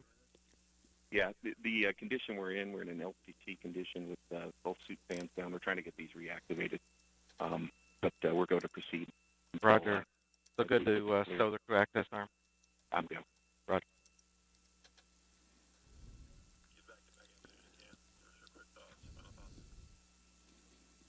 All right, the team continuing to work the suit fan issue. Again, just to recap on weather, we're go, and now we're looking to take the next steps. So we'll send it back to Megan, Mike, and Dee. Minus 11 minutes. As you just Arm heard there, control, 11 active minutes arm to for launch. liftoff. Roger. From only the 6th-time NASA astronauts will launch on a new spacecraft designed for crew. I want to ask you really quick before we toss it over for that terminal count, the final moments of the countdown. How are you guys feeling? Feeling great, excited, making sure teams work to troubleshoot the last little bit, and hopefully we'll see liftoff today. I'm very excited for Butch and Sunny, and as we like to say, go Atlas, go Centaur, go Starliner. Go Butch and Sunny, that's right. All right, so let's send it over to the ASOC where Lauren and Dylan will walk us through the final moments of the countdown. All right, thank you, Megan. So what we are looking for next here is that crew access arm to start making its way back over. Starliner, on our end, we brought suit fan Bravo back on. It looked good. We need both. We need to prove that A is also there, so we're commanding Alpha on and then off at this time. More to follow. All right. Yep, we see it. And we're still visors up, so you know. All right. So you hear this troubleshooting happening in real time. They are moving forward with everything else while they troubleshoot Flight that verify CST suit 100 fan. on internal power. Verified. Starliner, configure ordnance for launch. That's in work. Starliner on internal power now. The spacecraft is running completely on its own. Ordnance has also been configured for launch. That means the devices that initiate our separation events. Yeah, we reactivated suit fan Bravo. Suit fan Alpha is also working to a clear LCC condition. And for the crew, you can take visors down. Visors down and ordnance configured. LC copies both. All right, it's got to feel good to put those visors down now.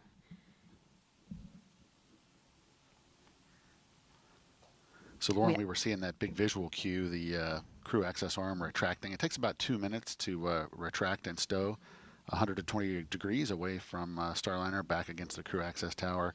In the event of an emergency, it can be redeployed in less than 15 seconds. Yeah, it's pretty amazing. We don't want to see it do that, but we're glad it can if it needs to. And we have a couple of polls coming up here in about 2 minutes. The launch vehicle poll, launch vehicle management poll. Yeah, Lauren, that's right at L-8 minutes. Next door to us in the Mission Director Center, that's going to be the mission management team poll for launch. And at L-7 minutes, the final terminal count status check down in the LCC. And that is where Chief Launch Director Doug Lebo will poll his team, verify their readiness, and then the launch director next door to us will give him permission to launch today. LC arm control. Go ahead. Crew access arm stowed for launch. Roger. All right, the crew access arm is stowed. LC switch to ready position. Everything looking good? All steps are complete prior to status check.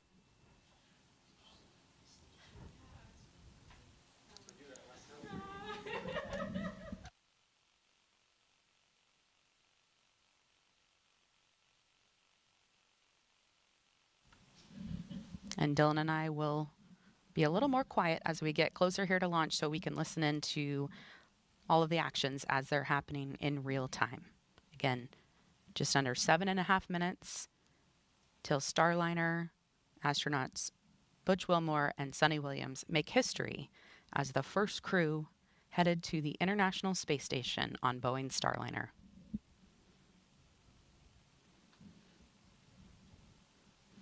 L-7 minutes. Status check to proceed with terminal count, Atlas systems, propulsion, Go. hydraulics, Go. pneumatics, Go. LO2, Go. water, Go. Centaur systems, propulsion, Go. pneumatics, Go. LO2, Go. LH2, Go. has gas, Go. electrical systems, airborne, Go. ground, Go. facility, Go. RFFTS, Go. flight control, Go. GCQ, Go. op support, Go. comm, Go. umbilicals, Go. arm control, Go. ECS, Go. redline monitor, Go. quality, Go. op safety manager, Go. ULA safety officer, Go. vehicle system engineer, Go. Anomaly Chief. Go. Range Coordinator. Clear to proceed. Flight Director. Houston flight is go. Starliner. Starliner, go. Launch Director. You have permission to launch. Proceeding with the count. ALC, verify T0 is set for 16:25:40 Zulu. Verified. Starliner, net is clear. Thank you, LC. To all of you sitting on console, whether you're in Houston, BMCC, ASOC, Atlas, this is a great day to be proud of your nation. And all of you listening as well, whether you're at Banana Creek or the Causeway or the rooftop of LCC or the ASOC and other places around our nation, like the Bay Area building and other places where you are viewing what's taking place. Again, for you, it's a great day to be proud of your nation, great day to be proud of Boeing, great day to be proud of ULA and NASA. And we are one nation under God, indivisible. And when we together use the power of that combination, we can do some pretty amazing things. So LC, with that, we are ready to put some fire in this rocket and propel this spacecraft to the International Space Station, where all these fine Americans have designed and have prepared it to be. Calypso, take us to space and back. Roger, Starliner. LC flight, Starliner configured for terminal count. Roger. All steps are complete prior to terminal count. And with that, we are ready to go to space, Lauren. Hard not to be emotional listening to those words from Butch. I'm sure we'll be playing that speech back for a long time. Will be T-minus 4 minutes and counting. 3, 2, 1, mark.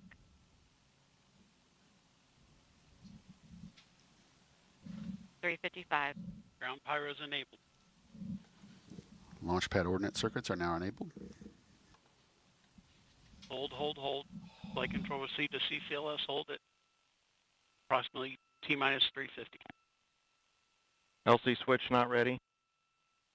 All personnel turn to recycle section. Operation 80. LC switch is not ready. Clock stopped at T-minus 3 minutes 50 seconds.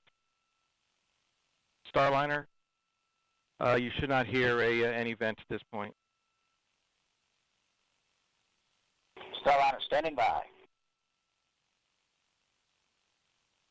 ALC, reset countdown clock to T-minus 4 minutes and holding. Active.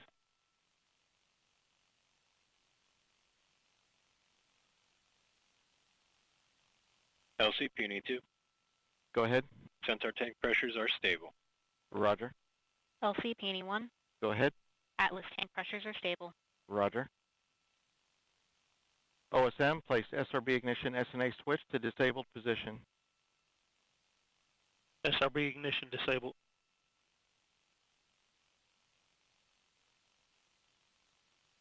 Okay, consoles, step 60, report launch vehicle status. Atlas lead.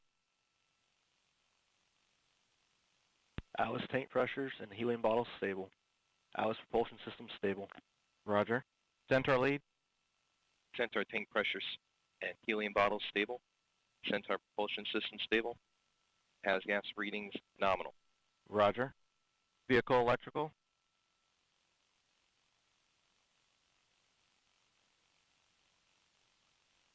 VE channel 1.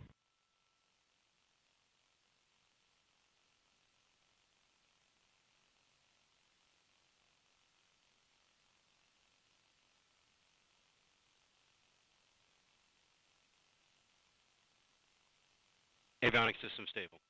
Roger. And LC can verify no indications of hazards. Flight LC. LC Starliner systems are stable. Roger. Starliner, last arm switch to off. Last arm switches off.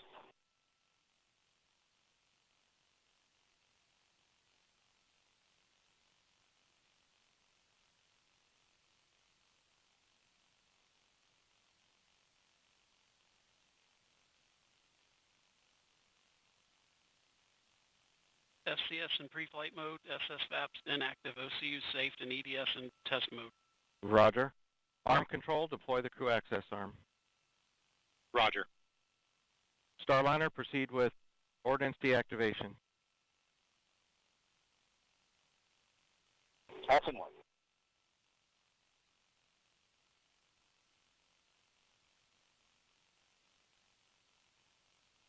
Ordnance deconfigured. All off. Roger. LC. And go ahead, ALC. Countdown clock is reset. T-minus 4 minutes and holding. Roger. Flight, verify CST 100 ordnance is safe. Verified.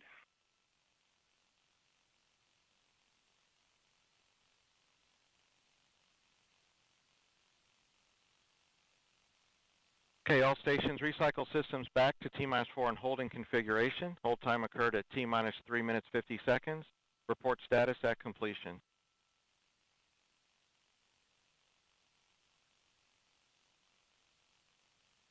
And flight LC. LC. CST 100 power to external. Copy. We'll put it in order.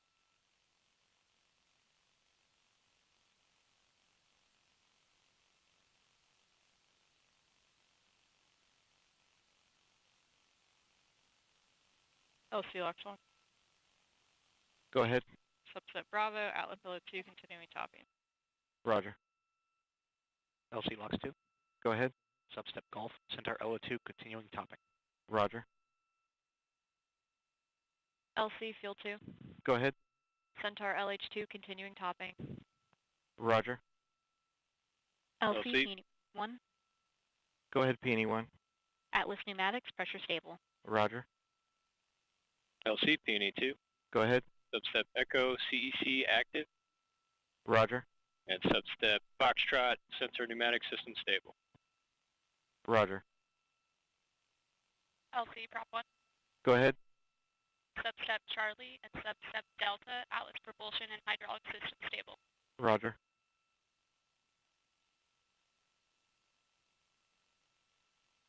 LC ECS. Go ahead. Substep November, ECS set point stable. Roger.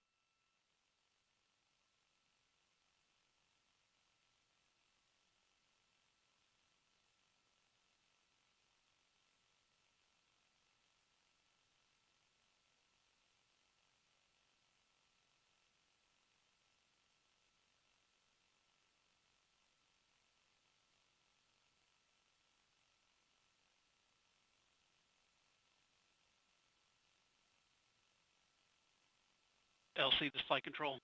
Go ahead. Subset Kilo, flight control ready. Roger.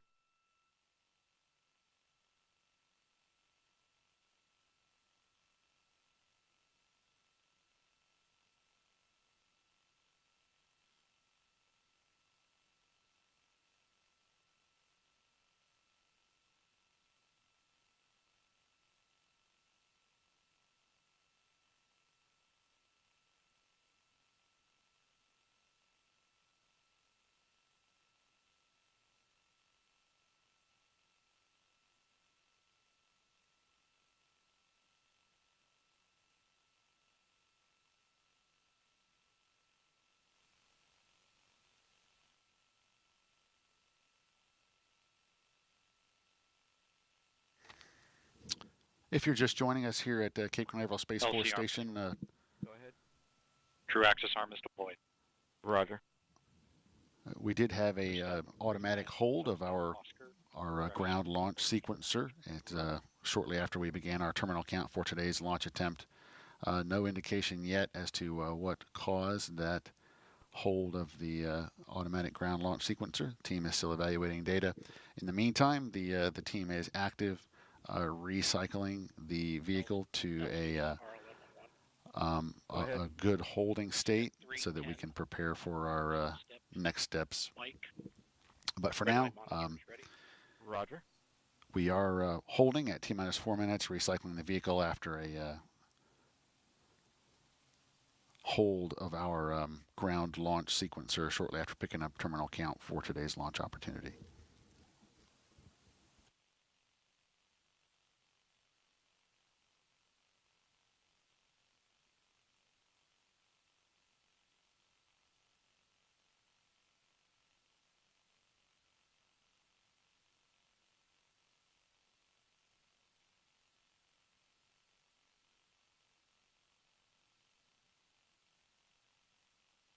LC has gas. Go has gas. Substep Hotel has gas. Normal scan pattern including cat. Roger.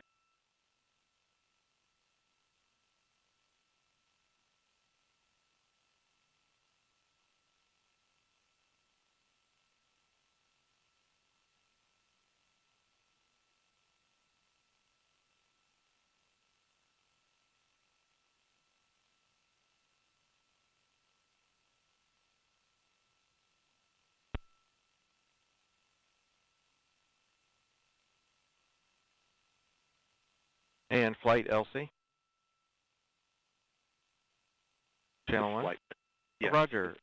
Secure CST-100 prop system. Last valve to remain open. Right, flight copies. Probably take us at least 5 minutes here. Yeah, copy.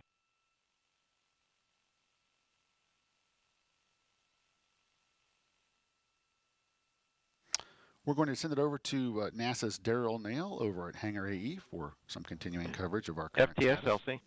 Daryl? Thanks, Dylan. And I'm listening to the NASA operations manager's loop. Recycle status. Recycle. Roger. SYS LC. Yes, LC, GC30 is ready. Roger.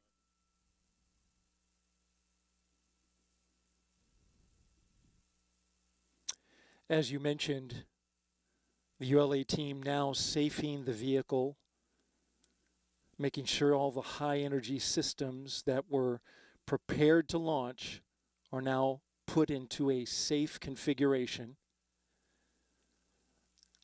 At 12:21 p.m., roughly T-minus 3 minutes and 39 seconds, we got a hold. Launch Director, LC Channel 1. LDM1. Yes, sir. So we had a hold call at T-minus 3 minutes and 50 seconds by the CCLS launch sequencer. So at this time we've completed our recycle back to T-minus 4 and holding configuration and ready to proceed with a scrub crew egress operation. Yeah, roger that. Standby. Roger. There you heard confirmation of the scrub call for this launch attempt today. Again, this was the ground launch sequencer, essentially the computer that launches. LC. Roger. This is the computer that is Okay, all personnel going to Operation 85. OSM, LC. OSM. Establish the BDA roadblocks and open the flight hazard area. Roger. And all personnel on Channel 1 will be starting an approximate 65-minute hold at this time for flight crew egress. All systems maintain T-minus 4 and holding configuration.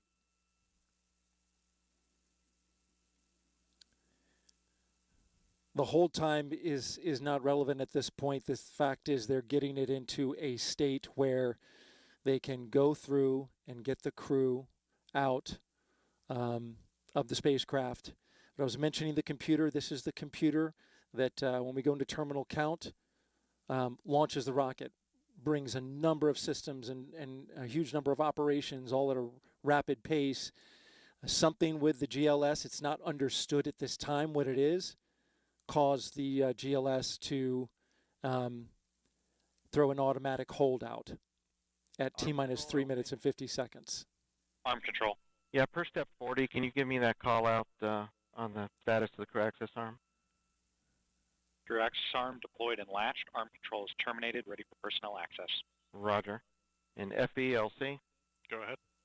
Start CAT TVM system monitoring. Roger. RLM LC?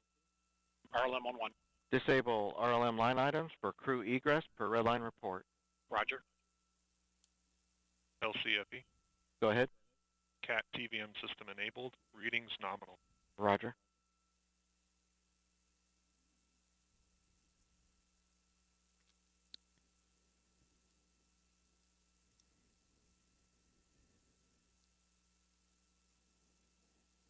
The NASA operations manager now conveying to his team that they are looking at possibly a 24-hour turnaround.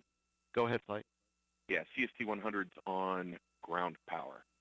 Roger.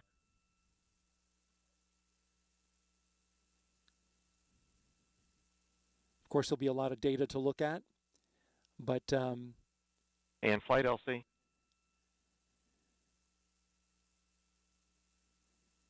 LC, go ahead. Yeah, just looking for your estimate for prop system securing, to support pad entry. Need 5 more minutes. Roger. Thank you. Everything you're hearing now is about getting the crew, which is the primary focus at this moment by the launch team, out of the spacecraft and back on the ground. So configuring the crew access arm, it's locked in. They continue to do the operations which are in their schedule for a launch scrub, moving through those methodically.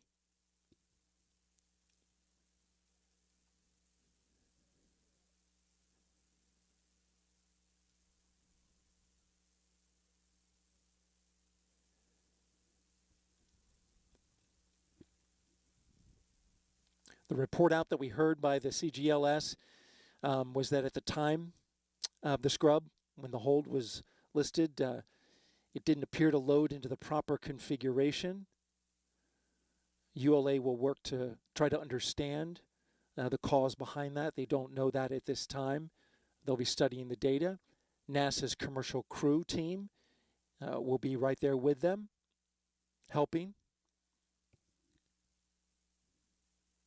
and assisting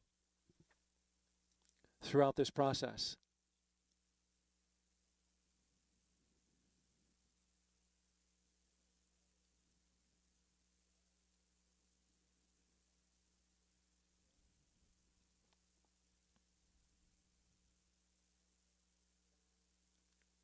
So we can see on the views here inside Hangar AE that they have the crew access arm back locked into the Starliner. You can see that on your screen there.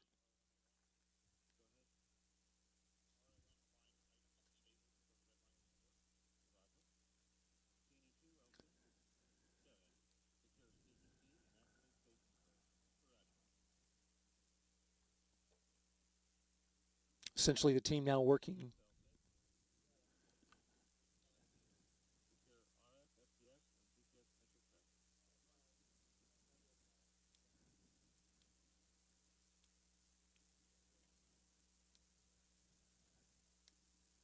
Just to recap, if you're just joining us at 12:21 p.m. Eastern Time, T-minus 3 minutes and 50 seconds until liftoff.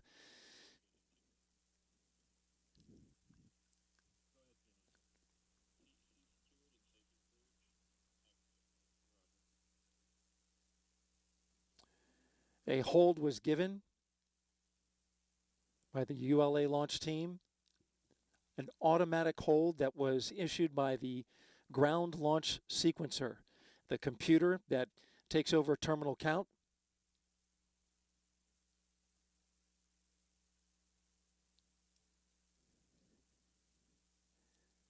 The reason for that hold is not known at this time.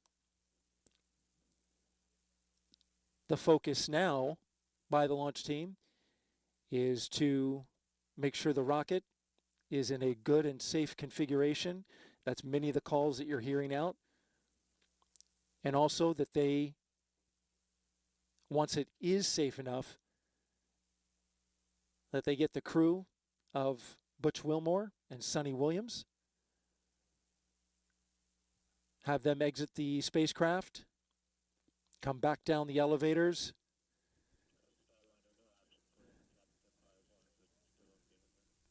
and head back to crew quarters.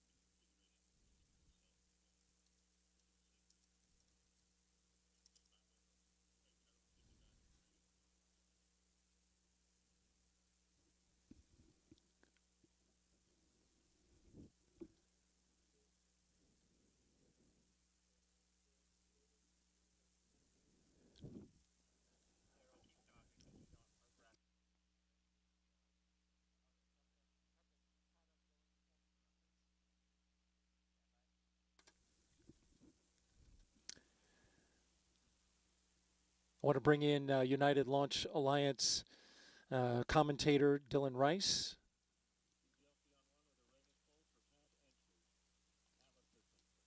System stable. Pneumatic. And yeah, Daryl, the team continues to work through the process to establish a stable configuration so that we can start pulling the crew off of the Starliner capsule. Still no update yet in terms of what caused the ground launch sequencer abort, but just like loading the crew, we establish a safe and stable configuration with the launch vehicle before we begin the egress process, and the configurations are very, very close to the same, actually. We'll be maintaining the propellant systems in a topping mode and not changing the state of the Atlas or Centaur as we go through the approximate 1 hour process of egressing Butch and Sonny from the Starliner capsule. But teams are continuing to evaluate the data and look into the cause of the ground launch sequencer abort. In the meantime, we will start to see indications that the team is re-entering the pad. And in fact, the direction was just given to allow the blue team back into the pad. So we will start to see that activity now, and teams come back into the pad, back up the tower, and begin the process of opening up Starliner and egressing Butch and Sonny. Yeah, so that's a good sign there. You mentioned with the blue team coming back to the pad, they are the ones that will pull the crew out of Starliner. We heard that the pad area is cleared for them to come in. It's a good sign. Dylan, what's your time estimation on the team going through the rest of their procedures to make sure that the crew can go ahead and get up the elevator? Actually, I think that we're there. So it's been just about 20 minutes since the hold was called, and in that 20 minutes time, we've established those configurations. In fact, we don't even let the pad team come back through the fence line until those safe and stable configurations have been established. So, once the team will of course be standing by at the fallback area, and they were contacted via radio and told to proceed back to the gate, and they will proceed through the gate and right back up to the crew access tower and on up to level 12 where they can begin configuring the white room. So we are there at this point in terms of being ready to redeploy the environmental seal, which kind of encloses the Starliner door into the white room, and then we'll begin opening up Starliner so that we can egress Butch and Sonny. Yeah, we can see from this shot here that environmental seal is not on. Of course, this is the configuration right before you move the crew access arm either away or back to the capsule. So you can see the open air between the white room and the crew capsule. That will take the blue team, of course, getting up to the white room to put that environmental seal in place, which they are on the way. I'm monitoring some of the camera feeds. They haven't arrived yet, but they are on their way, as we've heard from the loops. Dylan, just give us an idea of the role the ground launch sequencer plays in the final 10 minutes of terminal count. So essentially, the launch sequencer is performing all the actions that are occurring during the terminal count. So you will hear our operators provide status at the terminal count, but those operators are not actually performing manual actions. They're just reporting on the actions of the ground launch sequencer. So for instance, the vehicle propellant tanks will transition from a topping mode into a pressurization mode as they are pressurized to their flight pressure. Once the tanks are pressurized, we'll start to configure the avionics systems as well for launch, and ultimately hand over to from the ground computer to the flight computer, which handles the actual final seconds of the countdown prior to liftoff. But again, the ground launch sequencer is securing propellant topping. It's beginning the process of pressurizing the vehicle for flight, It will be transitioning the vehicle from the ground electrical systems to the onboard batteries and enabling the ordnance systems, ultimately leading to the engine ignition sequence once the control has been handed over from the ground computer over to the flight computers. And you've mentioned just some of the things that GLS does, right? It is a very busy computer in the final 10 minutes, as you mentioned, going through all of these very timely high-energy systems that are being configured at the last in the last minutes before liftoff. To recap, if you're just joining us, the mission, the NASA Boeing's crew flight test of the Boeing Starliner was scrubbed at 12:21 p.m. Eastern Time when a hold was issued by the ground launch sequencer for the Atlas V rocket. It was at T-minus 3 minutes and 50 seconds, just a little less than 4 minutes before liftoff when that abort was called.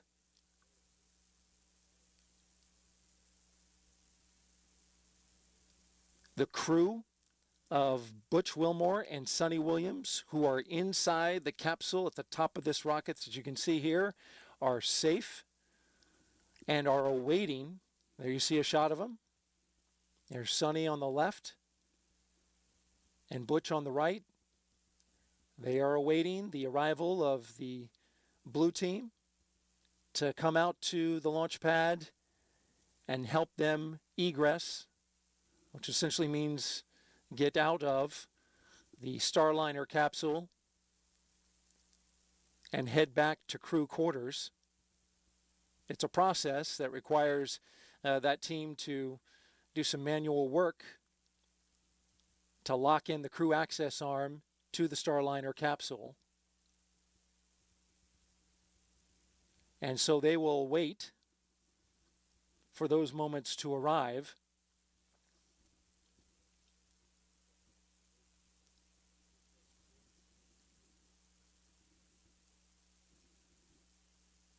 And if we've got Lauren Brennicky on, our PAO with the Boeing team.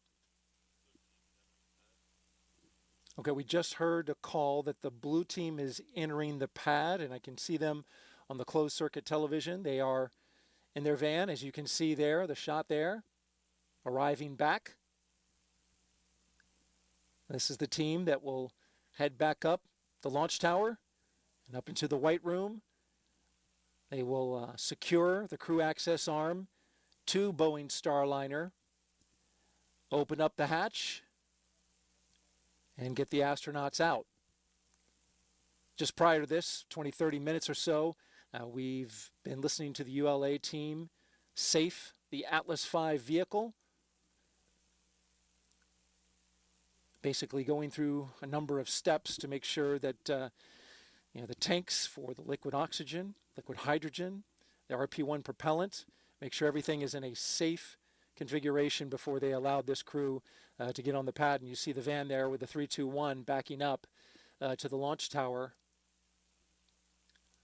Lauren, I want to ask you about, you've spent a lot of time studying the procedures for Starliner. Talk a little bit about the egress and this process that we're getting ready to undergo.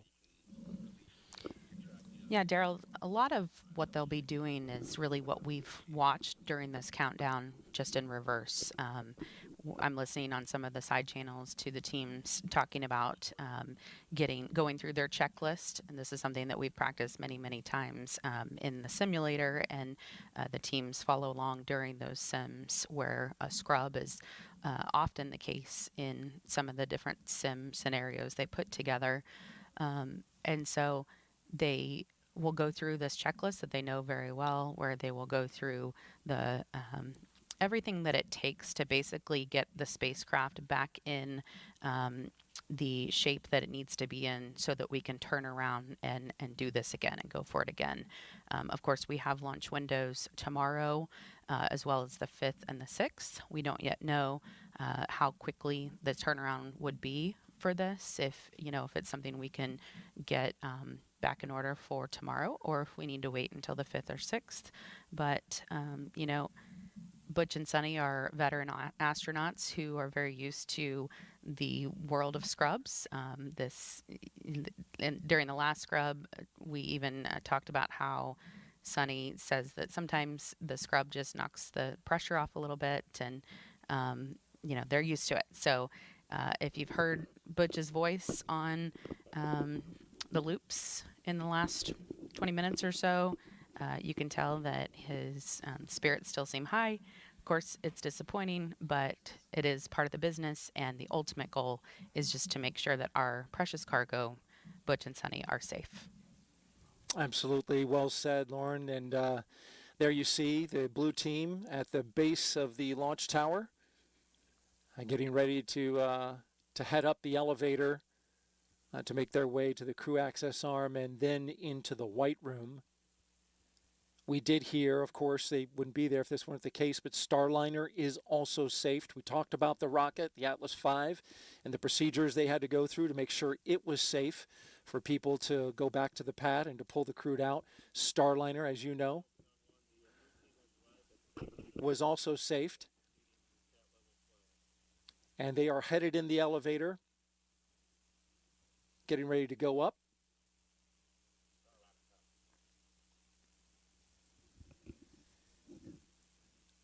Dylan, you're a launch conductor, and so you've done a number of launches.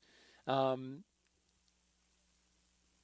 situations like this, there can be a 24-hour recycle. We don't know if that's going to be the case yet. But tell me about what's involved when ULA recycles a launch 24 hours later. Well, Gerald, that's true, and you know, even in a situation like this where we're still working through the details of the issue that caused the hold, you know, by default we're going to set ourselves up to come back at our next earliest opportunity, which is tomorrow. So our default position is going to be setting up for that 24-hour turnaround, and there are a number of things that go into that coordination. The first of which would be immediately coordinating with the Space Launch Delta 45, our Eastern Range partner, to let them know that we are intending to utilize that day, which actually has already been scheduled as a backup launch day. So we'll be coordinating that with their teams, and you know, all the support that we get from the SLD 45. And additionally, we'll be working to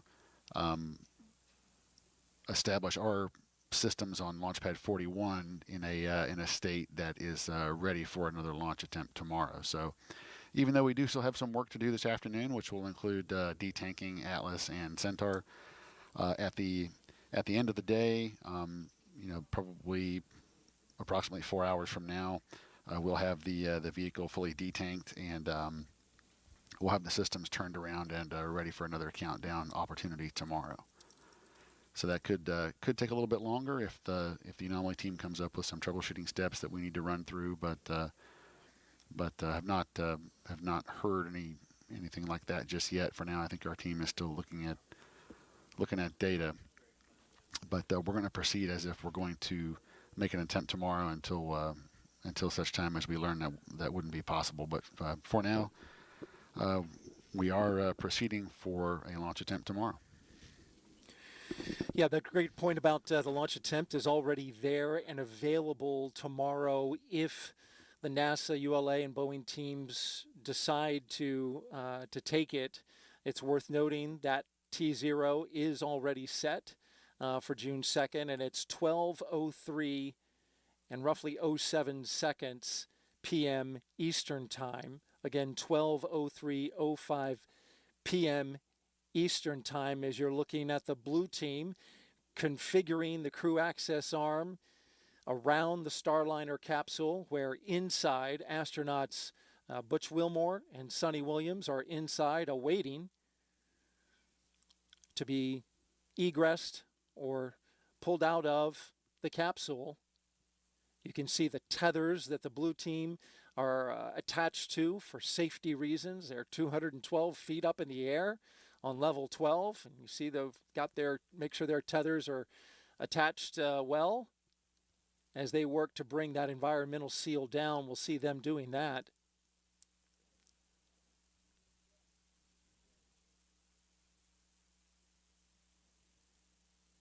And, you know, Daryl, in situations like this, you know, we have the rocket here on launch pad 41, and you know, that does get most of our attention, but it's easy to sometimes lose track of the fact that we do really have a large network of assets that support missions like this. You know, so for instance, we've heard from the Houston teams. We've got the folks in Houston that will be taking actions as well.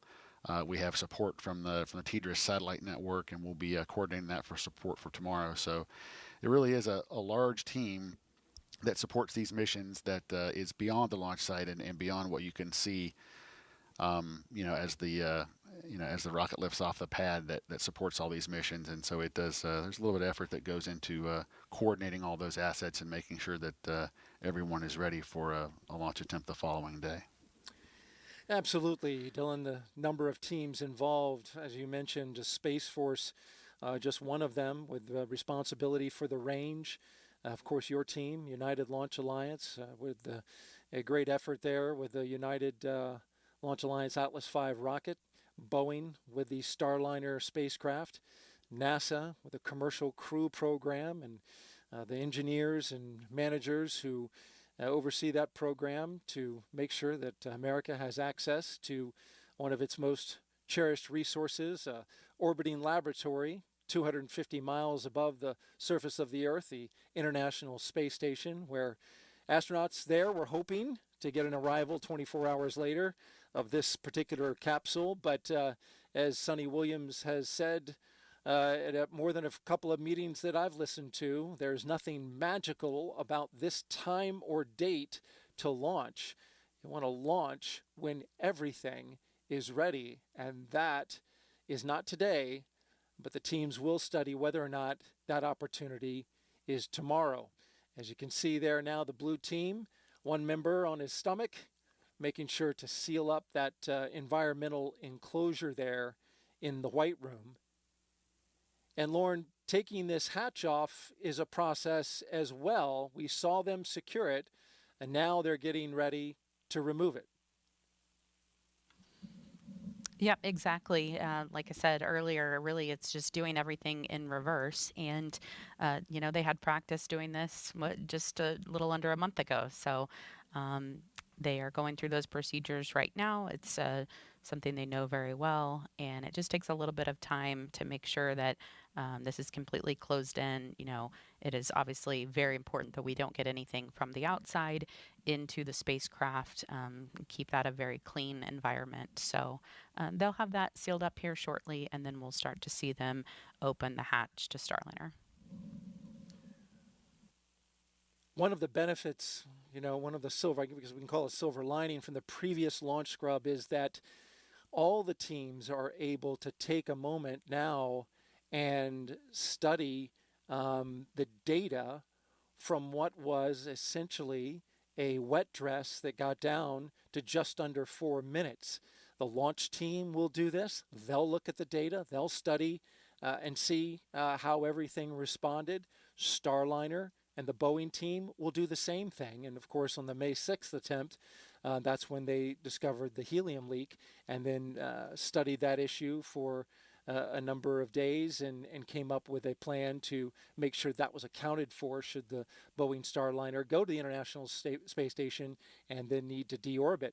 So in this situation, there will also be a benefit to looking at this data, Dylan, and I wonder, as a launch conductor, you've been involved in a number of those as well.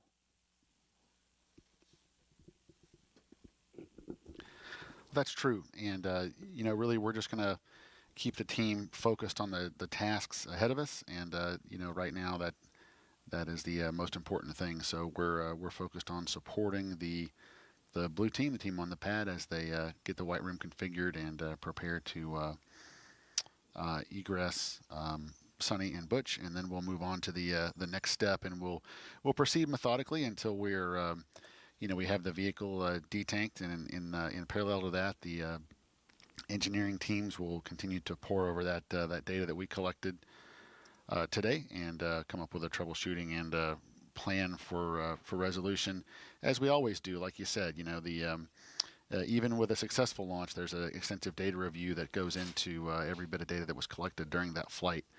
And days like today with the launch scrub is no different. So there's a lot of data collected, a lot of data to review, and we'll take advantage of that in order to put ourselves in the best position to continue with an opportunity at the next earliest opportunity when it's right to do so.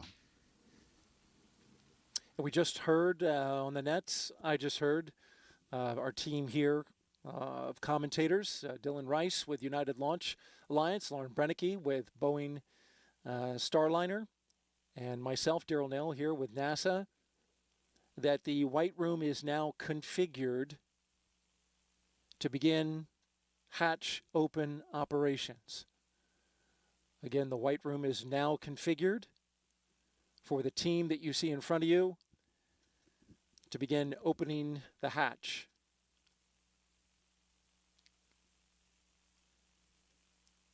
If you're just joining us, we had a launch abort at T-minus 3 minutes and 50 seconds. Happened at 12:21 p.m. Eastern Time. We were counting down towards a 12:25 p.m. launch when the ground launch sequencer issued an abort command that stopped the launch of the Atlas V rocket and Boeing Starliner spacecraft. The reason that this ground computer called it is not known at this time, though ULA is looking at the data and studying that.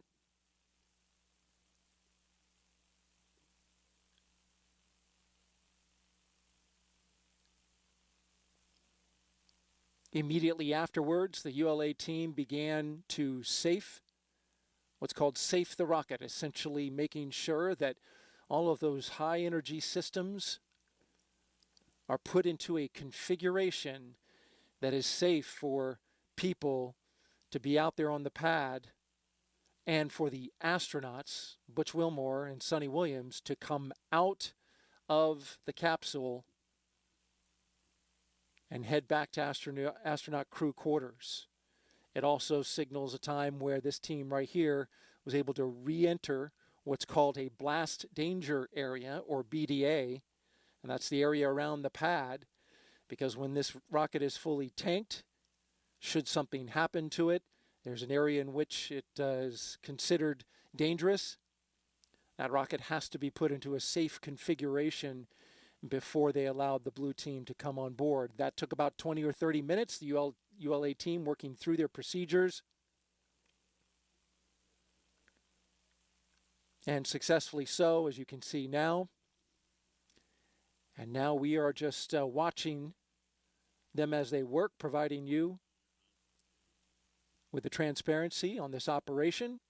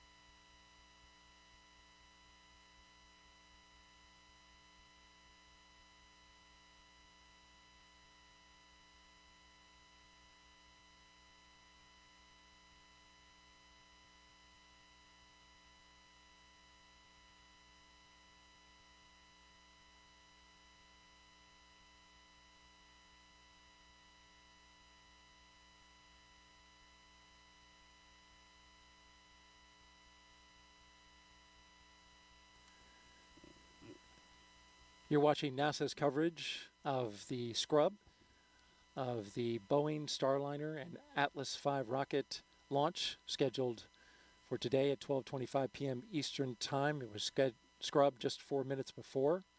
You're watching the blue team inside the white room at Launch Complex 41 configure that space so that they can begin removing that hatch, where inside the Starliner you have astronauts Butch Wilmore and Sonny Williams awaiting to egress or leave the spacecraft.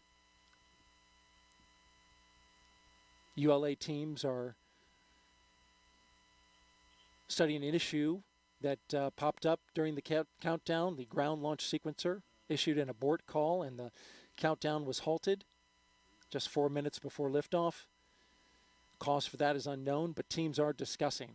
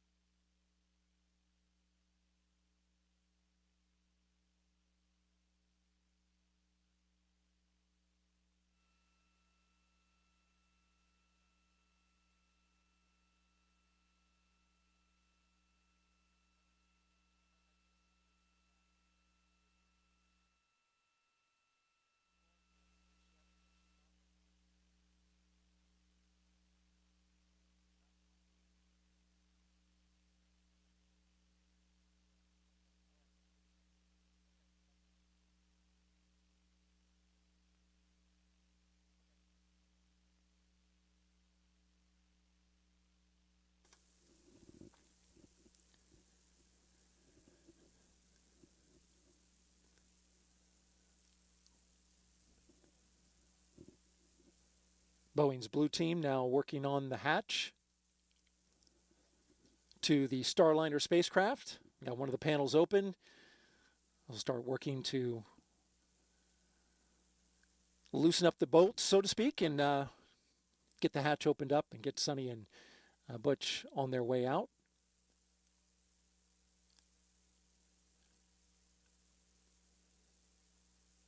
I've got Dylan Rice with us here. He is a launch conductor for ULA, not for this mission, but many other missions that ULA has launched. And he is our commentator for today with ULA. And as he has said in our coverage, our post-scrub coverage here, that teams are very much focused on the objective of getting Sonny and Butch out. To recap for our audience, Dylan, we got this scrub at just under T-minus 4 minutes, a moment where the ground launch sequencer, the computer that orchestrates the final systems and operations in the terminal count, issued an abort. And kind of talk me through what you saw as we went through that sequence of events. Sure, Daryl. So, as we heard, the computers did automatically generate a hold, and that's done when the computer detects a condition that it did not expect during terminal count. So the computer is really in control of the final 4 minutes of the countdown. Our operators verbalize the status of the terminal countdown as the computer runs its script and executes the final steps to launch the rocket. But the computer is really monitoring thousands of parameters and executing commands very, very quickly. And so we still don't have any good clear word yet on what caused this particular hold, but these kinds of holds occur when a command goes out and the computer cannot verify the proper response to a command. And so don't really have any indication yet as to which system that the issue may have been associated with. We just know that it was a computer controlled hold that was initiated. And so our team immediately went into the securing steps to establish a safe, stable configuration for the vehicle. And we're going to maintain that configuration until we get Butch and Sunny out of Starliner, at which point we'll begin detanking the rocket once we have the blue team and the Starliner crew clear of Launch Complex 41. And Dylan, we're another step closer to getting the crew out of the capsule. As you can see here, the hatch is now open as they begin putting in basically the equipment necessary to safely egress them or have them come out of the capsule, carefully so. Appreciate the recap there. You mentioned the launch date early on. We don't know when the next launch date will be, but what we do know is we have a backup attempt on Sunday, tomorrow, June 2nd at 12:03 p.m. Eastern Time. That's available if the teams are able to recycle 24 hours and get back out to the pad. That hasn't been determined yet. I'm listening to the nets now as the Capcom talks to the crew inside, giving them updates essentially to what's happening outside the capsule.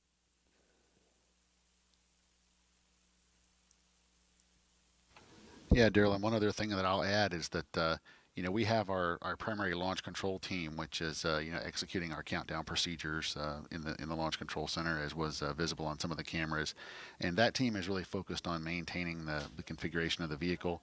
We do have a separate engineering team that is going to be poring over the data that we collected in order to assess the issue that caused the scrub, and that way that data evaluation does not in any way take away from the focus of our launch team in maintaining a proper and safe configuration of the rocket and of Launch Complex 41 while we have people out there. So it's two separate teams that are kind of dividing and conquering what we have ahead of us today with the scrub, and we'll continue to maintain that posture with the one team maintaining control of the vehicle, and that'll be the same team that handles the detanking while the other team begins that data evaluation and works through the cause of the hold we had today. That's a great point, Dylan. It is, I think you can liken it to the same posture that the systems engineers who are sitting on console, responsible for the various numerous systems that allow a rocket to launch into space. It's just like we're in a countdown, about T-minus or L-minus 1 hour out. Very much focused on their consoles, watching the data, making sure that this rocket, which is still very much a live rocket at this point, is behaving and the data is coming back that is all nominal and safe while this operation happens. So I don't think it can be understated the focus that ULA is putting on that at this moment in time. But again, as you said, a separate team studying the data because time is of the essence.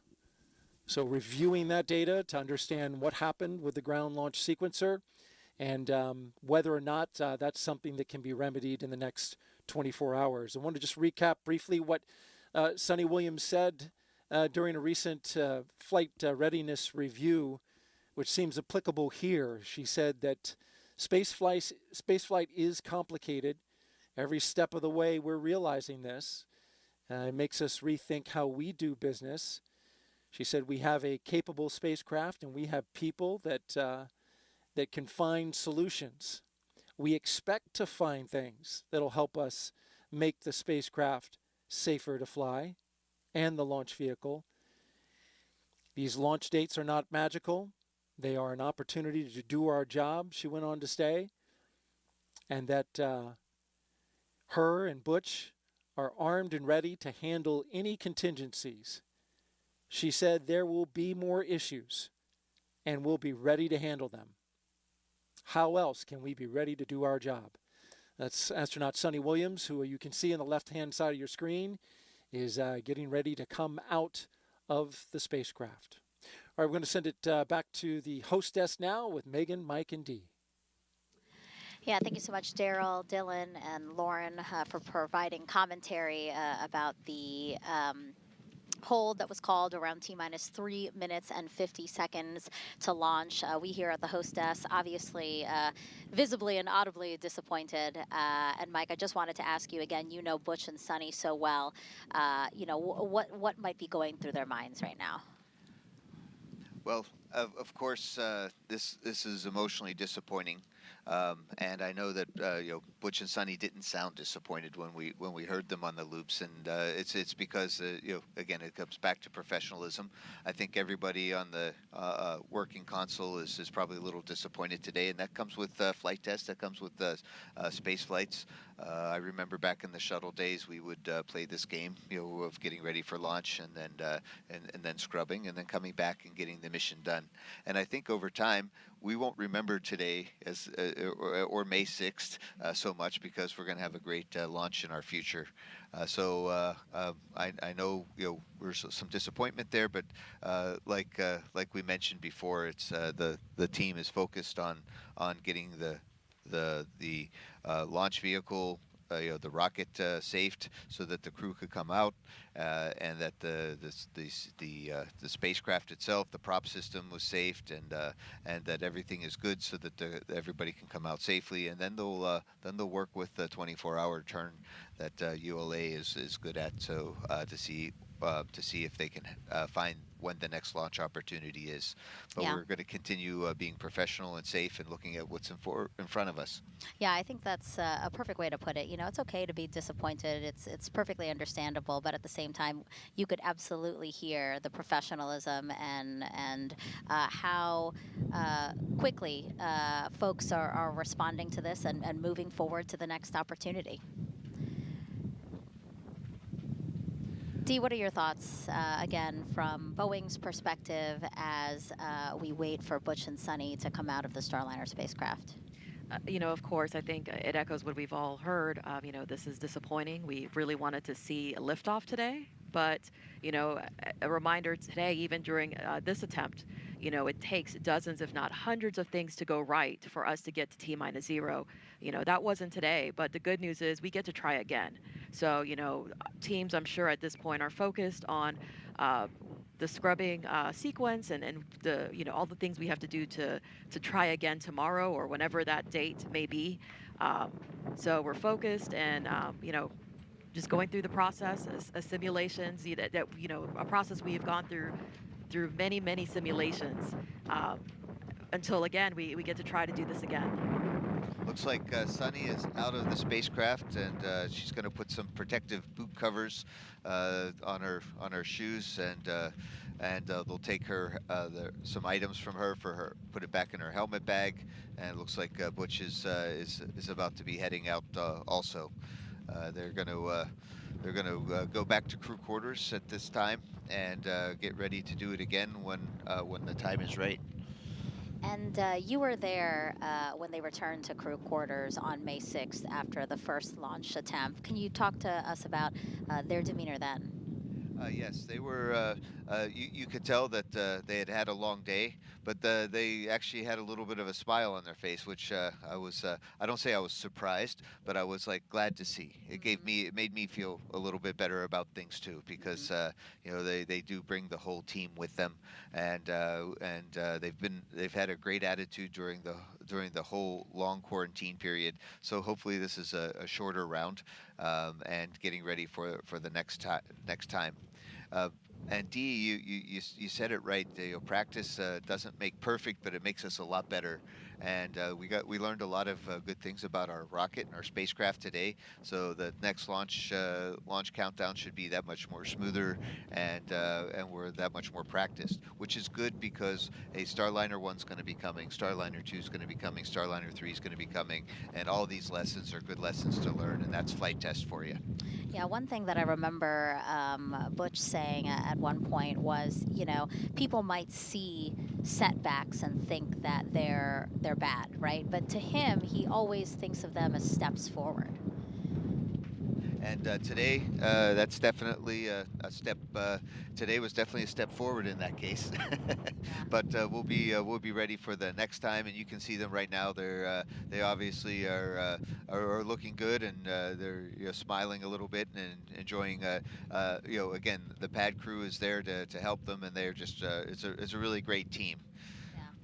And I think a step forward is, I would think that Butch would say a step forward today is this was, again, another great rehearsal, you know what I mean? And whenever we do try to launch again, I can imagine that things will be faster and smoother and more choreographed and rehearsed because they did have this opportunity today. Yeah, for sure. The commander for Starliner 1, he was in the BMCC. It's Scott Tingle, and I know he and I and our crewmate Josh Kutrik, who was Capcom, we all got a lot out of today. So again, this is just all helping the next missions be even that much better. And yeah, you can see Butch is having a nice chat. They're going to get ready to go down the elevator and back to the crew van and back to crew quarters. Yeah, he does seem like he's in good spirits. Again, like you said, chatting with the pad team members who just helped him and Sunny get out of the spacecraft. So that pad team had left the pad, obviously. And in those final moments, it was just Butch and Sunny before that hold call at T-minus 3 minutes and 50 seconds. And so right after that call, as we heard from Daryl and Dylan and Lauren, they safed the vehicle, made sure it was in a safe configuration for the pad team to return to the launch pad and to begin the procedures to open up the side hatch there so that Butch and Sunny could get out.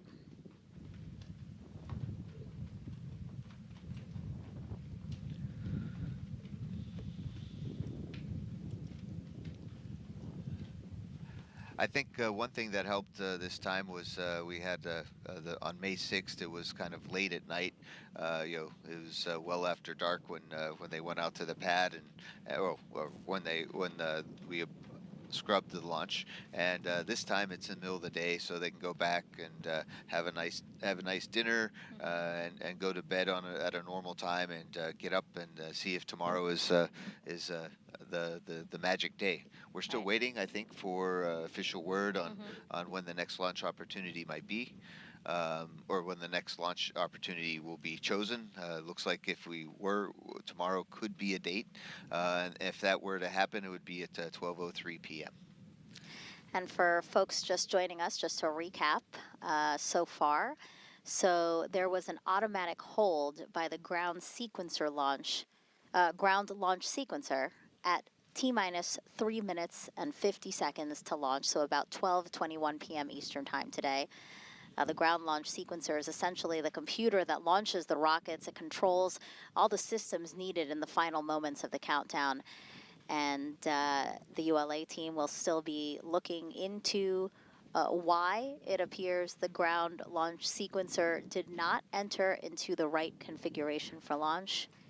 That is why the automatic hold was triggered at, again, T-minus 3 minutes and 50 seconds.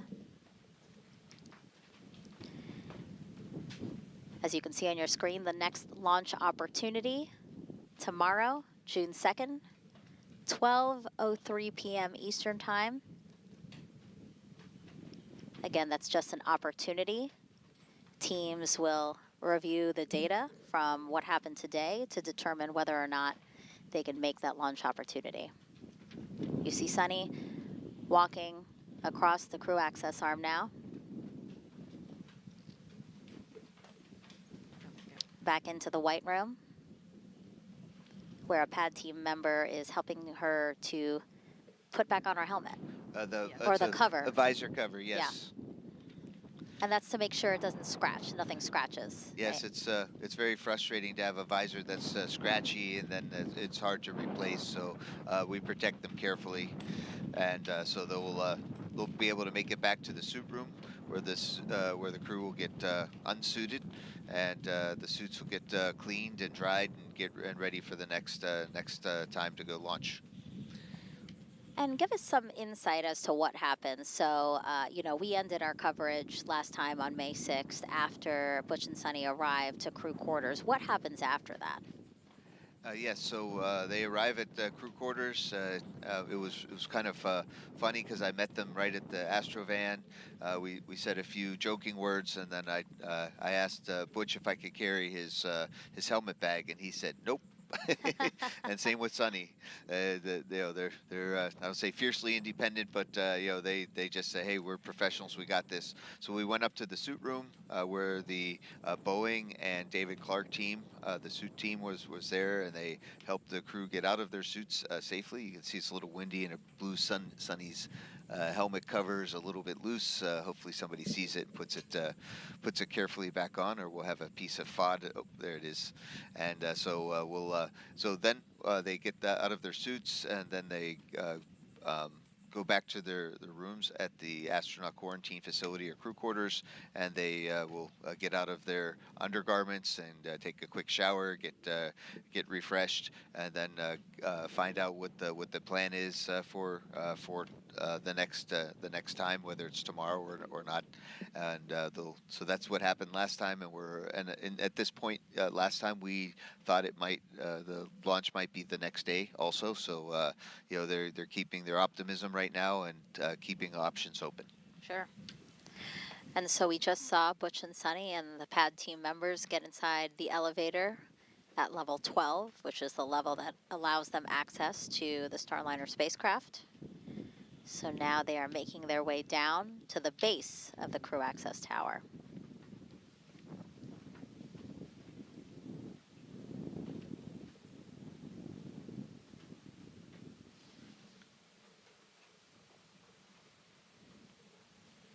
And here they come out of the elevators again.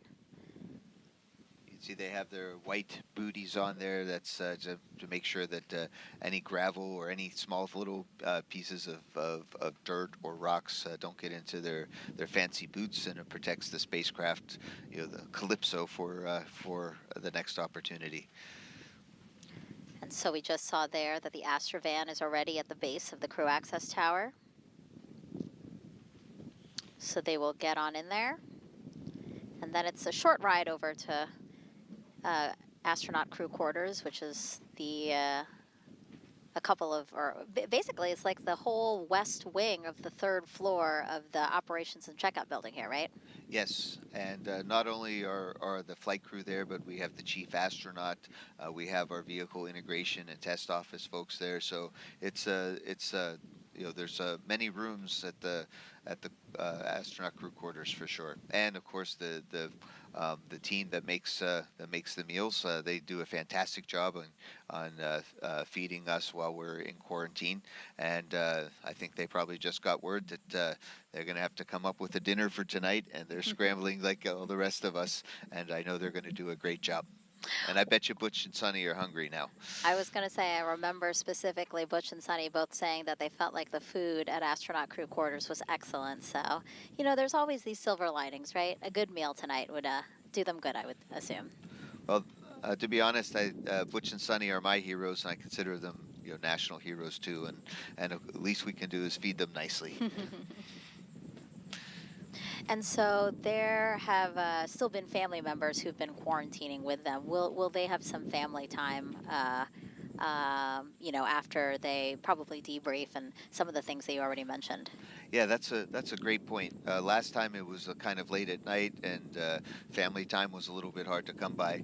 But this time we looks there might be a great opportunity to have the families come by. I think Butch and Sunny are staying quarantined. The families may have gotten out of quarantine, but we have a nice glass room where Butch and Sunny can sit and talk to their families. We call it BTG, or behind the glass. Oh. All right, and we see the Astrovan there, turning around, driving away now from the crew access tower. Again, a short drive back to crew quarters, about 15-20 minutes.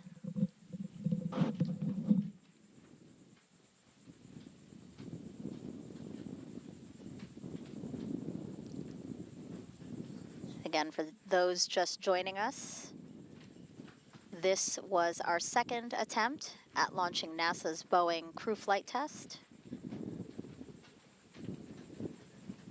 At around 3 minutes and 50 seconds to launch, an automatic hold was triggered by the ground launch sequencer. And that GLS for short is the computer that launches the rocket, because it controls all the systems needed in the final moments of the countdown. So if you remember when we were in terminal count and you heard the teams calling out and saying, you know, this is done, kind of ticking off things off the checklist, it was the ground launch sequencer, right, Mike? That were triggering all of those steps. Yes. So that's what's really neat about modern launch vehicles and rockets, is that we can let the computers get all the sequence of events that needs to happen. A lot of valves opening and igniters igniting to get a launch properly. And so for some reason today, the launch sequencer said, "Hey, something's not right. I didn't pass my self checks," and stopped the launch at 3 minutes and 50 seconds to go. And it's great that we have these safeties in place, right? For there to be an automatic trigger, you know, if there were something wrong, really is a safety to have. And yeah, that really helps with both reliability and safety for sure. And that's what's really nice about the rockets that we send humans on. That you know, I think the SLS, the Artemis rocket, also has a ground launch sequencer, different design, but the same purpose of making sure everything happens. And if it doesn't, it's hold off from launch, and we'll do it again some other time.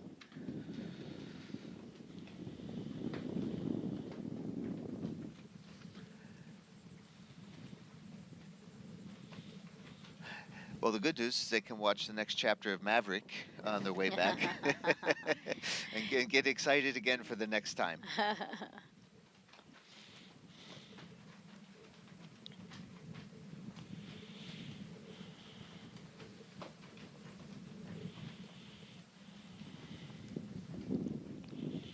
Again, when we launch, this will be a historic mission. Only the 6th time that NASA astronauts will fly on a new crewed vehicle, space vehicle. Sunny would have been the first woman to test an orbital spacecraft.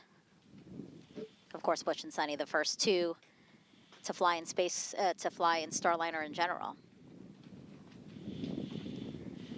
This crewed flight test, part of NASA's commercial crew program, to certify a second commercial spacecraft to ferry astronauts to and from the space station. And this is interesting, actually. Once in orbit, for the first time in NASA history, the agency will have 3 different crew spacecraft operating in space simultaneously. So you would have the International Space Station, the SpaceX Crew Dragon, and also Boeing Starliner spacecraft. So again, once in orbit, another milestone. Yeah, I have a feeling, Megan and Dee, that low Earth orbit's going to become more and more busy, and that's a really good thing for our country, and it's very good for the space program overall, and good for humans. And let's talk about this crew flight test again.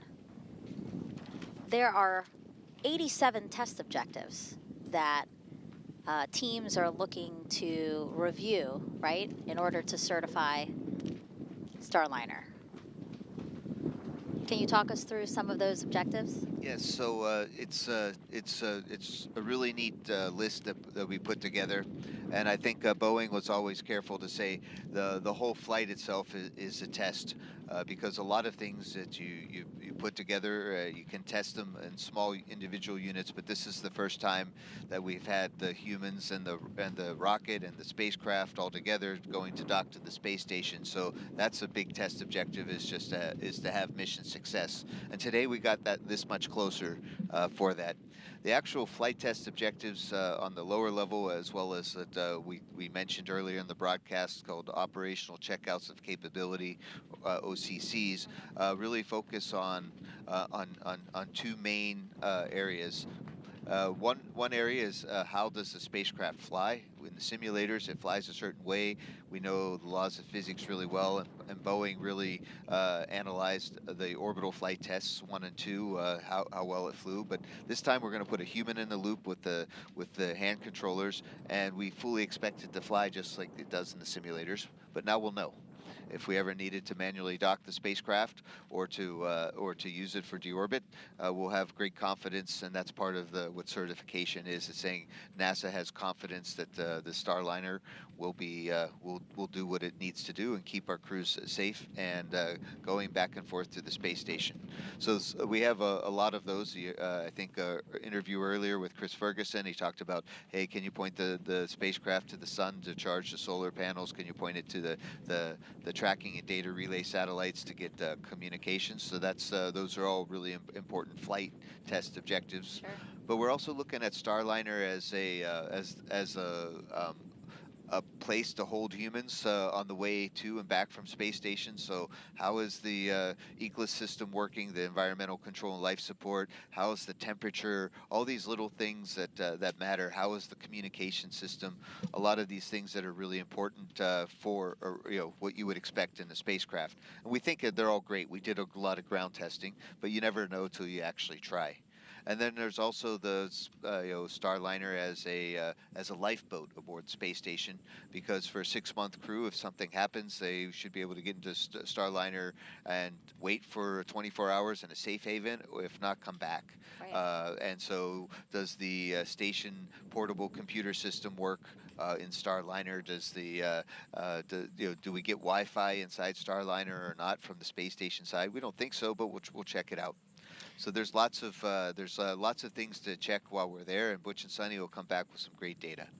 And speaking of Butch and Sunny coming back, they are actually passing us right now at the host desk.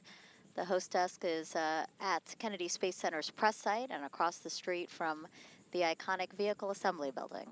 So we are hearing some helicopter sound from above, and we now have eyes on the security convoy and the Astrovan with Butch and Sunny inside. Yay, go Butch, go Sunny, go Starliner. Not much of a trip from here, about 10 minutes. So we should be back at crew quarters here shortly. It's a lot easier with the police escort. Yeah.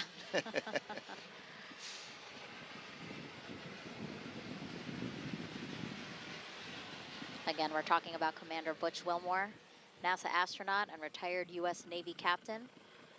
As a naval pilot, he racked up more than 8,000 flight hours. Before his selection to NASA, he was on exchange to the Air Force as a flight test instructor. And he is a veteran of 2 space flights, as pilot on Space Shuttle Atlantis in 2009, and then in 2014 he served as a flight engineer for Expedition 41, so CFT will be his 3rd mission to the ISS. And then Sunny Williams, of course, CFT's pilot, also a retired U.S. Navy captain. Her first trip to the ISS was in 2006. She served as flight engineer for Expeditions 14-15. She then returned to the orbiting lab in 2012 and was commander of Expedition 33.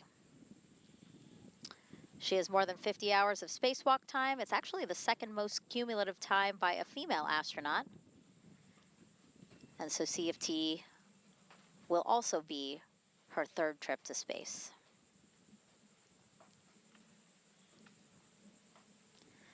Again, their background is something to be said here. Mike, again, they're used to this. Scrubs are par for the course. And with a new spacecraft on a new to us rocket, and for ULA having humans on board, this is all new. So we expect to have some hiccups, small hiccups like this for the new things. So yeah, it's a little bit disappointing, but we're moving forward and looking forward to the next time to suit up and go again. But I think they like being a test pilot for a new vehicle, right? They've spoken about that a bunch of times. Oh my goodness, Yeah. yes, that's a dream come true for all of us, right. And I'm really glad that Butch and Sonny had this opportunity. I've kept in touch with Doug Hurley, for example, from Bob and Doug. Remember that show Sure. from 4 years ago, and so yeah, they was it's a point of professional pride to be selected to go fly on a first flight, and Butch and Sonny are definitely ready to go, and so they understand it comes this way with flight test. Yeah, I remember Butch in particular saying, like, to be in the same group as, John Young, Robert Crippen, Wally Schirra, like those folks who flew on the previous 5 new spacecraft. He really feels that is a point of pride, and same with Sonny as well. Well, I'm very proud to work with them and very proud to know them, and I'm proud of what we've all accomplished so far. Yeah, I mean, you guys have been working together for so many years now, again, to bring Starliner online, to bring SpaceX's Dragon online, to really make it so that we do have a robust commercial crew program. It's really a testament to you guys. Well, as personally as an engineer and as a flight tester, I really this is what I dream about, and having this chance to do it and work with such fantastic teams, both in industry like Boeing and SpaceX, as well as with our NASA team and the commercial crew program. It's a very exciting time, and all of these lessons I hope that we're taking with us will help us, as the administrator said earlier on in this broadcast, help us be much more ready for the moon, for our gateway the gateway space station around the moon, the 2 landers that we have. All of these are good lessons learned. Some of the lessons that we saw today are we saw United Launch Alliance. Something went wrong with one of their sensors and controllers, and they had a plan and they executed it. When the clock is ticking, it was a little bit of a stressful time for the Centaur upper stage, and they handled that magnificently. Yeah. And so those are the lessons learned, to be operationally ready for things, because they will happen, and have plans in advance. What did Edna Mode say on The Incredibles? Luck favors the prepared. Wow. That's a perfect quote. You had to have that ready. Come on. Oh, yes. That was so good. That was too perfect.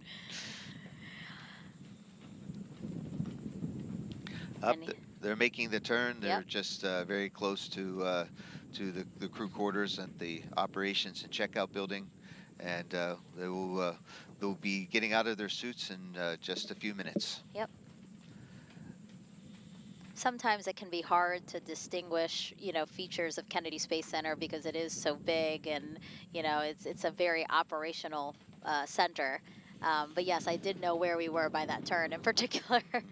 That really, there's only a couple more minutes in this ride left.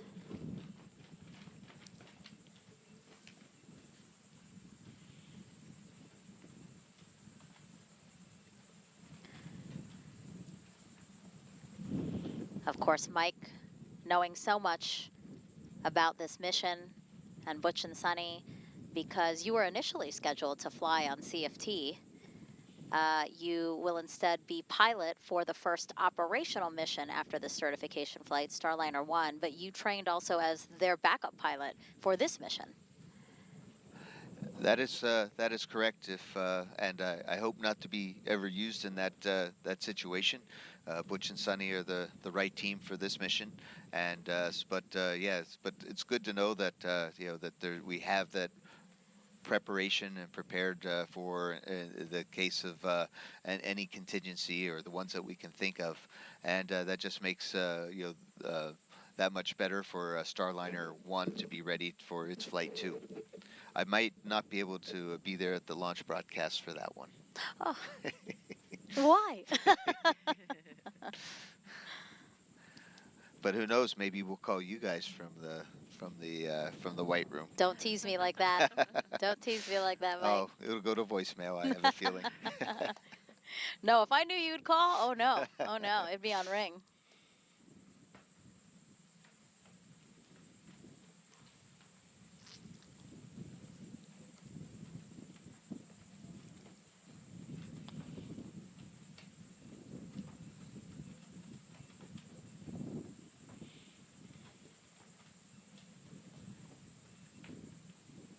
Okay, and when the crew arrives at astronaut crew quarters here, as Mike has been saying, they will have some time to relax, get out of their suits, likely a debrief, right, of what we know so far, because the ULA team is continuing to look at the data and try to see exactly what happened with the ground launch sequencer today. They might have a chance to spend a little bit of time with their families who are here for the launch, and get a chance to talk it through, and then of course dinner. Maybe maybe it's just me missing the dinners at crew quarters.